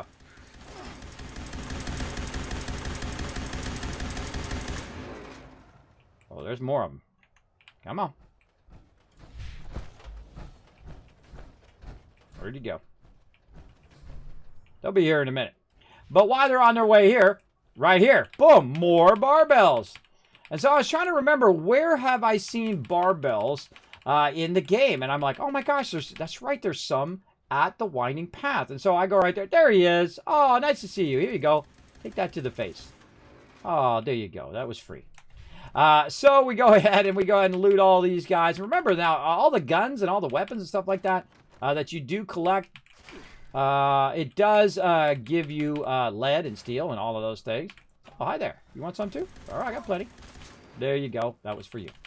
Now, one of the things I will do is I'll kind of peek in the side here, and the first thing I'm looking for is there any stem pack areas? Right there, yeah. So, and again, try to backlog those stem packs, because the regular stem packs is what you use to res people. So when people die, you need to have regular stem packs on you. Even if you're using like super stem packs or diluted stem packs, you need to have a bunch on you. Now, there's just crazy tons of loot in here, everybody. There's a lot of loot to do this. Now, it took me a long time to find this down here. I must have walked past it 1,000 times, but I'm going to show you something that you may have or may not see. Oh, it was actually a fusion core on that guy. And so there's not really much down here. There's a few little bits and pieces and whatnot. But up here, there's a kitchen. And in this kitchen, there's a ton of loot, right? We could loot all of that, but I'm going to go this way. Look at this right here. See this here? Now, I'm going to open this door, and through the door we go. Now, I just happen to have the ability to open up all the doors and whatnot because I have the legendary perk. Allows me to do that. Let's go out here and say hello to these guys. All right, here you are. Yeah, what that knife? Bringing a knife to a gunfight. All right, sounds like a plan. Okay, you're dead. I'll shoot you in the head, bro. Incinerated. All right, now as you can see, I annihilated those guys. If you've never seen this before, and again, I've walked past this 1,000 times before I finally said, what's that door over there? I don't think I've ever been in that door. And then, ba-ba-ba! Here we go. So we grabbed a bunch of heavy loot. Now, also, sometimes you can find a fusion core there. But look what we got right here, everybody. That's right, a workbench right there. Boom. You can just go ahead and scrap it right there. Now, me, I go ahead and go in here because look at this. See this terminal right here? We just go and zap this terminal. Open up the door. And go in here. Now, the first thing I saw was this terminal, so I thought I had to unlock it to scrap my stuff. But you don't have to. There's one right out there that you can do. You can also, if there's too many on you, you can close that up and reopen that if you want. And I just kind of, sweep the loot while I'm here, and then I can go ahead and just hit T to scrap it. And now I'm not overburdened. And there's a ton of loot in here, everybody. So sweep it, right? Sweep it, super loot that stuff as you go along. Remember, sometimes on the chemistry stations, there's items you can loot. So you just kind of sweep over it. It'll say chemistry station, or it'll say the name of the item if you can pick it up. So I'll sweep through there. Now look at this. We got a chest down there. No problem. I can open that stuff up. I've never done any of those treasure things ever. I'm getting around to it eventually. There's not much in there. You want to go this way. Again, more workbenches in here. And then we go ahead and grab some random loot as we go. And we're just kind of walking out the back edge of this. The lower part of this is also some fun right here. A little bit of that action. Get that file cabinet while I'm at it. So a little bit of loot. Not much loot here, but it's just kind of a cool thing to kind of walk out this way. And then here you are, going right out the secret back entrance. Oh, I've never seen this back entrance before until I found that tunnel and came out here. And I'm like, oh, wow. Like a whole back entrance to the thing over here. On this side. I thought that was super cool when I discovered that. I was like, oh, wow, I've never seen that before. Again, that's why I try to leave stuff to do in games, everybody, because it's really fun. Now, another fun thing is blowing up cars. Take that, evil car. Take that, bro. There you go. So you might see it from the other side. Now, if you haven't seen on this side, again, I very rarely ever go on this side. But on the back side here, you actually have a little bit of stuff that you can go and loot. You can check all the vehicles. Vehicles usually have a little bit of here and there. But really what you want is you want more of the kind of stand things here. So again, I rarely ever come back this far in it because usually I'm doing the event in the center. So you can go look over here. There's not much loot up on this one. And then this one's up really high. So if you actually are doing the event, you can hide up here too. But you can get up here and you just like blast up from on high, which is fun. That guy didn't go too well for him, but for you, going to be much better. And there you go. And then it puts you right back here into the main area and whatnot. And now you've got yourself crazy tons of loot. Got yourself tons of lead. GG. You're done. On to the next one. Now, where are we going now? Now we're going to go meet our friends over at the pokey, the big house. We're going to fast travel right over there. We're going to get it done. Let's do it. Let's go to the big house, everybody. We're going to the jail. And while we're traveling, let's go ahead also and do a battle. To battle! All right, let's do this battle here. We got 53 units. Let's do it! I feel like peeps aren't putting down enough units. What's going on, peeps? Come on, let's put down more than 1 unit. We're going to need way more than just 50. They got like 100 plus.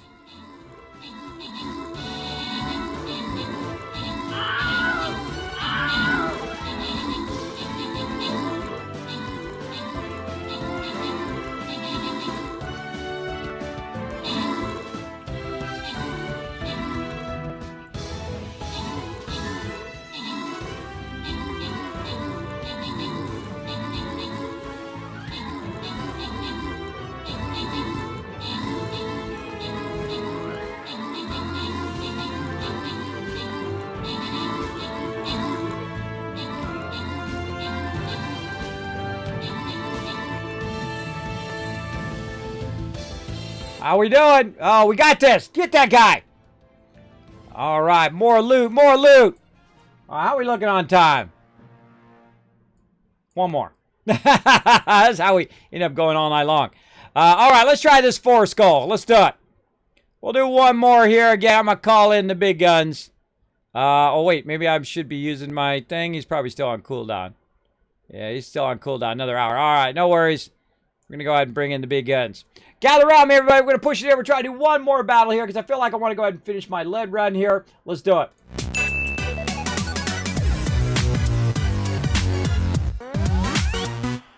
Now, you missed it while you were watching that battle, but I was using these cars as weapons. I got all these ghouls that are here. I ran around the car.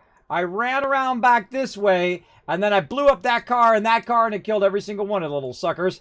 As you can see right here, all the ghouls got annihilated, which is very fun. Now, we're at the penitentiary. There's some really fun quests here, multiple of them. And I try to run across here. Now, watch out for these guys. These guys are super annoying. These darn flamer guys. And so I hide behind the fence and make them come around to me.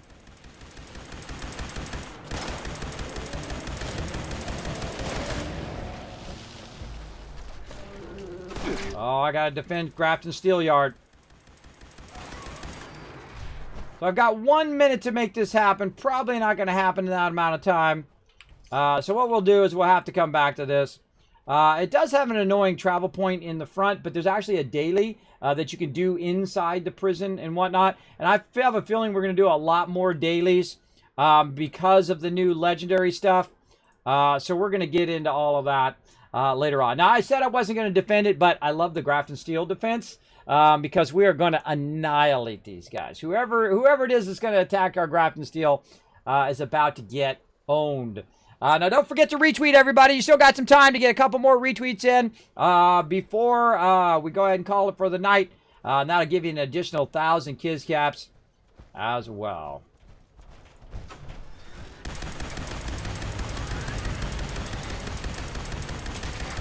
I see how my turrets sometimes don't fire. It really bugs me. It really bugs me. All right, let's see if it's repair stuff. There they go.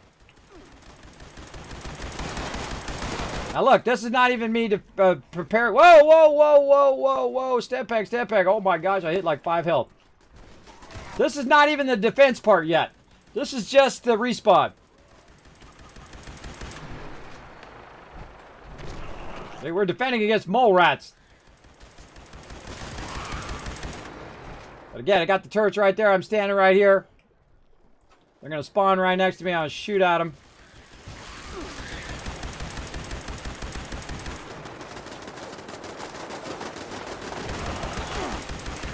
I have a tendency to spawn behind you, by the way. There we go. Tons of mole rat meat. Get it quick before your vertibird lands again. Plus, on top of that, that's why I love this so much, is because you'll get the respawn, and you'll get tons of super mutants coming in here. Now, if you got a shot on them, I don't think I got a shot on some of these. If you got a shot on them, you'll get the loot. But if you didn't, look at them all dead everywhere. There's a lot of super mutants. Oh, there we go. I got a shot on that guy. Again, my copter will run around and shoots at some more of them, which will trigger them. Come running over here, and then they'll get blasted. Like that. Let's go ahead and get our steel. Over here. Oh, or is our thing broken all this time? Oh, they might have broken my my power because I don't see too much steel in there. That means they broke my power up there at some point. Oh, that one had a lot in there.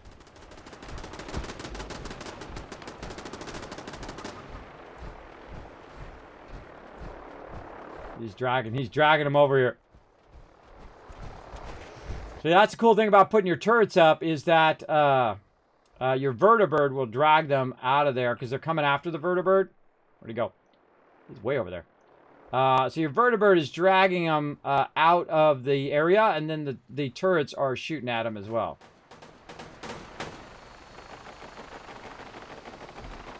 Oh, now they're coming across this way.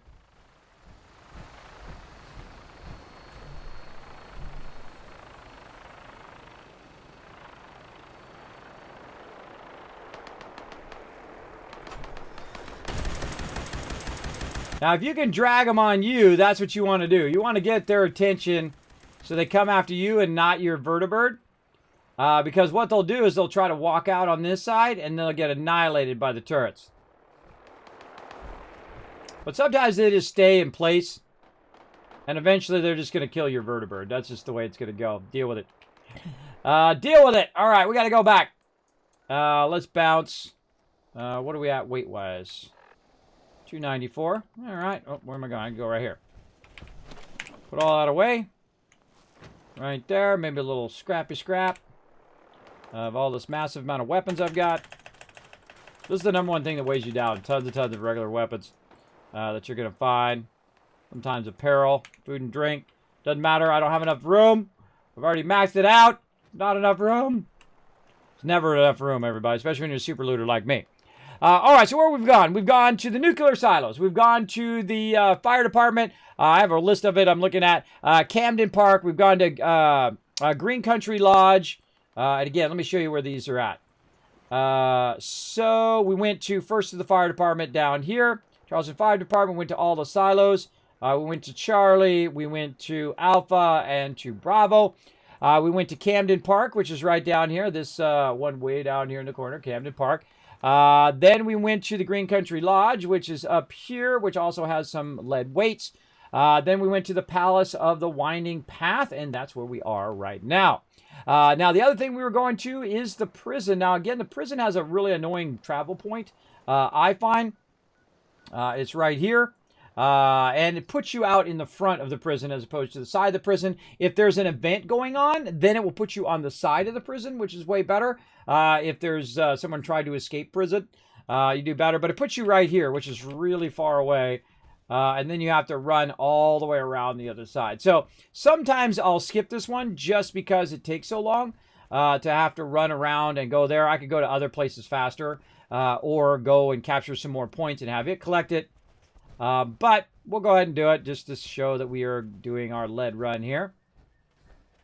I'll sneak in between this fence.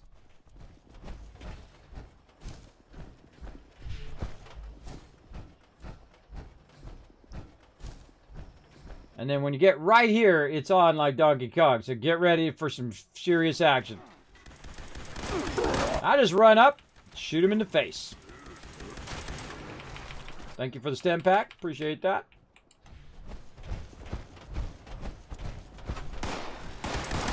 Now I'm going to get everybody's aggro by shooting in a circle.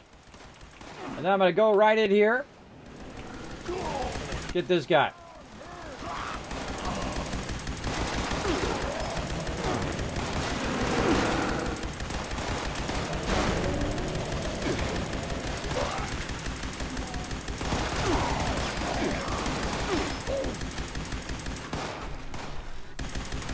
Don't ever reload when Kismet's on you. You ain't going to be able to shoot again, bro.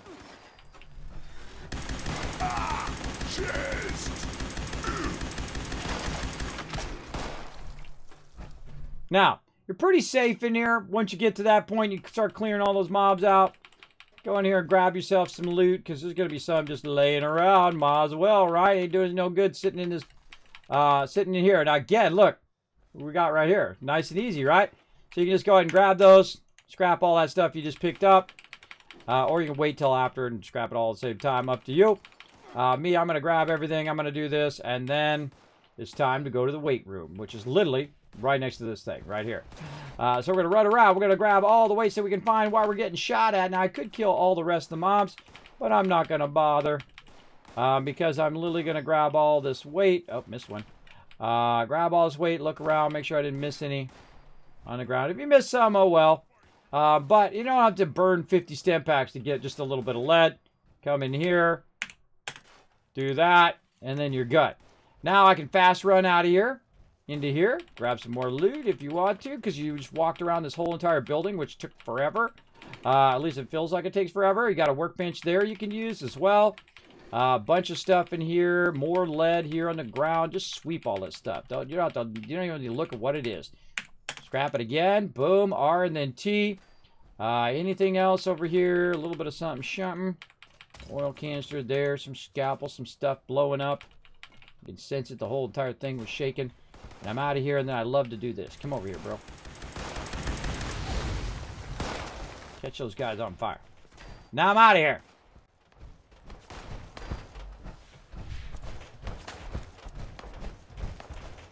Now, what they will do is they will chase me. They will come and try to kill me down here. Especially the dogs. The dogs will chase you down the hill and try to get to you. Now, while you're waiting for them to show up, you can just sneakily hide in the bushes if you want. Does you no good whatsoever. But you could hide in the bushes if you want, or you can just go to the next place, which, of course, is going to be down here. The second I find out where it is, right here, Vault-Tec University. Here we go. Boom, we're out. Just like that. Right now, sometimes it'll make you wait and have a bit of a cooldown because you're in battle or there's mobs nearby and you're hiding from them. But if you get far enough away, you can just insta-travel out of there. So Vault-Tec is the next one on our list of lead locations that we're going to hit up. Now, there is a bunch more areas in which you could go and just have it extracting lead while you're doing this. And I've done all of them at the same time before. They require a lot of upkeep. And if I'm only going to play the game for 3 or 4 hours, it's totally not worth it because it requires way more resources than do. Here's my buddy again. What's up, Gilbert? Once more to the hallowed grounds of Vault-Tec University. Well, I'm the overseer. I'm the overseer's overseer. Of course I'm going to come back to Vault-Tec.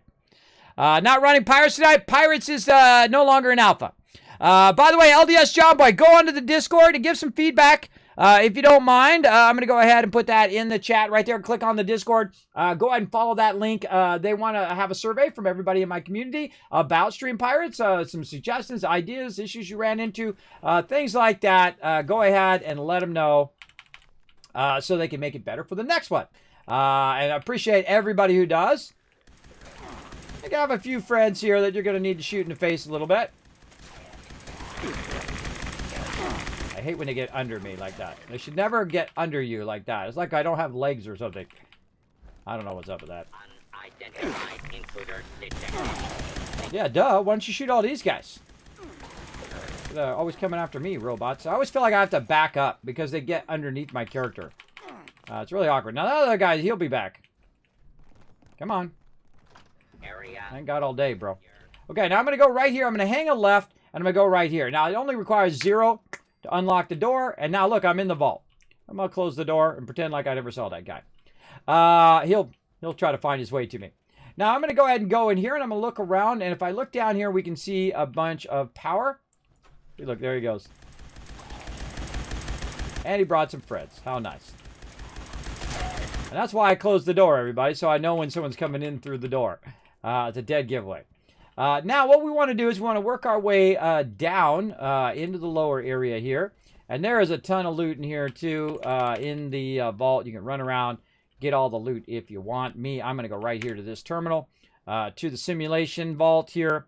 I'm going to go security door. I'm going to unlock the door. And then the second I hit unlock, I'm going to tab to get out of there. And then we're going to go down here into the vault itself. Open up this door. Now, again, see how I open up that door really easy because I have the legendary perk. Allows me to do that. Fantastic for super looting. And I'm going to go straight across here. Now, whenever you see a pool table, grab all that stuff. That's tons of plastic and stuff. in there. Now, again, you can wander around, try to click the button. Some of these don't open like that. But what I'm here for is right down here. And that is the bicycle area. And again, you're like, hey, Kismet, where's the weights? Well, the weights aren't on this side. They're on this side over here. You also get yourself a vault suit if you want. That's not a lot. But here's the thing about Fallout 76 versus Fallout 4. If you were to go into some instances in Fallout 4, you would not be able to teleport out of those instances, right? So if you do get in here, you do want to sweep the area, but you can't teleport while overburdened. So if you do come in here, you want to make sure that you either are not overburdened, so you can get back out. You don't have to walk all the way out, or you find yourself a workbench. Now, again, I'm always looking for like a kitchen area because it has lots of aluminum and steel and all of that stuff. And you can sweep all of this and find recipes and whatnot. Also, look up in those things. Look in the things down here. You never know what you might find. And again, we'll sweep some of that. I don't know, sweep some of this and whatnot. But now we're on a mission for, and again, I've already unlocked this, so I'm going to show you a little secret area here that you can go down into here in maintenance. And you can see it's just going to go ahead and let me walk outside the vault. If you've never been outside the vault, it's pretty cool. Again, little spoilers. Little spoilers. If you've never seen that door before, you've never been outside, it is pretty fun to go outside the vault here and just walk around. Reminds me very much of, what's that, Vault 98? Vault 98, that's part of the Vault Tech expansion of Fallout 4. Where you're building your own vault and you can see the outside of it while you're building it, which is really fun. There's a good amount of plastic and random loot in here to grab as you're just tooling around. And there's a mob up there that's going to shoot me here in a minute. We'll get to him.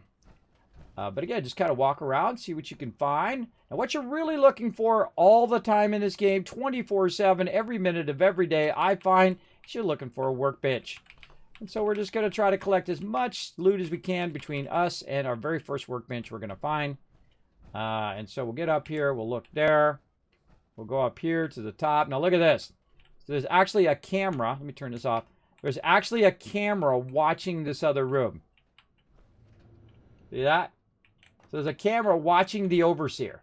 If you've never seen that before, I think that's one of the coolest details in the game. Is, well, my light is making it hard to see. But one of the coolest details in the game is they're literally watching the Overseer in there. And he's writing stuff down, or she's writing stuff down. Whoever was watching the Overseer, literally sitting here watching the Overseer. Now, I think it would have been cool if you could have, you know, clicked the thing and looked through it. You know what I mean? You could have looked through it watching the Overseer, or watched back a little bit of a snippet of them watching the Overseer. So again, this is the part that most people don't see. That's when I run out of bullets, everybody. Shoot him in the eyeballs.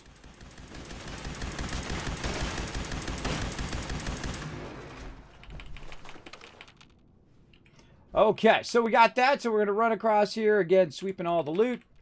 Checking out all this cool detail in the behind the scenes. Now, there's not much to this other than the fact that you come back here and you're looking through the windows of which they can't see through on their side.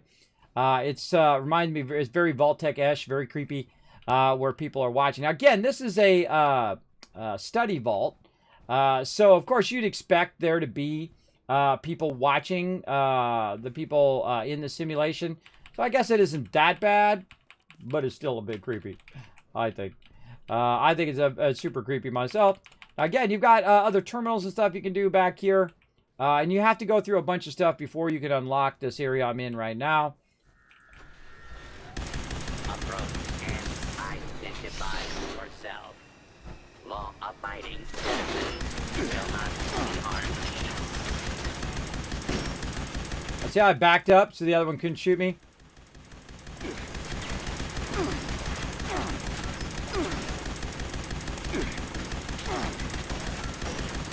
This area cleared. Proceeding with search protocol. Let's scrap. So he spawned right there. These are where they make more robots. Okay, we'll just take a little bit of a tour down here. That's a door that goes right here. See, there's like a hidden door there. I love hidden doors, everybody. It's one of my favorite things is hidden doors. So right where we just were, there's a hidden door where you can come through there as well. Or go in there, I guess is the better way of saying it. But look at this back here. Storeroom. Have you ever been back here? Put a 1 in the chat if you've ever been back in this storeroom back here in the game. Again, look at him creepily watching everybody from this side. I don't think too many people come back here. This is a pretty obscure spot in the game. But I'm sure a few of you have. You're a very thorough explorer like me. For sure. And so you come back in the storeroom, and there's some goodies and stuff to find back here. But as you can see, I'm just kind of going through and seeing what's in here, some explosives and stuff. Most of the stuff I'll just sell. And there we go, a little bit of stuff here, a little bit of stuff there. And so on. All right. So we got a bunch of loot, and we got a bunch of stuff, but the problem is, so far, no workbenches, right? No workbenches there. Let's go back up here to the top area. Again, where they're creepily watching everybody. Sensor alert. Oh, a Saltron.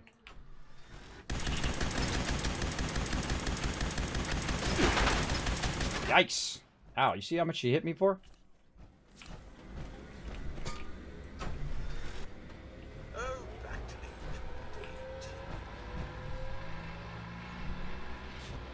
Running elimination subroutines.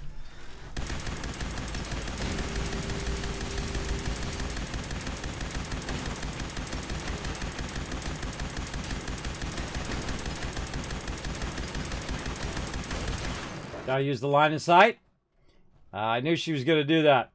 Line to sight her. Best way to deal with them. Now look at that. You can actually see down underneath there, by the way, which I think is cool. You can see underneath there. Now I'm trying to go up here to this upper level, grab some more loot. Again, you don't have to do all this looting, but there is some stuff up here like gears and things like that that you can grab. But I just think it's kind of a cool little spot if you've never been back here to give it a go. And again, just like desks and random computers and stuff. Neat area. I would imagine very few people ever like make it back in these little cubbyhole areas. Because they're just, you know, running through, they're doing a quest, they're doing whatever, and not necessarily... There's a classroom. Looking in the classroom. That's Vault-Tec for you. It's super creepy. Maximum creepy. Alright, so we'll go through here. Now again, can I close this door back again? I think I'd have to get through. Yeah, I'd have to get through in time. Alright, let's try it like this.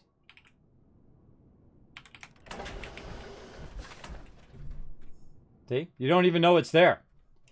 So you don't know it's there, and you can't open it up. And again, I'm not going to worry about hemlock holes and all that stuff for right now. But you don't even know it's there. And I know where it is, but I can't click it. I can't go through it because you can only open it from the other side. Alright, so we got all that done. Now, you're like, Kismet, where are we going to find a workbench? Well, let's go look in here in this little maintenance area. There's none in here. Oh, we already looted all this, right? Yeah, we looted all this. So we have to go looking for a bench. And you can't pick these off here, by the way. And this is like the shower area here. Oh, over here. Super stab pack. And then other side. Does not have a mirror over there. It's over here. Man, I'm hitting those like Donkey Kong today. I'm rocking it. Rocking it. Okay, so none down here. Now, again, you might not be able to go in the maintenance because you probably don't have that unlocked. You have to unlock that. So we go ahead and go back this way. And we can look along here. Again, you go along and try all the sliding doors. You got the classroom and all of that. Show on. These are the sliding doors that actually work. We have a whole bunch of stuff in here. And whenever you see medical stuff, that's like jackpot, bro. That's like the stuff, right? Especially like microscopes, other random loot we got in there. Holy moly, we got so much loot. Forbidden knowledge, we can turn that into our buddies over at the Brotherhood. Again, I'm a super looter, everybody. Now, again, you don't have to do all this part. You can just come in, grab the lead, teleport out. There's not actually... a lot of time, the lead on this one does not overburden you. So you can just grab that lead and just straight up bail. But we can go ahead and run around. Oh, there's some lead there. Speaking of lead. Get these buckets. Lead buckets are the best. Now I'm going to go ahead and also bring my water up so it gives me a boost on HP. I'm going to take my home defense off and put my action boy on just so I can walk a little bit better. Now again, this is probably where we came in. Yeah, this is where we came in. In there. Let's go to the other side. So what you're always looking for is you're looking for a way of scrapping all of this loot you're carrying around. And you can see these don't open. And then we have this part here, which is the screening, which is the front area. Usually this is where they first bring them in. Like in Fallout 4 is where you first usually come through the screening area. I wonder what that does. I'm not going to tell you. You'll have to play the game and find out. All right, now we got the lockers. You know I love lockers because it has a bunch of random loot. Get the hangers, that's steel. Get all this loot here. Hamper. I don't think there's really much else in here. Oh, right down there. And not much else in there. And then we're heading toward the exit. So out through the showers toward the exit.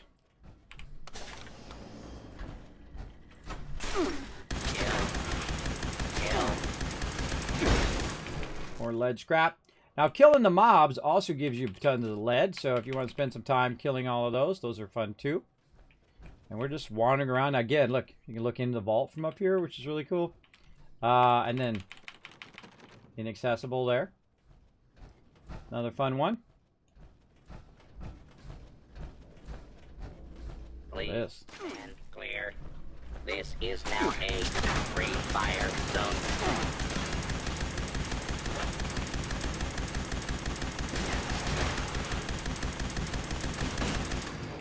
Now, the question you should always ask yourself is, am I using more resources to kill mobs than the actual resources I'm getting back? That's why I use fusion cores most of the time. Look at all these poor vault dwellers who are, or potential vault dwellers, who are dead. Now, if you haven't been up here before, this is actually the Overseer's room right here. Vault simulations, like the vault entrance where you're first coming in the main area. More like the entrance, I guess. And then out to Appalachia we go. Now, again, what you're looking for is you're looking for a bench in there, some sort of workbench to scrap your stuff. And a lot of times you won't have one nearby. And so you have to wander off and find the nearest bench. Now, me, because I do have Fallout First, how much time we have? 3 minutes, wow.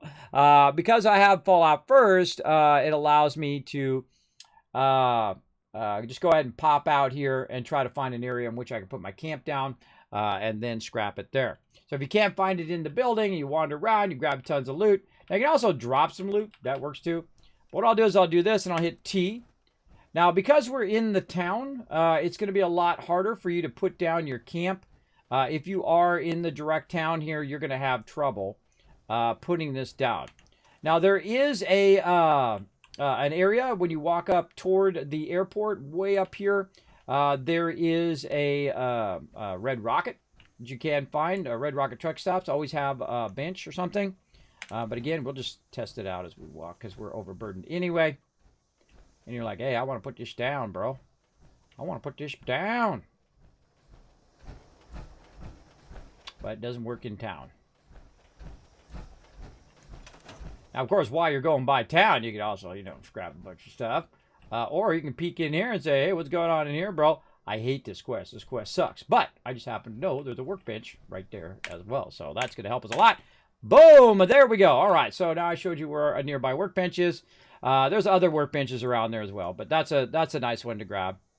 Okay. Where are we going next? We are going to the White Springs. So let's go White Spring.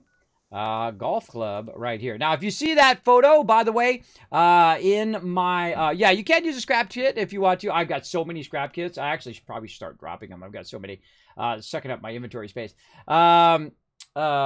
If you do, if you see the retweet, or the Twitter I did, that's a shot of me walking into the White Spring, and all of a sudden there was like so many mobs in there. I'd never seen that many ghouls in there. That is not Photoshop. That is the real deal. I turned the corner and boom, there was literally like 15, 20 mobs in that room. We're going to go see if it happens again right now. We'll see. I've never seen that happen before. Usually there's 3, 4, 5 of them in there. but they're in here in this. And so what I do is I just run over here. Now, again, remember, these give you lead, these things right here. So I just run over here, grab some chimes, shoot some rad roaches while I'm at it. Now, watch out down here, because look out. I also blow up the rad roach with that. And then I literally walked this corner, and they were right here. And so I'm just here for the chimes. Literally, we're standing right here in this room. That's where that photo's from. I actually have a video of it, too, where they just come around the corner. I'll post that video at some point. But that's it. That's why I'm here. Just that little bit. Now, of course, you know, the White Spring is just littered with loot, everybody. You get crazy tons there. But we're just going to make a quick stop there. And then we're going to the monorail. Now, I've showed some of these before. But I'm just trying to run the full gambit here. Now, again, I'm crouched right now. And I can go back and I can try to retake Hemlock Holes. That's fine. No big deal. We're just going to go get our loot here in a minute. But we got 2 more places to go. We're going to go first. Look at my crew. There's always one person looking the wrong way. And when you're taking a photo. I got to give it this game. This game actually has some beautiful spots. He forgets about those. Yeah, I don't use scrap kits. I feel like it's better just to run around and do it the old school way. You know me, I'm old school. So we go ahead and run up here. Now, a little trick, by the way, is to, you know, pick a side. I usually run down here and see if there's a fusion core. There rarely ever is when you're on a private server. A lot of times, by the way, there will be if you are in the adventure area. Now, I'm going to go ahead and go up to the top here. We're going to go ahead and do this battle. Let's do that while we're loading. To battle! All right, I feel like we got this one. How many peeps? 87 units this time. Now we're talking. There we go. Now we got some peeps putting some units down. Let's do it. 130 plus they've got. We're going to get this done. Ah, look on the other side over there. You got a mage over there just fireballing them.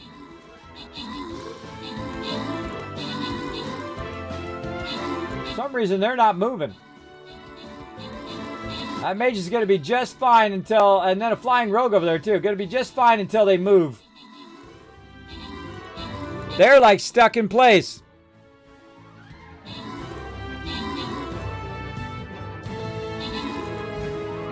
Look at that. That's 200 IQ over there. Uh-oh, now they're moving. Look out. How's 200 IQ going to get tons of kills? Who was that? Mr. Grimm. Mr. Grimm and a crazy Aussie over there. Oh, look. They're not even going after the flying rogue because they're melees. They can't even hit the flying rogue. Well, that was some 200 IQ move there, guys. Nice job. All right, nice job. Open the cab chest. Give you guys. Whoa, look at all that loot. A crazy Aussie. M's getting some love. Maximus, the last splash, and Paul walking away with crazy tons of loot. Look at that. And dynamic sound system showing how it's done. MVP with 18 assists. Lucigen coming in second with 25 kills. Snugs coming in 11 kills. Boxkicker with 18 kills. And Paul showing how it's done. Rounded out the top 5 with 10 assists as well. Now, we're going to come back to that next time. We're going to get some gold, everybody. But for right now, we're going to finish this run. Let's go.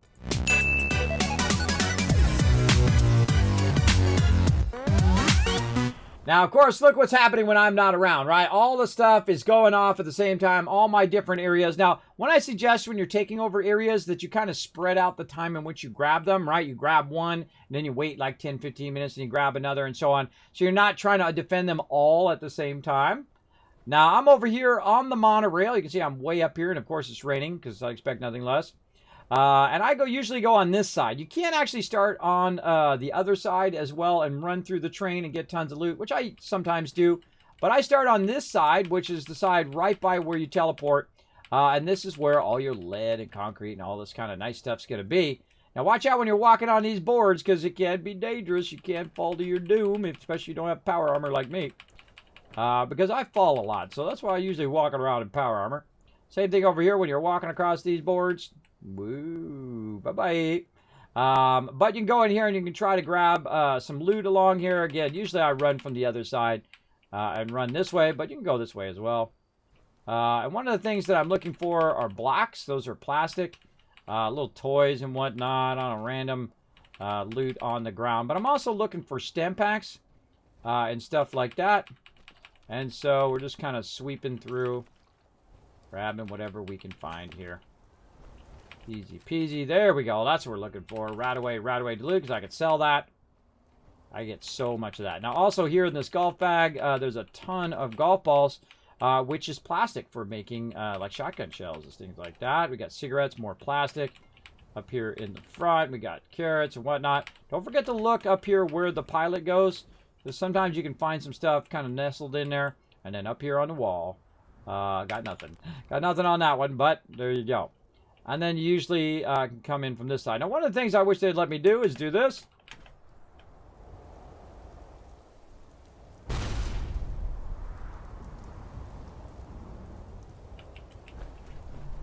They're like, whoa, Kismet, what the? I was like, do it again. Now, if you land on it just right, you can actually jump down from up there. But if you don't, what happens is it just puts you right back up there again. Even if you have power armor, and you'd be just fine. But if you jump down here at just the right spot, you might find yourself some additional sweet, sweet loot to grab over here while you're at it. Why not? Look at this. Ooh, mama.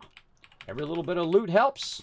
You are a loot hoarder like me. You know all this is going to pay off in the long run. When you're hanging out with your crew and you don't have to make, oh, hold on, everybody. I got to stop and go get some ammo. I got to stop and go get this other thing and do this other thing and other thing before we can go and do anything together. That's why I do this stuff kind of either in the morning time or early in the week so that my crew don't have to wait around for me to go and collect resources. And lots of loot along this walk line. And some down here. I'm just showing you some of the loot, my loot areas. There's also an elevator here, or we could just go GG.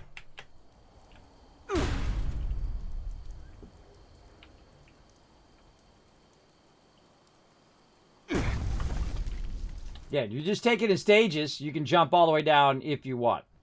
It's up to you. Now, once you got that done, again, there's some other places here where you can get some loot. If you so want to. Again, just sweep it. Grab everything. I just hit E a lot. Oh, take it for the stamp pack. Getting them stamp packs backlogged. Again, just getting overburdened with loot. So much sweet, sweet loot everywhere. And again, just walk around wherever you go. Boom, you get some loot. Now, because I'm out here, I can go ahead and do this. Again, pull up my thing, and I have the cool one, the tank one, which allows me actually to go up here and also scrap stuff. I feel like this is my favorite one because I can take out all these weapons and things like that that I don't need. And I don't have to use a scrap kit or anything like that. I can just very easily just put that down, take out all this random loot, as well as use my scrap box right here. And there we go, 600 loot away and in there, looking good. Now, how are we looking on circuits? 79 circuits, looking good there. How much are we looking on lead? 508. Looking sharp. Lead scrap, 3,236. Very, very nice. I'm liking all of that. That's loose gears, 501 there. Nice. So we're just trying to backlog a ton of loot. Now, the ultimate place to go is right here, the Lucky Hole Mine. Of all the places we've gone, if you only go to one place, this will be the spot. Right now, again, my crew eventually showed me this a while ago, and I appreciate it. I appreciate it. Whoa, look at that. 1 year, 11 months, and 20 days. Thank you for that long time follow-up. Still doing lead runs. Yes, I've been doing lead run for the last 4.5 hours. Now, this is the last part of my lead run, the last part of the stuff I've been doing offline to try to collect a bunch of resources and backlog those resources. So again, as I'm sweeping through, we're going to do some super looting. You don't have to do this part, everybody. You can just run for the lead, whatever you want to do, but I'm a super looter, so I just go ahead and grab all the loot. Now, it's much better if it's daytime because you can see what the heck you're doing, but you can also sneak around nice and stealthy so nobody knows you're here. Oh, typewriter. Telephones and typewriters, everybody. That's the way to go. Get all that stuff looted out. Little by little, they don't even know I'm here. They don't even know I'm here and I'm stealing all their stuff while they're not even paying attention. I could stealth up on them, which I normally would if I was playing a stealth build. But since I'm not, I'm just going to walk over here and shoot them in the face. Guidance. That one's not even going to get a shot. This guy, shot in the face. This guy, in the face. And there's always one person who's hanging out around a corner or something like that that tries to sneak up on you every now and again. But I just loot the heck out of them. Now, we're about to annihilate a whole bunch of dudes. Now, I've got 15 stem packs on me. They're all 100%. Way more than what I need. But I'm going to go ahead and just try to grab all this. Now, again, look, there goes all my stuff. All my stuff now needs to be recaptured. But I'm at the end of kind of my play cycle. So I'm not so worried about losing them. In fact, sometimes I don't even bother to defend them at all. Even though you get loot and all that stuff from them. And that's because I'm busy doing other stuff. And usually this run takes me a lot less time if I'm not explaining it and doing battles on the side and doing all of that stuff. Much easier to do while you're offline. You can just kind of cook through all of this, get tons and tons of loot. And I finally got my excavator armor at level 200 plus. Because this is where your excavator armor is going to be the best. Right here. So again, I'm getting a bunch of steel. Now I got to retake Poseidon Energy Plant. I don't care. It's fine. And now here we go. Now we're going to get a sweet amount of loot in here. Now there is an actual secret in here, so look out. Spoiler alert about to happen. There's this little secret area that's fun, and you got to be quick. Got to be quick on this. So I'm going to go straight for it. Here we go. Found you, unbeliever. Nothing. What? Who dares? Oh.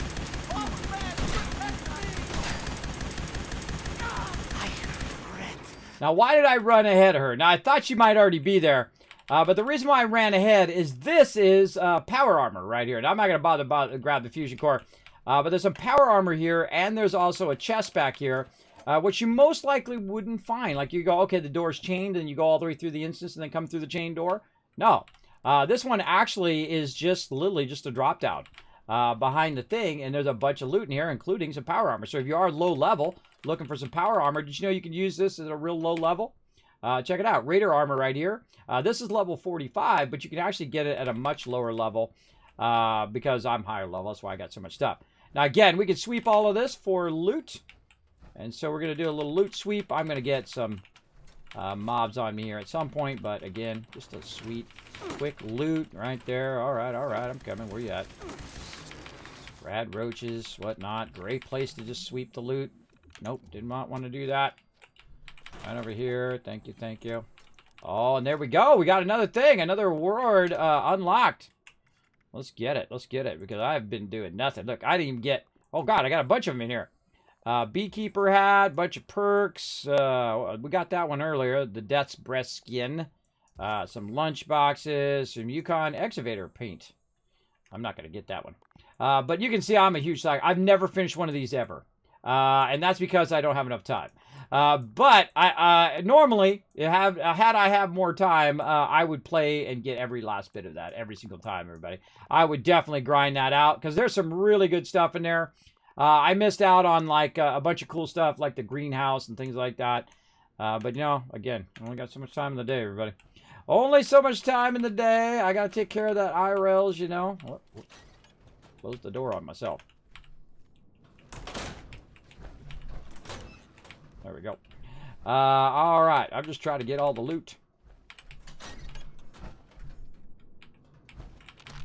Intats, again. All this stuff will just end up getting scrapped or sold or dropped. But we're going to sweep it while we're at it. Okay, we sweeped all of that. Again, it doesn't have to be perfect. You don't have to get every single thing, but yeah, I'm going to sweep it a bit. And here we go. Okay, so now we're going to go into the mine. Now, there's multiple ways to go in the mine, but as you're going down the mine, make sure you're watching for loot. What? Rad roach, get off of me. Make sure you're watching for loot. Now, not only the type of loot that you pick up, like in there, but other type of loot, which you'll see here in just a moment.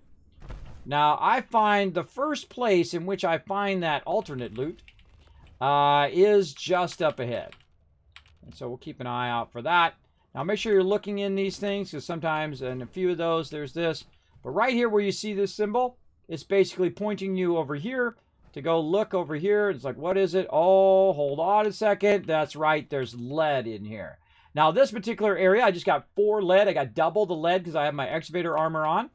And so when you go also to scrap the lead, make sure that you have your other perks on that double it up as well. But you want to go ahead, or when you're crafting anything, it doubles up like your ammo. Now, you have 2 ways to go. You can go that way, which is usually the way you go because you typically don't have the key to get in here. Lucky hole key, because you haven't gone all the way around yet. But me, I have the key, so I'm going this way. Now, once I've gone this way once, I usually start this way because this is where you end up annihilating just a ton of peeps at the same time, and it's really, really fun.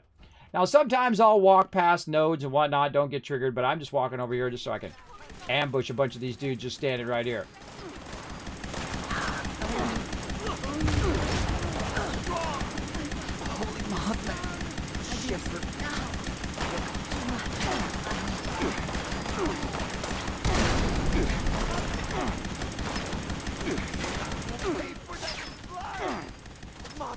And this is why I love the Gatling. I died! I wasn't even watching my health, everybody. I was having so much fun. This is why I have the Gatling, because I can shoot so much. Now, if you do die, look what it does. It just puts you back at the beginning of the instance. No big deal. You don't lose your weapons. You don't lose your items. You just drop whatever items you had in your junk, right? Which is some of the items that we want to keep, right?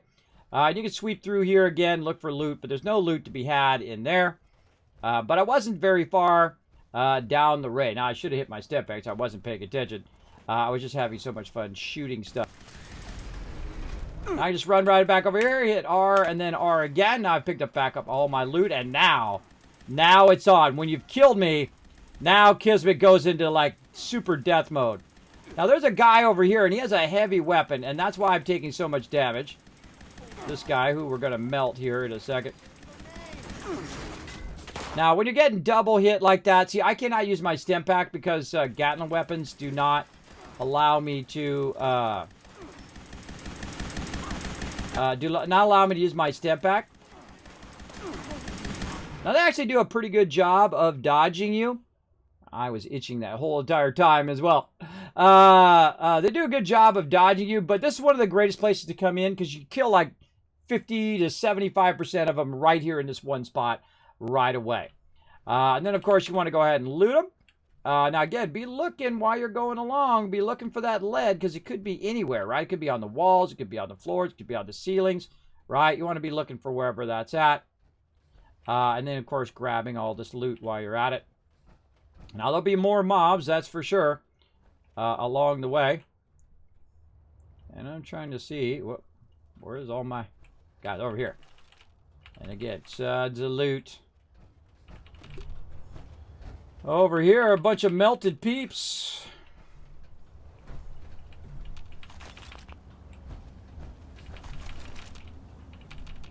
There's his arm there. Another dude who got melted. Don't need that. Now, again, that's where the actual key is, right there. But I already have it, so I know where it's at. Now, you might go back here and be confused as to how to get on the other side of this. Ooh, stim pack there. Thank you very much. Bunch of settlers over here. You can grab their loot. Now, I have a jetpack on my other armor, or you can just try to jump your way up. It's really awkward. But there is a hole right up there. You can see it goes into another room. I'll show you how to get back over there. And that's usually where I go first now. But I'll check all these settlers, grab a bunch of their loot. I'll look for any lead that's sitting around. I'm here for the lead. Remember that. That's what you got a purpose. And of course, I had the lucky hole thing again to unlock that. Now, there's a way back that way and over there. We're not going to go any of those ways. We're going to go right here from where you see the thing. We're going to walk back down toward the stairs where we first came in, and we're going to hang a right. And we're going to go up here, and we're going to look for some lead. Now, as you're going along, you're going to miss a bunch of lead as you're going, because it's literally hiding behind the corners while you're going. You'll miss it. It'll be on this side or up high or wherever. So I walk forward, and I get all the lead I can get, and then I'll turn around and I'll come back. Again, if you just go in one area, just this one spot right here is one of the greatest spots in here, just to straight up grab lead. Now, I actually know what the code is to that, but I'm not going to bother. This is just a little bit of loot in there. I feel like it's not worth opening every time. So I'll just go ahead and walk past all of this. And we're going to go back there in a second. We're just kind of grabbing all of this random loot in here. And again, I grab everything. I'm a super looter. And so I'll get right about here, and then there's going to be some more action up that way. We'll come back to that. But we'll go ahead now and backtrack, and we'll look for all the lead we might have walked past, right? So, again, I'm using my power armor thing, and I'll look for any loot that I might have missed, because this is definitely going to happen. And you're going to be very overburdened at this point, as I am. And then we'll just backtrack across here. Now, my crew had shown me this before, and I was running behind them, and I can tell you, it drove me insane. I could not find it for the life of me, and I'm going to show you where it's at here in just a second. First, we're going to look for any lead that we might have missed. No, we did pretty good. But see this bush right here? It's hard to see, but there's an opening right there. There's an opening in between here. And my crew had run me in here before, and I knew there was some sort of bypass, but I could not find it again. So I literally scoured the entire place for like an hour and a half, trying to find that little spot, and I finally found it. It's literally right by the stairs. You go down the stairs, you hang a left, you go down there, and it's going to be pretty close to that entrance there. So if you've never been back this way, another fantastic area for lead. We're just collecting crazy tons of lead here. And like, I feel like you can never have too much lead. Look upon your subjects with mercy and protect them from harm. Yeah, here's some mercy for your subjects. Nice flamethrower, bro. Eternal. I could tell. I could tell you were going to give me plenty of mercy with that flamethrower. All right. And again, just look around, see if you see any loot. Now, I kind of feel like going this way is not useful other than this right here. This is the most useful thing in here, but there's a bunch of just random stuff in here you can grab. And a nice little chest full of stuff and so on. A little bit of something, as I like to say. Now, of course, it also has this thing, the workbench, which is going to be super helpful in your journey through here, especially getting rid of all these heavy weapons that are weighing you down at this point. So we're going to go over here. I feel like this is its most useful thing. Is that, and of course the chem box. I didn't pick that up. Grab all this other random loot. Again, sometimes you'll miss nodes, no big deal. I got that guy. And then in here, there's another person who's right off the side here. It's hard to get from this side. You usually want to get him from the other side. But the reason why I don't come in here, other than the workbench and that, is this is just crystal. If you need a lot of crystal, I don't. I have so much crystal, it's going out of style. This one you can't get, by the way. Sometimes there's nodes you can't get. A little irritating, but, you know, you roll with it. But that's just crystal in there, so I don't usually run in there and grab that after a while because I've got so much. And so on. Now, on the way back, same thing. Be watching the nodes that you might have missed while you were walking forward. And again, I really kind of slow down at this point. And I'm watching because there's usually a few that I miss coming through. But man, I'm being somewhat thorough today. There it is right there. That's the one I usually miss coming through. There's another one right there I missed. That one I got. And so on. So that doesn't go anywhere. It just goes to that dead end and then you got to come back. And then I'm going to go this way, which is where we were going before. Down here, past the door. I'm going to go into the bigger room here where we got the lantern. And then you can also go the other way too. These all kind of circle back on each other. Again, as we're going. Look for loot. Anything in here? A little crystal in there. And a little crystal in there. Again, don't really need it, but grabbing it anyway just to do the full experience here. Now, if I go that way, you can see that there's a door there. And I can go back out that way through the door if I want. But what I really want to do is to get the loot that's down here at the bottom. We'll run all the way back again through all this smoky stuff. Back into the open room here. And remember, this is where I came down. Right here, when you have the lucky hole key, you come down, hang a left. Watch out for that right up there. And so on. And then we wiped out all of these guys, and then we want to go this way down into this little cavern. And I don't remember where all the stuff is, everybody, so I have to look every single time. But usually on the kind of left wall or this inner wall is the crystal. On this upper wall is you have a kind of a combination of crystal and whatnot. And so you just want to kind of look for it as you're going along. Sometimes you'll walk past it. This is mostly crystal in this room. Let's see, we got some crystal in there. Again, probably don't need it, but yeah, let's be thorough. Okay, so we got that one done. We'll walk up this way, always looking at the walls to see if there's any stuff we can grab. Let's assume you haven't grabbed it. Now, on the high side of this one is going to be our lead. Where's the other one there? And then we got down here in the water, winding around the opposite direction. Some lead there, so a really good lead spot. Checking all of this. Again, I don't remember where every single one of them is, but you get the general idea. Looking good. Now again, we go that way, that's going to be a bunch of mobs. Now, what's this other way over here? And again, doubling back, see I found another node. What's this other, where's this go, right? This other little passage that we're going through here. Well, it just ends up right back where you first came in. Right over here. So it's like a big circle. So you might want to come back this way, go one direction, turn around, grab any loot that you find here, and then go the other direction and look for any nodes that you might have missed along the way. And then we've pretty much done a bunch of that area. Now again, I only have so much time, so you can go in, and there's a lot of other deep areas that you can go into and find a bunch of mines that have different stuff. But I'm going to backtrack and just annihilate these guys because it's fun. Wings flutter, I will follow, and I will not fear the darkness of night. Notice I'm back over here again. Cheater. Mothman, I join you in eternity. Bye, bro. All right. Got hit by the trap.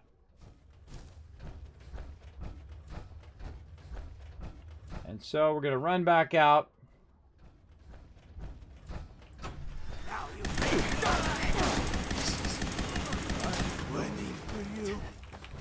Why you don't mess with me?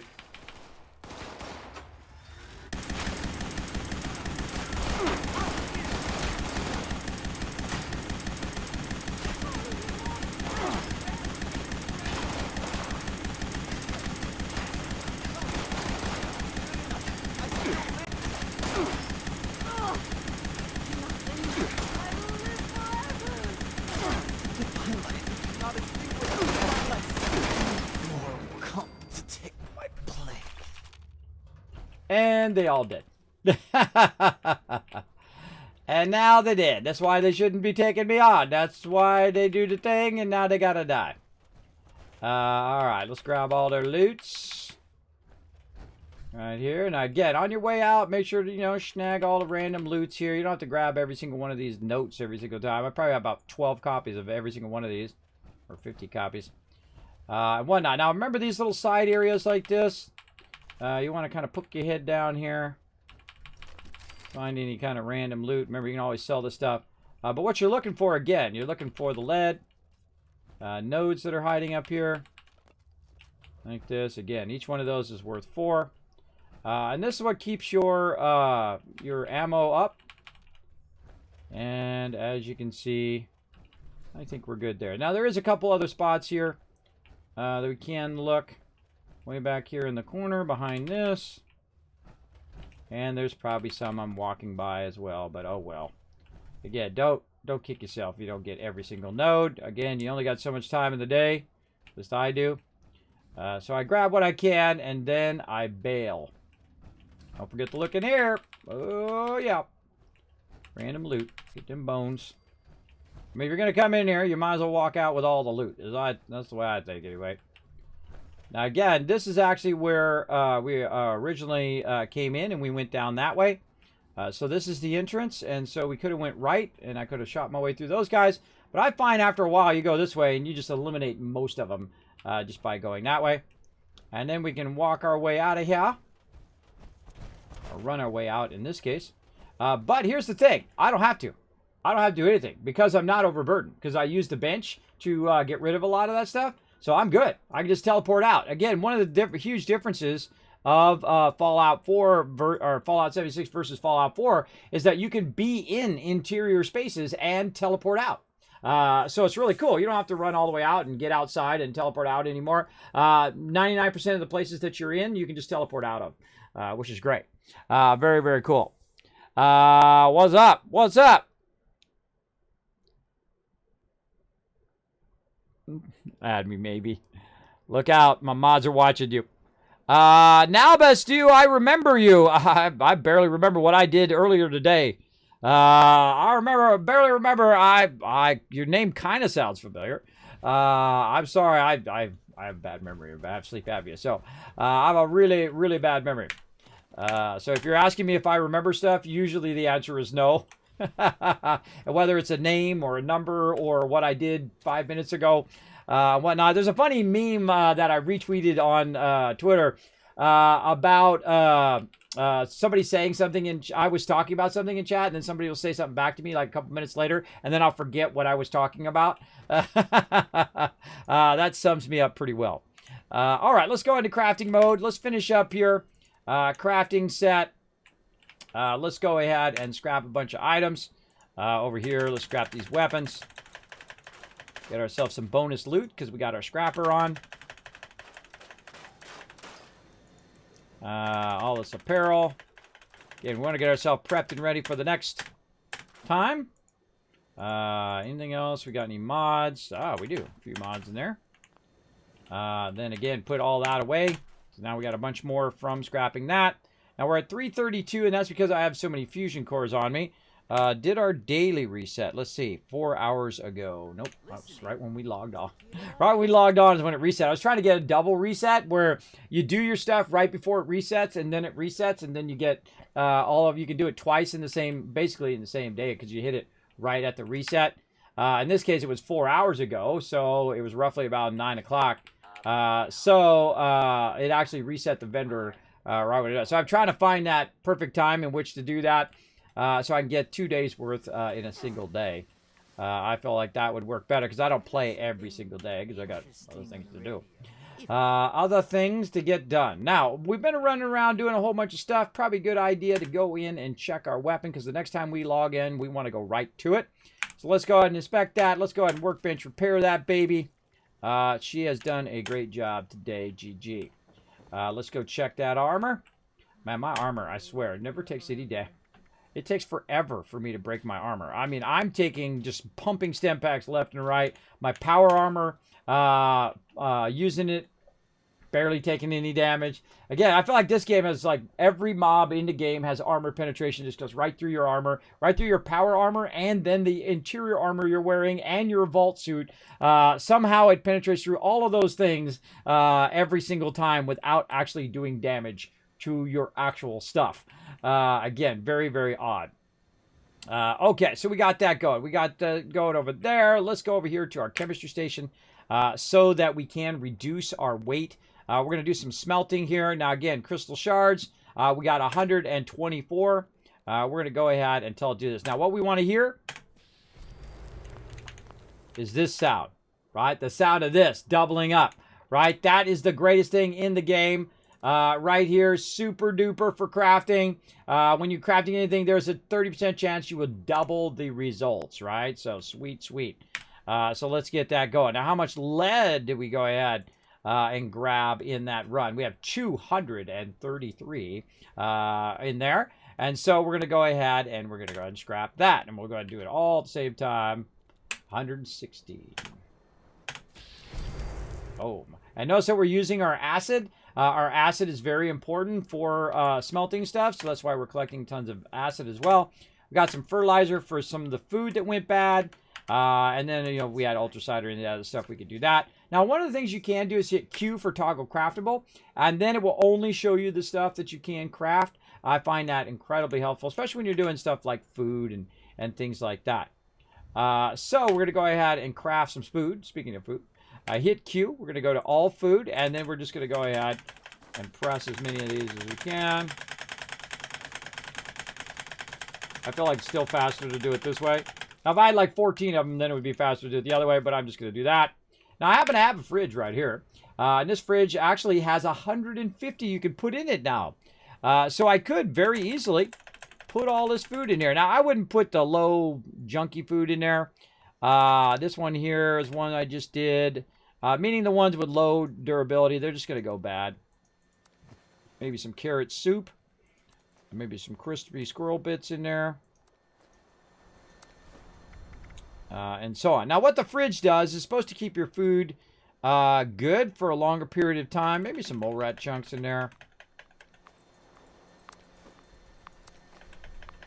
This takes forever too. You got to think 150 of these I got to put in there. So I got to press it 150 times. There's no slider on this either. I don't know who designs this stuff, but they obviously are not playing the game. They're obviously not playing it at the level that I'm playing it.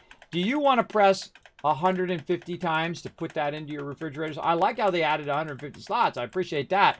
But do you literally want to press spacebar 150 times to put that in there, and then you got to press 150 times to get it out? Because it's going to go bad in there anyway. And when it does, it'll automatically go in the other thing. But, you know, for the sake of science... Gotta wonder who else is out. You should just be able to... Now that needs a slider. See, I could just slider that in there. But there you go. And I'm actually going to eat up some of this food because, again, it's just going to go bad. Baked blowfly, blood bag steak. Yeah, I don't even care. I don't even care. I don't even pay attention to food. And there we go. We got our food and water up, and then we can go ahead and use our disease cure to take that off. All right. Now, I say we do one more run, and then we're going to call it. All right. Now, this is what I call the final run.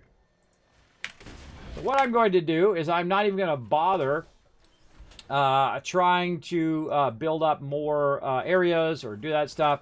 I'm going to actually just go through and quickly jump to each area. So first I'm going to go over here and see if it lets me travel. See, I don't know why it does that weird thing like that every time. It puts the fast travel behind the rollover, so it's hard to see it there. So I just click it anyway, and it seems to work. Oh no, the Mothman. What did you eat for breakfast today? I don't even remember. I honestly don't remember.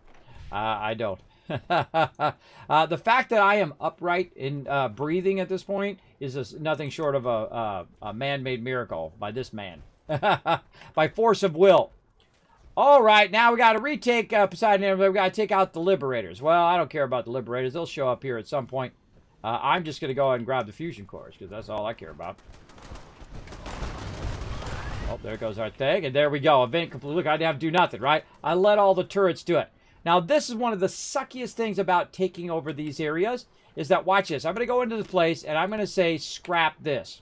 And it's going to give me a rubber, a copper scrap, and an aluminum scrap, right? So 3 items I'm going to get. Now, watch if I go to make one, right? If I go to make a an actual fusion, watch what's the difference in the resource, if I can find out where it's at. Where's it at? They call it something else. Generators, that's what they call it, instead of power. Look how much resources I use to make a fusion generator. 25 aluminum, 20 copper, 8 crystal, 12 gears, 12 nuclear material, 2 rubber, and 10 screws. And I got 3 pieces back. I feel like that is like the biggest ripoff in the entire game. I feel like you should get all of it back. Now, I could go in and I could say, oh, you know what I'm going to do? We're going to test this. I'm going to come back to this on Thursday, and I'm going to show you it doesn't work. But I'm going to hit R, and then I'm going to tell it to store the fusion, right? Maybe they fixed it. I don't know. R, and then store again. R, store. I'm going to store all of this stuff. Instead of scrapping it, I'm going to store it. And in theory, we should be able to come back and unstore it and put it down and use it, right? Just like we do in our camp. But everyone who's ever played this game knows that that's not a thing, right? They know that's not a thing. You can't, because that would be the more efficient thing to do, to just be able to come back and pull it out again. Now, if I do it right now, I do have a bunch of stuff to store it, so I could do it right now. But the second I log out or I leave the game, that's it. You are screwed, bro. You screwed, because you're going to lose all of those resources right there. Now, let's double check we didn't get another fusion core. Oh, see? Before we, right when we're at the end there. Okay, so we got that. Now, let's go. Going up here to, no, let's go to Hemlock Holes first. We'll do Grafton Steel last. Grafton Steel is one of my favorite because it's out in the open and they all come toward that center area most of the time. It's one of the few ones that actually work as I think that it should work. They should all run toward the workbench, or they should all run toward the area where the workbench is, not way on this side and way on that side and way on that side. That's what happens at Poseidon Energy Plant there, is they'll be way on some weird area or locked in some wall or something. And they'll be really hard to find. All right, defeat the super mutants. Come over here by my turrets. I'll defeat you in no time.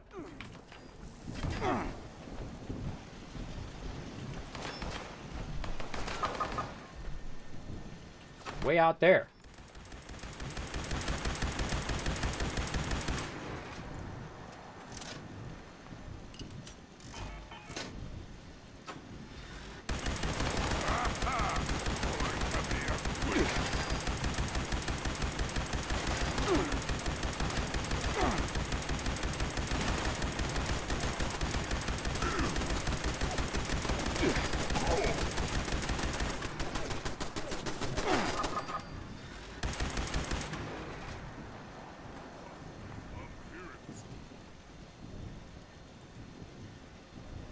One this way.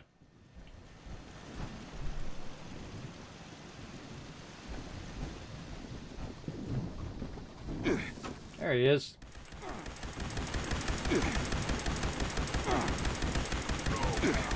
That guy's in clear line of sight of my turrets. You should have shot him. Should have shot him. But again, the more you do this, the more XP you get. You can do this all day, everybody. You just grind these. Grind them, grind. I've seen people do that. People have, like, you know, level 700 or 900. They're just sitting there grinding this stuff over and over and over and over again. I don't like to do it. I like to do it when I'm collecting resources, but I don't do it for getting levels because I don't feel levels is like, hey, look at me. I'm level 790. Well, guess what, bro? You just grinded this out just like anybody else could. It's how much fun you're having out of the game, right? That's what it's all about. I find levels is something as it happens as you go along. I find. Okay. Now, we'll come back to Grafton Steel. We're going to go grab some more over here. Now, this is really a painful one over here because I've used a fusion core, and I've used a bunch of turrets as well as some rocket turrets. And those rocket turrets are worth a lot of resources.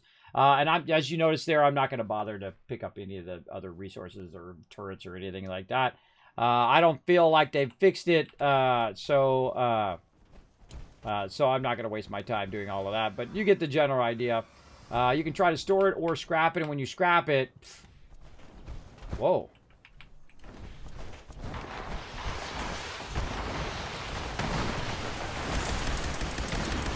This is like the most I've ever seen a Scorch Beast here. Somebody else is shooting at it.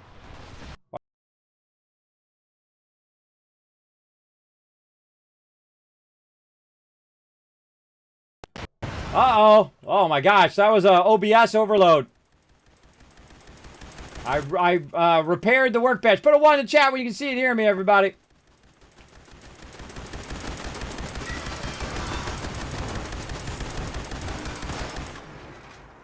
And down he goes.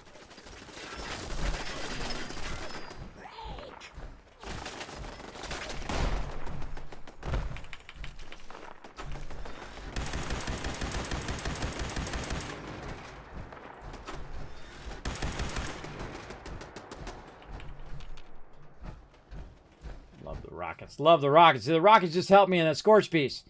And that's a little foreshadowing for my second base that I'm going to build. You'll see.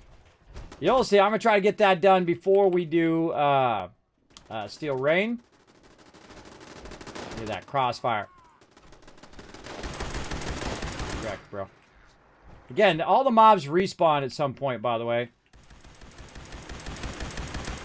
I like to shoot the sandbags out of the way, and then they have no cover up there.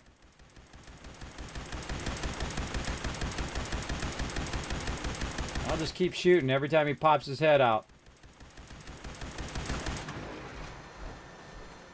Again, my turret should be shooting at him right now. He ran away. Bark, bark, bark, bark. Chicken. Chicken Scorch. All right. And again, look at all this fusion core, whatnot. Oh. What the heck? Why is there no fusion core? Did I already come and grab it? I don't know. Maybe. Maybe. Now, you can just power up the power plant so you're not using up all your fusion cores and other resources and whatnot. I find this is just faster because I just really want the fusion cores. The other stuff I can get as I'm running around. But the cheaper option is to power up the power plants. But that takes 30 to 45 minutes. Sometimes, unless you got a crew, you can go in there with your crew, a couple peeps in there, just run in there, power it up, and then you've got power to run your fusion stuff and all of that, which is really fun. Okay, so we got that done. Now, the last one we're going to do here, Grafton Let's go. Yeah, lots of ones in the chat. I have my favorite cereal concoction for breakfast. I had a bag of clusters from Honey Bunches of Oats you can buy separate from the cereal. Oh, really?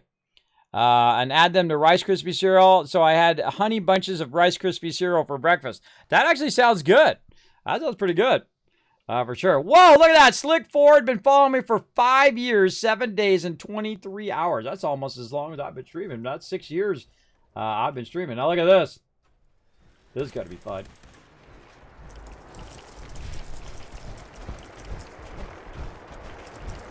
Surprise, sucker! Kismet in the house. Well, let's go see if all my stuff is repaired. Oh, I can't. Oh.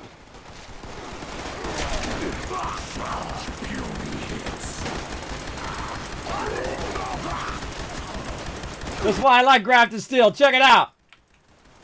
The target Richard. But I'm just going to try to tag every single mob.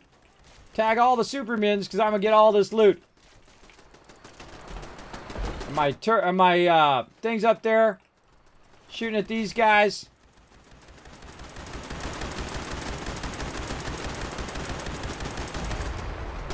That mine? That's mine. I don't want to shoot mine. Okay, where's that little guy? Whoa.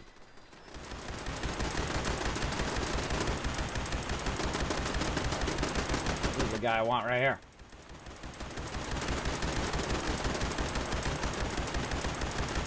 Now you're gonna find this guy over here quite often. Oops, is that mine? That's mine. Oh no, that's a bad one. Whoa. I don't know who's with what.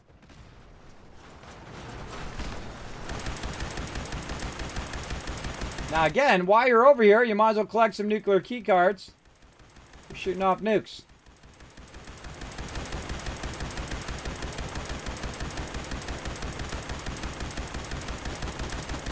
Oh, look, my turrets are helping. Come on, turrets, help me out. Get them out here in the open where I don't have to go up on the thing.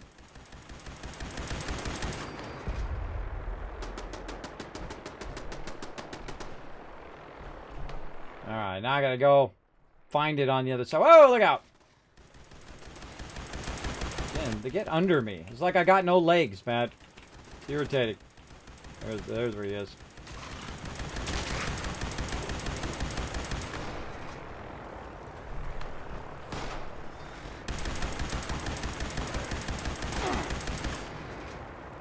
So fun. It's getting shot at by a bunch of stuff up there, but look at this. Alright, now I don't know how many of these I shot before they died, but I got a few of them. Again, try to get it. It's more important than try to kill them to get a shot in, so that you're getting the loot from everything. Whoa, look at that one with a bunch of loot. Oh, I hear there's one after me. Whoa, it got one of those guys got vaporized. Now, somewhere over here, there's another Mirelurk that I need to find to get this quest done. He's over here.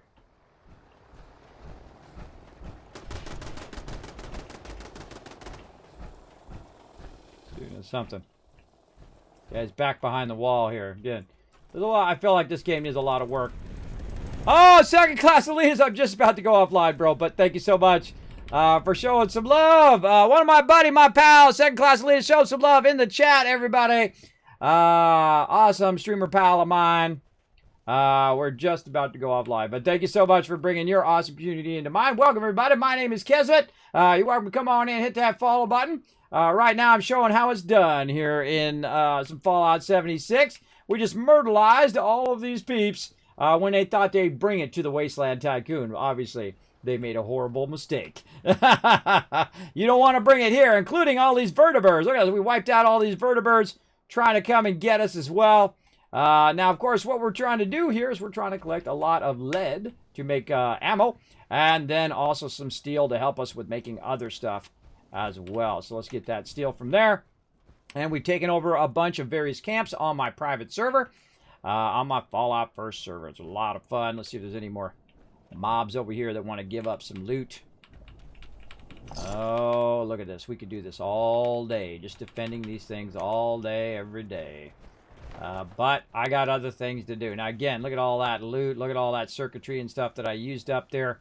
But it just helps you go faster than to power it up. Now, if you do power up the 2 power plants, then you do have power to all of this other stuff like this, because there is actually a switch box right over here that you can use. So I could just use this, by the way. This right here. Right now, it's saying activate. But if I go into building mode, you can roll over it, and it tells you how much it's producing right now, which is 10. Even with it off, you can go ahead and use it to run one of these, because these only take, you guessed it, sometimes 10. This one takes 20 there, but some of them only take 10 to run. I think is it the lead one? I forget which one it is. Or maybe they're all take 20. Hold on, let's go look. This one, yeah, this one takes 10. The lead one takes 10. So you could run that to the lead without having to power it up. Now, if you do power it up, then you can go ahead and use that power instead of using up all of your resources and whatnot. Oh, man.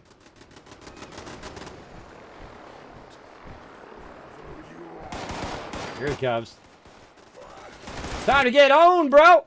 Now, that's what we call the Kismet kill box right there. It is a very, very effective in its usage of eliminating super mutants in this case. Hey, thanks for the loot, bro. Appreciate it. All right, now if I had to go to Hemlock Holes right now, I'm going to miss out. But I feel like what we're going to do is we're going to cut through right over here. Where's the door on this side? Where's the door at? On this way. Let's go over here and see if we can get one of these nuclear key cards. Because why not? We can use it to shoot off some nukes later on. So we shot down these transports, and it gives you this nuclear key card, which I find happens very often to fly over Grafton Steel. So while you're here just, getting loot, you're also getting nuclear key cards for all the stuff you do. This is why also you'll see me put down my scrap areas, because look how slow I'm walking right now. And that's why I'll put down my scrap and stash boxes here to just go ahead and loot all of that, like that. And then over here, we'll scrap all of the weapons. Right there. Any armor. Yeah, a little bit of armor there. We can go ahead and get rid of that. Apparel. Now we good. Okay, so not overweight anymore. So we'll just say sayonara to all of that resources that we used. We got nuclear key cards. We got crazy tons of lead. We are out. Peace out. Boom. Going to the water factory. Right over here. Now, we've also filled up our entire inventory worth of loot. And now what I'm doing is I'm getting ready for my crew. Now, tomorrow on Wednesday, I will do some more work on this where I'll reduce my inventory and get rid of a ton of stuff. I'll just throw it away or I'll sell it to the vendor. And so on, just so I can have room in my inventory. So when I'm running around with them and I have a bunch of legendaries or whatever, I can just throw them in my stash and then keep going, so I don't have to stop every 2 seconds and sit here and scrap everything and do all that stuff. I feel like that's the thing that slows you down the most in Fallout 76, is the fact that you have to stop. When you're in the middle of having fun with your friends and you're out battling and doing all sorts of stuff, you have to literally stop, I don't know, every 30 minutes or an hour. You have to stop and spend all of your time getting rid of all of your particular stuff. Oh, I didn't even go into my crew set, everybody. I was in my crafting set. My bad. So we're going to go ahead and pop out of the power armor. Pick up the power armor. And we're going to do one more Kismet Wasteland Tycoon run. Here we go. Now what I do here is I have a giant water factory. As you can see, this is how I make my money. This is why I got the nickname Wasteland Tycoon. In Fallout 4, I do the same thing. I collect literally thousands of purified water, because that's what I would do if I was really there. I would corner the market in water and food, because that's what everybody needs. And so if you need some water and food, you'd have to come to me. Yeah, that's how I like it. And thus, I sell a lot of water and food, and I make tons and tons of cash. Right over here. Boom. Look at this. Look at this. This is about 80 purified water. When they're all full, they fill up every 30 minutes to an hour. So every 30 minutes to an hour, I literally make a couple thousand cash, which is pretty sweet. Now, I don't have any more room to put any more in here, but I'm going to save these for when I log in. I got 95 of them on me. And I'm literally going to go through all of my stuff and just sell it to the vendor as much as I can. If I can't sell it, I will throw a bunch of it away, including a bunch of legendary armor items and things like that. I'll trade in my weapons into the legendary, but my armor items, I'll just sell them because you can't scrap them. So that's a bummer. All right, so that's it for that, everybody. Time to go to my office, and we're going to head on out of here. Let's go.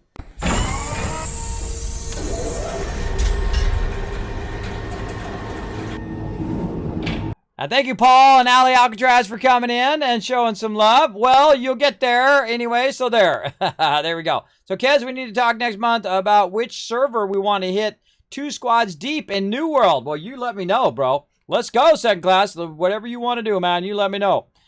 We got to figure it out, right? It's actually not next month. It's this month if you want to do the preview. It's going to be July 20th if you want to do the beta event. And then we can just like look at what all the server names are, and then we'll go in. We'll go in hot and heavy. Because I'm playing tons of New World. I'm calling up all of my 25,000, almost, I don't even know if I'm at 25,000. I'm getting close. About 25,000 peeps here on Twitch, whatever the name of this place is. I've actually got it on my shirt. Right there. This place. And then also my longtime gaming guild. I have one of the longest gaming guilds, 18 years together with over 800 members, calling all them up for New World as well. I just please do not put scummy monetization. Please do not put that in the game. I know I'm going to love that game if they don't put in the scummy monetization. I think it'll be great. Let's hope. Let's hope they don't listen to this corporate boneheads who don't play games and listen to the gamers, right? Listen to the old school gamers like me. I'm telling you, you want to succeed, you make a great game. You already got a great game. I'm loving everything they're doing in there. I love the crafting. I love the way you go around. I love you can do PvP or PvE, whatever you want to do. You can just turn your PvP off, or you can run around flag PvP if you want. Different PvP areas and raid areas and battle areas and all the stuff. And they've also, like, if you played in the preview event, guess what? I hear the whole thing is different. So different in a good way. They added a whole bunch of cool stuff. They made the AI smarter. They did a lot of that stuff as well. Because, you know, a lot of the stuff you can do with AI is that you could hide behind a fence and let them run into the fence while you're shooting them in the face, right? Mobs are real dumb like that. Well, I think they fixed that. So I actually sent that video to them and said, look, this is your AI, bro. And then they supposedly fixed that. So now the tiger's going to run around and eat your face. So look out. Look out. Yes, let's go. Yeah, so July 20th is the beta. Now, you have to, of course, purchase the game. Do I have it? Yeah, watch this. Look at this. Look how organized I am, Second Class Salinas. Watch this. Whoop, whoop, whoop, right there. New World Beta, Tuesday, July 20th. Kismet calls you to Turnium. Speak, Kismet. It's getting real late, everybody. My speaking is getting worse. So, yeah, so New World Beta, July 20th, 2021, in just a few weeks. So, definitely come and join us for that. We're going to be doing a stream complete takeover. So we're doing a takeover for Fallout this week, probably up until New World. And then we're going to be just doing tons and tons of New World up in here. But don't worry, we'll be doing some 76 on Thursdays, of course. But probably all the other days we're going to be just like taking over with New World and really getting in there. And I'm going to be building my maps and mark all my stuff as I'm going along. And I'm going to take my time. So if you're in a giant hurry to be max level, you go right ahead. And you let Kismet do it at his own pace, because that's what I'm going to be doing. I'm going to be doing crafting. I'm going to do all that. We answer the call. There we go. That's what you got to do. Answer the call to New World. Now, if you do want to join us in New World, everybody can go ahead and check it out on the Discord as well. I'll go ahead and throw my schedule up here, and then also the Discord. You can go on there. I got a section for New World. If you want to join the roster, here's what you do. You go in, you read the rules, you click Kismet, I agree, I can be awesome and work together with the team and so on and so forth. And you go ahead and click that green check mark. It'll then take you, allow you to go in and post in that roster section and say, Kismet, I'd like to be part of the New World crew. So feel free to post in there. We've already got a bunch of people in there. A bunch of people are still undecided. They're going to see how it works a bit and see if they add scummy monetization or not. But if you are down for it, I've already bought. Now, they already sent me a code, by the way. They already sent me a code. I'm an official New World creator. They already sent me a code for me to check it out. And I appreciate that. But when I go in, especially if I'm calling up my guild, I go all in. So I went and bought the deluxe edition, even though I already had the game. I went and bought the deluxe edition. I bought the best edition that I could find. And I'm all in for the game. And we're going to play the heck out of that sucker. I know it's the first MMO in a really long time, other than like WoW Vanilla from way back in the day, and Guild Wars 2, which was really phenomenal. And of course, the original Lineage and Lord of the Rings Online before they added scummy monetization, Star Wars The Old Republic, and so on and so on. I could do the whole long list of me and my guild have played. But it's the first one in a long time that I feel like is worth my time to play, right? Because, you know, I don't have that much time. I can't play 24/7. So they might even put me in the category of casual, but I still don't want to pay to win. I want to earn everything I do in game. I don't play classic, or I don't play creative modes. I don't want to easy mode it. I don't like pay to win. If I want it, I will go and earn it, and that's what I like to do. I like to earn my way in a game, and I feel like most people do. There are a few out there who just want to pay to win. Don't let those people in your game, because it just makes it sucky for everybody else. Those people are just gonna, you know, buy all the stuff and then, you know, gank everybody every day, because, you know, that's usually what happens. Usually what happens when those people just pay to win. And thank you so much, Z-Shockers, for coming in with the follow as well. So, there we go. Now, that's it for me, everybody. Again, I do stream right over here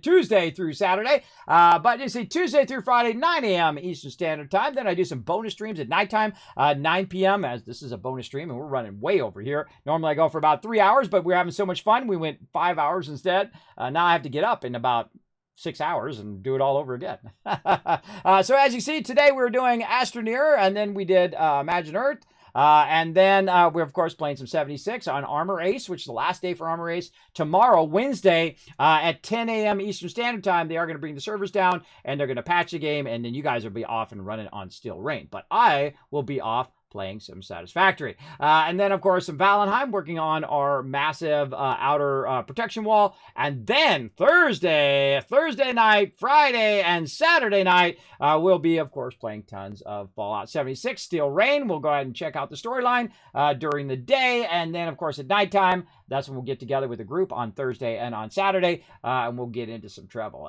as we do. So very, very fun.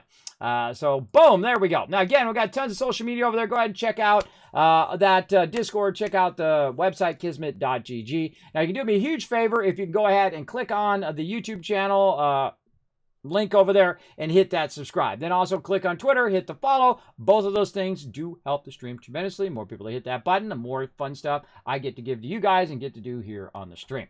All right. I can probably log out of 76 here too. I'm just standing here staring at the wall. Bam, right there. Now, again, I will be back. What is today? Today is now Wednesday. So I'll be back at 9 a.m., so 9, 8, 7, so in 7 hours from now, which means I'll get about 6 hours of sleep, if I'm lucky. And then I will be back then, and we'll be playing some more games. Again, we'll be playing some Satisfactory, and then, of course, later tonight, we'll be doing Valheim. All right, so that's it for me, everybody. I will see you all next time. We're just going to peace out. I'll see you all next time. Bye, everybody.